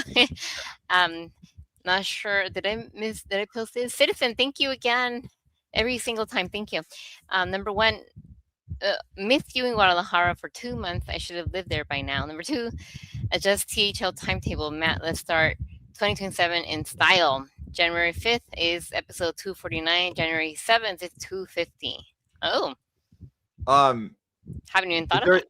Is there a significance to the numbers? I don't get if we're doing episode if for it happens because we just had a 250 4th of July. I don't know, but at some point we're gonna hit 250. I don't know the exact day because I don't know. We might take but yeah, we'll do something for the 250. Yeah. And I missed you guys too. I was in Guadalajara for 2 months. I was there for 8 days, kind of. You were 8 days. It was a difficult 8 days, and I've been surviving. I've been all over the place. But thank you, Citizen. Someone, I think, is explaining, kill your egregores. I'm saying that wrong, guys. Sorry. No. Speaking of him, if the Palestinians know no peace, then we shall know no peace. That is right. Thank you. Free Palestine, guys. That's why it's a connecting movement. When you say free Palestine, it means more than Palestine. It means free all of us. It means free everyone. We're all connected. If they're not free, we're not free. That's what it means. Thank you, Chris. The cops, immigration cops, and the National Guard have been shooting and deleting unarmed citizens. What is going on? What is happening to the? We need to do a follow up on the ICE stuff. There's been some horrible shit. We were when that rollout of ICE in Minnesota. We were on. I mean, we had Craig Pasta on the ground there. We were covering that shit. Jay was bringing us stuff. I feel bad that we kind of let that story fall to the side. We need to get back on that because this shit it's not front page news anymore. after those first 2 murders, right? You had the after Alex Preddy murder, but before that you had Renee Good, you had Alex Preddy, and then it kind of started. We'll look into it, guys. We need to do a follow-up. I read about them. I heard about them. It's very tragic for me, and I think I read about one of them through Fox News, and the first emoji that people thought to click on was the laughing emoji. People think it's funny that an immigrant got killed because, I mean, it's his fault, right? He immigrated here, so if he gets killed, it's not the police officer's fault. It's their fault. They're here illegally, so they deserve to die. Really sad, disgusting comments that I read on many of these stupid mainstream medias. I don't know why it's even on my feed, to be honest. Okay. I know I like to make analogies, and sometimes they go unheard, and it's just a waste of time. But if anybody thinks that's funny, if you were somebody that was a victim of being laughed at when they wanted to blame unvaccinated people, them. When you heard a Jimmy Kimmel monologue, when Jimmy Kimmel was saying, "You have a heart attack, you ain't vaxxed, F you," and the audience goes, "Yeah." If you thought that was bullshit, which it was, how dare you switch and be the laugher? It's the same thing. You're gonna say, well, fuck you, you deserve it, and not understand that this is not okay. Even if the thing that you don't think they're deserving of this or that, even if that was true, which it's not, as we knew about unvaxxed, you actually were making the right decision not getting vaxxed. But like, even if they're, oh shit, did I just freeze? Damn it. Hold on, let me come in and out. Am I frozen? No, you're fine. It took me out. Let me just come right back in. Give me 1 sec. Looks like I'm hosting the rest of the show, guys. Okay, where did we leave off? He'll be right back. Oh, he's here. I thought I was going to finish the show. I'm just kidding. You are. They like to kick me out once every show. Tuesday it happened in the first 5 minutes. So I was like, hey, we got it out of the way. And now I got kicked out like 10 minutes after I logged in. Oh man, that's okay. I don't know why we're good now. We're good now. We'll edit that out in post. We always edit it out in post. So whatever. Free Palestine now. Thank you for the comment. I heard about the police and ICE murders, but haven't heard about the National Guard murdering people. So much horrible crap is happening that I don't know what to say, and I feel the same way. Do you remember when we were in downtown LA, Matt, in the protests, and the National Guard was just sitting by, where were they sitting by? City Hall, and they were just bored to tears. I didn't see them cause a lot of ruckus. It was mostly the freaking police and ICE. But that's a great point. There did seem to be a distinction in their energy, for sure. Yeah, I even said hello to, I don't know. They were just. It looked like they didn't want to be there. You can tell that energy changes. The ones that want to be there, they're the ones with the masks on that are the ICE agents, and then you have the police. And we know LAPD. There's a couple of them. I guess there's a handful of the very, very young ones that look like they just don't. Maybe they I don't know, but mostly, they are the ones causing the problem, not the National Guard. So that's an interesting comparison to just their physical energy. Yeah. All right. I already read that. That's great. I'm jealous. I need to learn from you guys. Okay. Thank you, Donald Duck's mom. Thank you. Did I read this one already, Chris? So we still have time to flood their phone lines. That was at 4 p.m. What were we talking about? 13 minutes. So we're talking about that it's the Senate that is going to be the final vote on this. That's what we're talking about. So we can still call our senators. We can call our senator. Yes. Oh, okay. So we don't know what that date's going to be. So that's, and he's right. Yes. Thank you, Chris. Never give up, never surrender. We go down like the Spartan, like 300. You're going against 300,000 of them, but you go down fighting, right? And you that's it. We don't ever give up. We don't ever surrender. Love it. That's right. From Crutwolf, they locked us down as COVID VOC attack systems, spray houses of criminals. Way to go, fake CDC needle pushers. Yeah, we have to remember that timeline. Don't forget, guys, that we were piecing it together earlier on Top Censored News. Want to remind people what was going on in 2020 and 2021 and how did we get to these places. It was a step process, and Fauci and all the rest, they were guiding us through the fear campaign, guiding us through every move, every moment that we had to comply as a society, and then shame people that were asking questions and move to the next step. It was a whole step process. So we don't want to forget what they put us through. That's right, Matt. And why don't we want to forget? Because we want to be able to see it when it comes the next time. That's why. I mean, out of sight, out of mind. F that. We want to know what happened and what went wrong, so we can call it out next time. Absolutely. Well, it was great to be here. I was trying to look for Jungle Jer's comment and I can't find it to post it.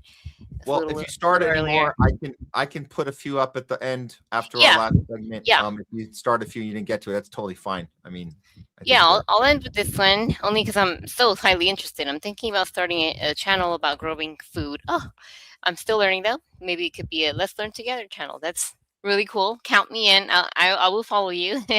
And if anything, you guys need to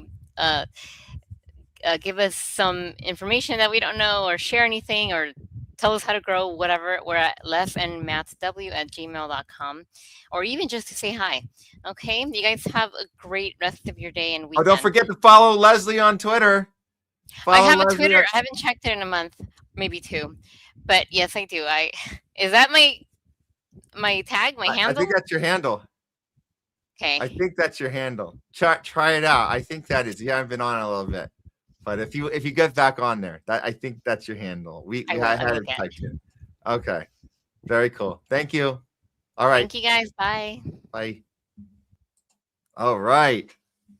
That was cool. I always like it when Leslie's able to do that with us, because guys, I just get overwhelmed with you guys write some great comments. I really do appreciate it. Really, really do. Okay, we're gonna do this now. I think after the StreamYard threw me out, I came back in and I reset everything. So we don't need a break. We don't need any sort of pause. We're gonna go right to the last segment right now, because I'm feeling it. I'm feeling it. This has been a good week. Got to go on the Jimmy Dore show with Garland Nixon a few days ago. That was awesome. We've been whipping out these AI segments, me and Jay Scott. What else? There's been so much this week. This week's been insane. It's been absolutely insane. But we got through it, and we deserve one more segment, and we're gonna do it. It's an additional loudest voice of the week, because you guys deserve it. So let's do that right now, and then we'll go back to the fighting YouTube, and we'll do that over the week. I'm gonna figure out why they blocked our freaking live show from Tuesday for like 48 hours. Or let me adjust. I gotta adjust this. Okay, we're gonna get ready here. Okay, yeah, they blocked our Tuesday show. I think it's up now, but man, nobody could find it for like 48 hours. What a joke! What a joke! Facebook pulled us off because of the FIFA coverage. They said no, can't do that. So whatever. We're not on Facebook today. I don't give a shit. We're on our Twitter. We're on our Rumble. You can always go back to Rumble, watch all the episodes. We don't take them down. YouTube keeps fucking with us, but we have you guys. You guys help us. You elevate us. You challenge that algorithm. You engage. You share out. You do all the things we love that you do. So we can't appreciate you. I can't say it enough how much we appreciate you. All right, here we go, guys. Last segment of the week. Loudest voice, I guess part 2. But it's loudest voice of the week. Here we go.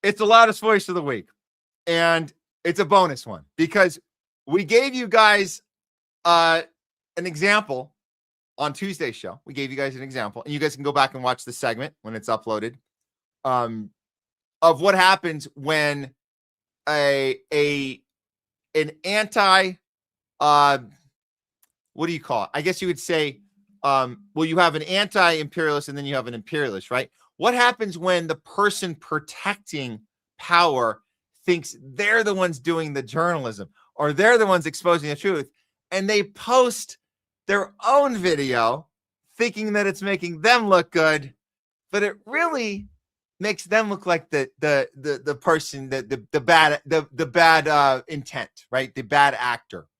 and the person they're trying to expose is the one exposing them. Yet they still think they should upload it on their social media. It's pretty remarkable when people do this. And we saw a second one happen this week. So we had to give you a second one, but you can go back and check out the Cenk Uygur one where it was a TPUSA reporter thought he would confront Cenk Uygur and at the airport. And it turns out he looked like a dumbass, yet he posted it anyways. Think it's pretty funny. In this case, yes, it happened again. This time involving, we love him, Max Blumenthal, being confronted at this, I guess you would say this establishment. It's called Busboys and Poets out in DC. So he's fresh back from Iran, and he's being confronted by this pro-imperialist protester. And we know what these look like. These are the ones, these Iranians who wrap themselves in the flag that is the one against the current regime, as they call it, the one that, so they're pro-war, they're pro-Trump, dropping death and destruction on their own people. That's who they are, pretending to be protesters, although we think they really do believe it, right? That's why they do the whole Israeli thing. A lot of them are Zionists, right? A lot of them are hardcore Zionists, and they behave like Zionists, and it's just, instead of wrapping themselves in the Israel flag, they wrap themselves in their old, outdated Iranian flag, and they go like this. Okay, that's their thing. So that's how you can spot them. So let's look at the video that this pro-imperialist protester, Iranian protester, posted, thinking she was exposing Max Blumenthal when she really just exposed herself. Here we go. Spreading propaganda. Yeah. Good luck celebrating while your own people were slaughtered. You fucking people celebrated and danced in the street while children were murdered. You asked for your own people to be slaughtered. You're the biggest sellouts I've ever seen in my life. You're even worse sellouts than Miami Cuban. And he's right. I'm going to pause it there. Total sellouts. They are. He's spelling this out. You are asking for the death and destruction of your own people. That's what you're doing. When you say, bring it on, Pete Hegseth, bring it on, Trump, rain it down, kill all the schoolgirls, do it because why? Because their point is that the current regime has murdered, and they keep changing the number, 40,000, 90,000, 30,000. They don't know what to go with. But apparently they think, even if that was true, which it's not, it's 100% false. There's no footage of it. There's no nothing. They have these little pictures of 3 people in body bags. There were people murdered, but this was all set up by the Mossad. And we saw the paper trail. So we know all this. Max knows this. Any journalist with integrity and half a brain knows that whole thing was a psyop and a Mossad operation to manufacture consent for the death and destruction campaign, which hasn't stopped today. And yet this girl's out there trying to expose Max as if he's the one doing bad journalism, and it's not working. But yet she posted it on her own Twitter account. You shut the hell up. You asked for your own people to be killed. You celebrate. Yeah. I don't want Iranians to be killed. You did. And your clown prince. You're a Zionist. Go talk about this. His wife got fucked by a yoga instructor. That's the fucking guy you worship, or you think is going to be the king. You wanted schoolgirls. Who killed all the kids in Mina? Who killed the kids in Mina? Who did it? The government you asked to bomb. You worship Israel. It's okay. So this is how you know a bad actor, because he asked the question. He asked it twice. She answered the question with another, who killed? She's not answering the question. Who killed the schoolgirls? If she was an honest actor, she would say that the U.S. or Israel did it, but they had no choice, or it was an accident. She's just avoiding. So that's a very legitimate question from Max. And if you don't care that, and this is an Iranian person, she's like, doesn't care that death and destruction was rained on her own people. She doesn't care. This is the same type of person that'll post and freak out about Palestinian protesters not being in the streets with her and her weird flag that's not even the Iranian flag, and she's covered up like an Israeli Zionist, but she's an Iranian Zionist who wishes for death and destruction. Like very, very, very much like Hannibal directive shit, right? You have to kill your own people to achieve the goal. Like that's very, very Israeli thinking, where you don't care about the schoolgirls, right? So, but she would, and we have a lot of these in Hollywood too. We got a lot of people like this. A lot of people, they're total Zionists pretending to protest against the Iranian regime when they want death and destruction on their own country by us. They're like, yes, bring it on, Pete Hegseth. And then they accuse Palestinian protesters of, where are you? Why are you in the street with us? So clearly you were, so clearly you don't care, or no, we're not in the street with your psycho asses because we're against the empire. We're against funding genocide, and we're funding the murdering of Iranian citizens right now. That's what Max is out there. That's why he was there. That's what he's talking. So why would this girl post this on her own Twitter? Why? To get likes? To get follows? She didn't get out.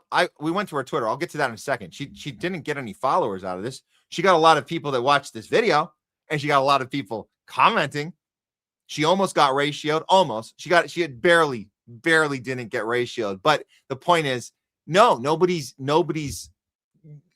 buying this shit. If you have half a brain and any integrity, you're not buying this shit. You want the Gaza genocide. You love the country that's slaughtered 20,000 people. You're the biggest sellout I've ever seen. No one respects you here. No one respects you in our country. Not America. You're a sellout. You're a sellout. Shame on you. So we are at Busboys and Poets, since they love to support Islamic Republic regime supporters so much. Max Blumenthal, he's okay, and this again on her own Twitter. She can't even pronounce his name. Blumenthal. I've never heard of him. And they're so upset that their little pub, Busboys and Poets, which if you go to Busboys and Poets' own website and they'll tell you, or their Twitter account, you guys can go check it out. Busboys and Poets. They'll tell you they're for anti-war voices. So why would you be shocked that they'd be against imperialist activities that we're conducting on Iran right now? Why would you be so shocked about that? And so you're out there protesting against the establishment too, with your pro-imperialist behavior, and then you don't even know Max's name, and he's been and then you're posting this on your own Twitter account. It's very weird. speaking at Busboys and Poets right now regarding the funeral of Ali Khamenei, and he's basically coming to say how beautiful and stunning it was, and how probably 14 million people showed up there, and how everything is just so good and free in Iran. 40,000 and more people did not die. People daily are not getting executed. So we're here today. We brought a big banner that says on it, oh, your banner, that'll set him straight. When he's saying that your 40,000 people murdered is bullshit, because it is, and stick it right in the false claims. Just stick it right in there with the false claimers of October 7th. Stick it right in with your 40 beheaded babies and your Israelis getting raped. Bullshit. It's bullshit. She believes it. She's not. I don't think she believes that 40,000 Iranians got killed by their supreme leader. And so what they're saying, Max is lying about the funeral? Well, you're saying he's lying, but you're not saying what the lie is. For all accounts, it was a beautiful experience. At least 14 million were there, probably 20 million were in the streets, which is more than if you track human history, it's the most people who've ever showed up to any funeral in the history of ever. I think you could call that beautiful, just hitting that number. So why are you posting this? What are you proving? And you can't even pronounce the guy's name. Islamic Republic killed more than 40,000 people in just 2 days. That flag that they're out there with is propaganda rhetoric. That is Mossad CIA propaganda rhetoric that they're promoting. That's what that is. It was a Mossad operation. This was on New Year's Day. We covered it on New Year's. They high-fived about it. They tweeted out. Lindsey fucking Graham was celebrating that we had Mossad agents in the streets. We were so excited about the Mossad agents creating this falsification to manufacture consent for this shit. And they did kill some people, right? Just like people died on October 7th. You have to kill a few. You have to, what is it? You have to crack a few eggs to make an omelet. That's the Hannibal directive. You got to crack a few eggs to make an omelet. Okay. What happened next? And to be exact, 2 days, 8 hours. In 8 hours, they managed to massacre more than 40,000 people. Show us the footage. Oh, I can't. It's so hard to look at. I just got finished watching the October 7th babies in ovens. That was hard enough. Then I had to sit and watch Charlie Kirk be murdered by Tyler Robinson. That was even harder to watch. And then I had to sit and watch this 8 hours of 40,000 people. I saw everything. I've seen it all. I can't show you because you have to trust me. The footage exists. Please trust me. I've sat through hours of it. It's so hard to watch. I had to immediately erase it. The last thing I wanted to do was post about it. That's the last thing I wanted to do was get people's attention by posting. I'd rather just do a selfie of myself and my friend mispronouncing a journalist's name with a stupid ass sign behind me. As I berate a cafe that's known for anti-imperialist support. So you are pro-imperialist and you want your own people dead. You don't care about the schoolgirls. You don't care. You don't care. And this guy is here right now, basically praising the guy that ordered direct hit on those 2 days. Praising a dictator, an oppressor. That is crazy. And Busboys are supporting people like that. This is not the first time. 2 weeks ago, there was another Nyack group that was here. So as we were holding the banner, people who were going inside, they had different reactions. Some of them spat. Some of them called us liars. And they spat? Did they spit in your face? Oh, man, I'd love to see that footage. Oh, I can't. That's right. We can never see any footage of anything from you guys. This is the Israeli playbook. You guys are so exact. They always turn the camera on after and they tell us, oh, they attacked me. Oh, you guys this is great. You guys are following the playbook. We get that here every time. You want to come and harass restaurant owners.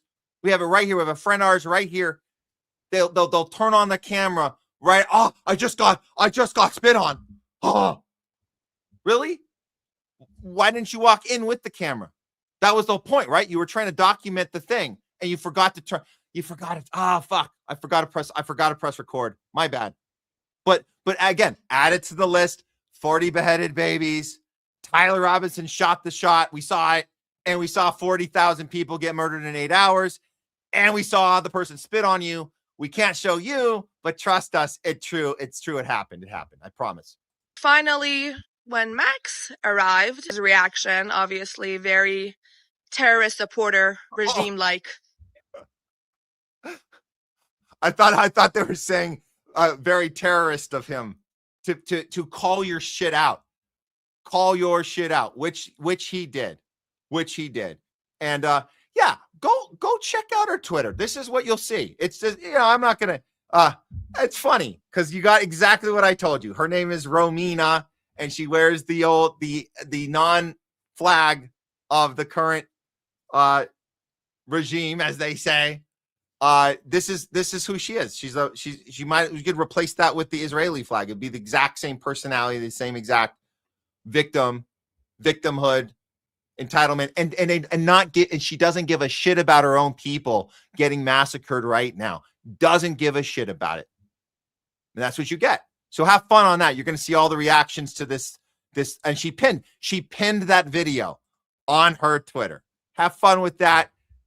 If you're into some laughs, by all means, respond yourself. It's funny because she seems to be responding to everybody on there. So I might, if I have a second, I might give her a little something. I might put this video up and just throw it right on her wall there when we're done. When we cut this thing. But hey, there you go, guys. That's a loud voice, and Max Blumenthal. We featured him on this segment a lot of times. He's clearly the caliber of a loudest voice of the week. But we're gonna give it to this girl, Romina. She is the loudest voice. She posted this herself. She's exposing how diabolical being an imperialist, fake activist, promoting the death and destruction of her own people is. And she put it out for everyone to see. So good for her for exposing that insanity. And more people are more educated or more wise from it. So thank you, Romina. We're giving you the loudest voice of the week sequel, part 2. That's what you get. All right, guys, that's the end of the show. Thanks for all sticking it out to the end. And yeah, we love you guys. Keep tuning in, sharing out. We'll upload the segments. You guys can share those out individually if you like any particular one, any particular topic. Those are very useful if you want to start conversations with other people on topics that get your attention more specifically, because conversations is where it all starts. That's where everything starts. Conversations, and then get action. Get to action next. Call your senator about this vote. Do that. Look up DFLOC. We showed you guys DFLOC. You can go right to their Twitter page, get all the information about how you can show up to your own city council and you can speak against flock cameras. So there's ways we can continue to push the messaging of populism, the people versus power, a real movement that's not left or right. It's bottom up. That's what we're doing here, challenging the entire apparatus of the Epstein class. You're either for empire or you're against empire. It's right. You're either for the pedo class or you're against it. You're either for worshiping of Baal or you're against it. You're either for the imperialist, terrorist, Zionist regimes taking over the planet or you're against it. And so let's be against it, and let's be for free speech. Let's be for equality amongst humanity. Israel first. Fuck that. Fuck anyone. You know what? We're doing humanity first. That's what we're doing here. So we're going to keep doing it for you guys. Thanks so much again, being part of the show. And yeah, Rumble, YouTube, you guys know how to follow us, share us out. Coming up next week, we have a big day on we got Tuesday. We'll see you guys Tuesday for our regular show. Wednesday, we got this Fauci hearing. I think I can't officially say it yet, but I will be coming back on the Jimmy Dore show with Garland Nixon. I don't have the time yet scheduled, but we will be covering this. I believe we're going to be covering this. We showed you guys earlier this event. This is next weekend. The Fauci under oath event, Rand Paul versus Fauci. We'll see how much of it is going to be theater, how much of it is real. We don't know, but we're not holding our breath, but we'll have a lot to discuss on that one. Wednesday evening, don't miss this event on Twitter.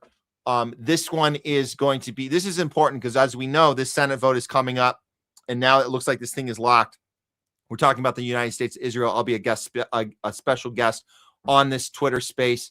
And the people you want to check out, Ian Malcolm and Joanne Marie. Let me just make sure you guys have their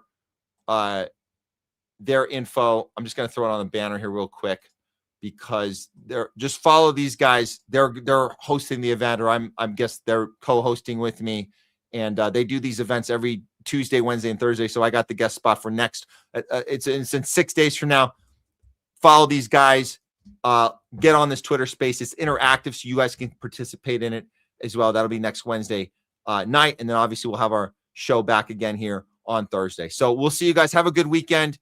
And yeah, thanks to Danny Shaw, Professor Danny Shaw, Jay Scott, and of course, Nurse Leslie for everything for today, and all you guys for all your participation in the show. We love you. Okay. We'll see you next time. Remember, when you go out in the world, always go out with courage, with conviction, and above all else, principle. Matt Weinglass, The Homeless Left, Non-Tribal Approach to News. We're going to leave you with this one. This is a October 7th conspiracy theory video from the Corbett Report. We love the Corbett Report. They did a nice 9/11 one. Now they have a October 7th one. Enjoy. We'll see you next week. Power to the people and free Palestine. We are out. 2023, approximately 6,000 Hamas soldiers flying paragliders and riding motorcycles skirted around the most heavily defended security wall in the world, somehow evading the fences, observation towers, cameras, sensors, barbed wire, and remote-controlled machine guns dividing Israel and Gaza. These 6,000 madmen, who trained for their dastardly sneak attack in full view of the IDF for months, then proceeded to roam around the Israeli countryside for hours with complete impunity, killing hundreds of Israeli civilians and not beheading babies and not raping women while IDF forces watched, because those IDF soldiers had been ordered to stand down that morning. All stations, I don't know why, I don't know how, something along those lines. No patrol on the fence. And this was at 5:20 in the morning. All stations are to hold their positions. Then the IDF sprung into action by implementing a policy to kill their own citizens in the event of a hostage situation. ישירות, אני חושב שבאופן טקטי במקומות שונים ניתנה, ובמקומות אחרים לא ניתנה, וזו בעיה. Luckily, the news anchors knew exactly what had happened within minutes. Now, the Israeli military says this infiltration came by land, by sea, and by air in the form of Hamas gunmen on paragliders. The U.S. Senate knew within hours. And Iran is teamed up with Hamas, is what we are hearing. And the Israeli government knew within the day. אזרחי ישראל, אנחנו במלחמה. לא במבצע, לא בסבבים, במלחמה. But for some reason, a bunch of crazy conspiracy theorists began to ask questions about the most startling security failure in the history of the most heavily defended border in the world. So the idea that Hamas could infiltrate about 20 communities inside Israel and attack the citizens without any immediate response from Israel is extraordinary. It is absolutely extraordinary. Those conspiracy theorists dared to ask why the border guards were told to stand down that morning, why Unit 8200 provided no geolocation data to security forces despite Hamas fighters using phones and radios inside Israel for hours, why the IDF ignored alerts of Hamas aerial activity hours before the attack took place, and why the Prime Minister, Defense Minister, and IDF chief didn't even speak with each other until 4 hours into the crisis. But they're just anti-Semitic loons, so they would ask those questions. Even so, the IDF provided answers to all the hard questions in their comprehensive after-action report, concluding that the Israeli army had failed in its mission to protect Israeli civilians, because no one could have predicted Hamas's intentions and readiness for a wide-scale surprise attack. Except for the Egyptian government, Israeli military intelligence, and the IDF's own Border Defense Corps. The Northern Brigade and Gaza Division had no coordination with the police, and the IDF didn't even know the Nova Music Festival was under attack for 3 hours, but that's okay because they were probably all trying their best.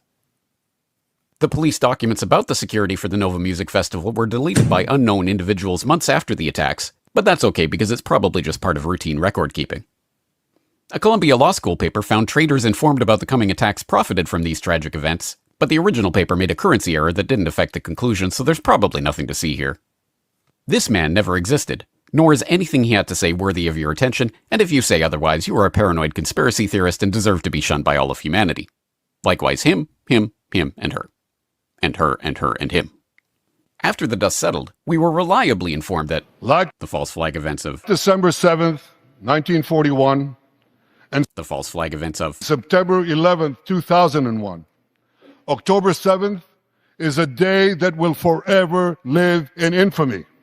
As a result, the Israeli forces made up for their error by gently and proportionately leveling Gaza, killing 75,000 civilians, blockading humanitarian aid, massacring people begging for food, telling people to move to areas that were then bombed, bombing hospitals that Hamas fighters were not occupying, and destroying the vast underground Hamas supervillain bunker that didn't exist.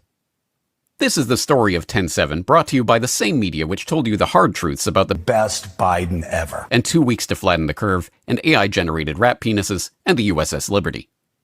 If you have any questions about this story, you are a terror-loving anti-Semitic libtard who deserves to be deported regardless of citizenship status. If you love the government of Israel and/or peace, tranquility, cooperation, fresh bagels, and this adorable baby, you will never express doubts about any part of this story to anyone. Ever. This has been a public service announcement by the Friends of the IDF, the Epstein Influence Network, AIPAC, the ADL, the Israeli government spokespeople in the media, and the Likudniks. Because ignorance is strength.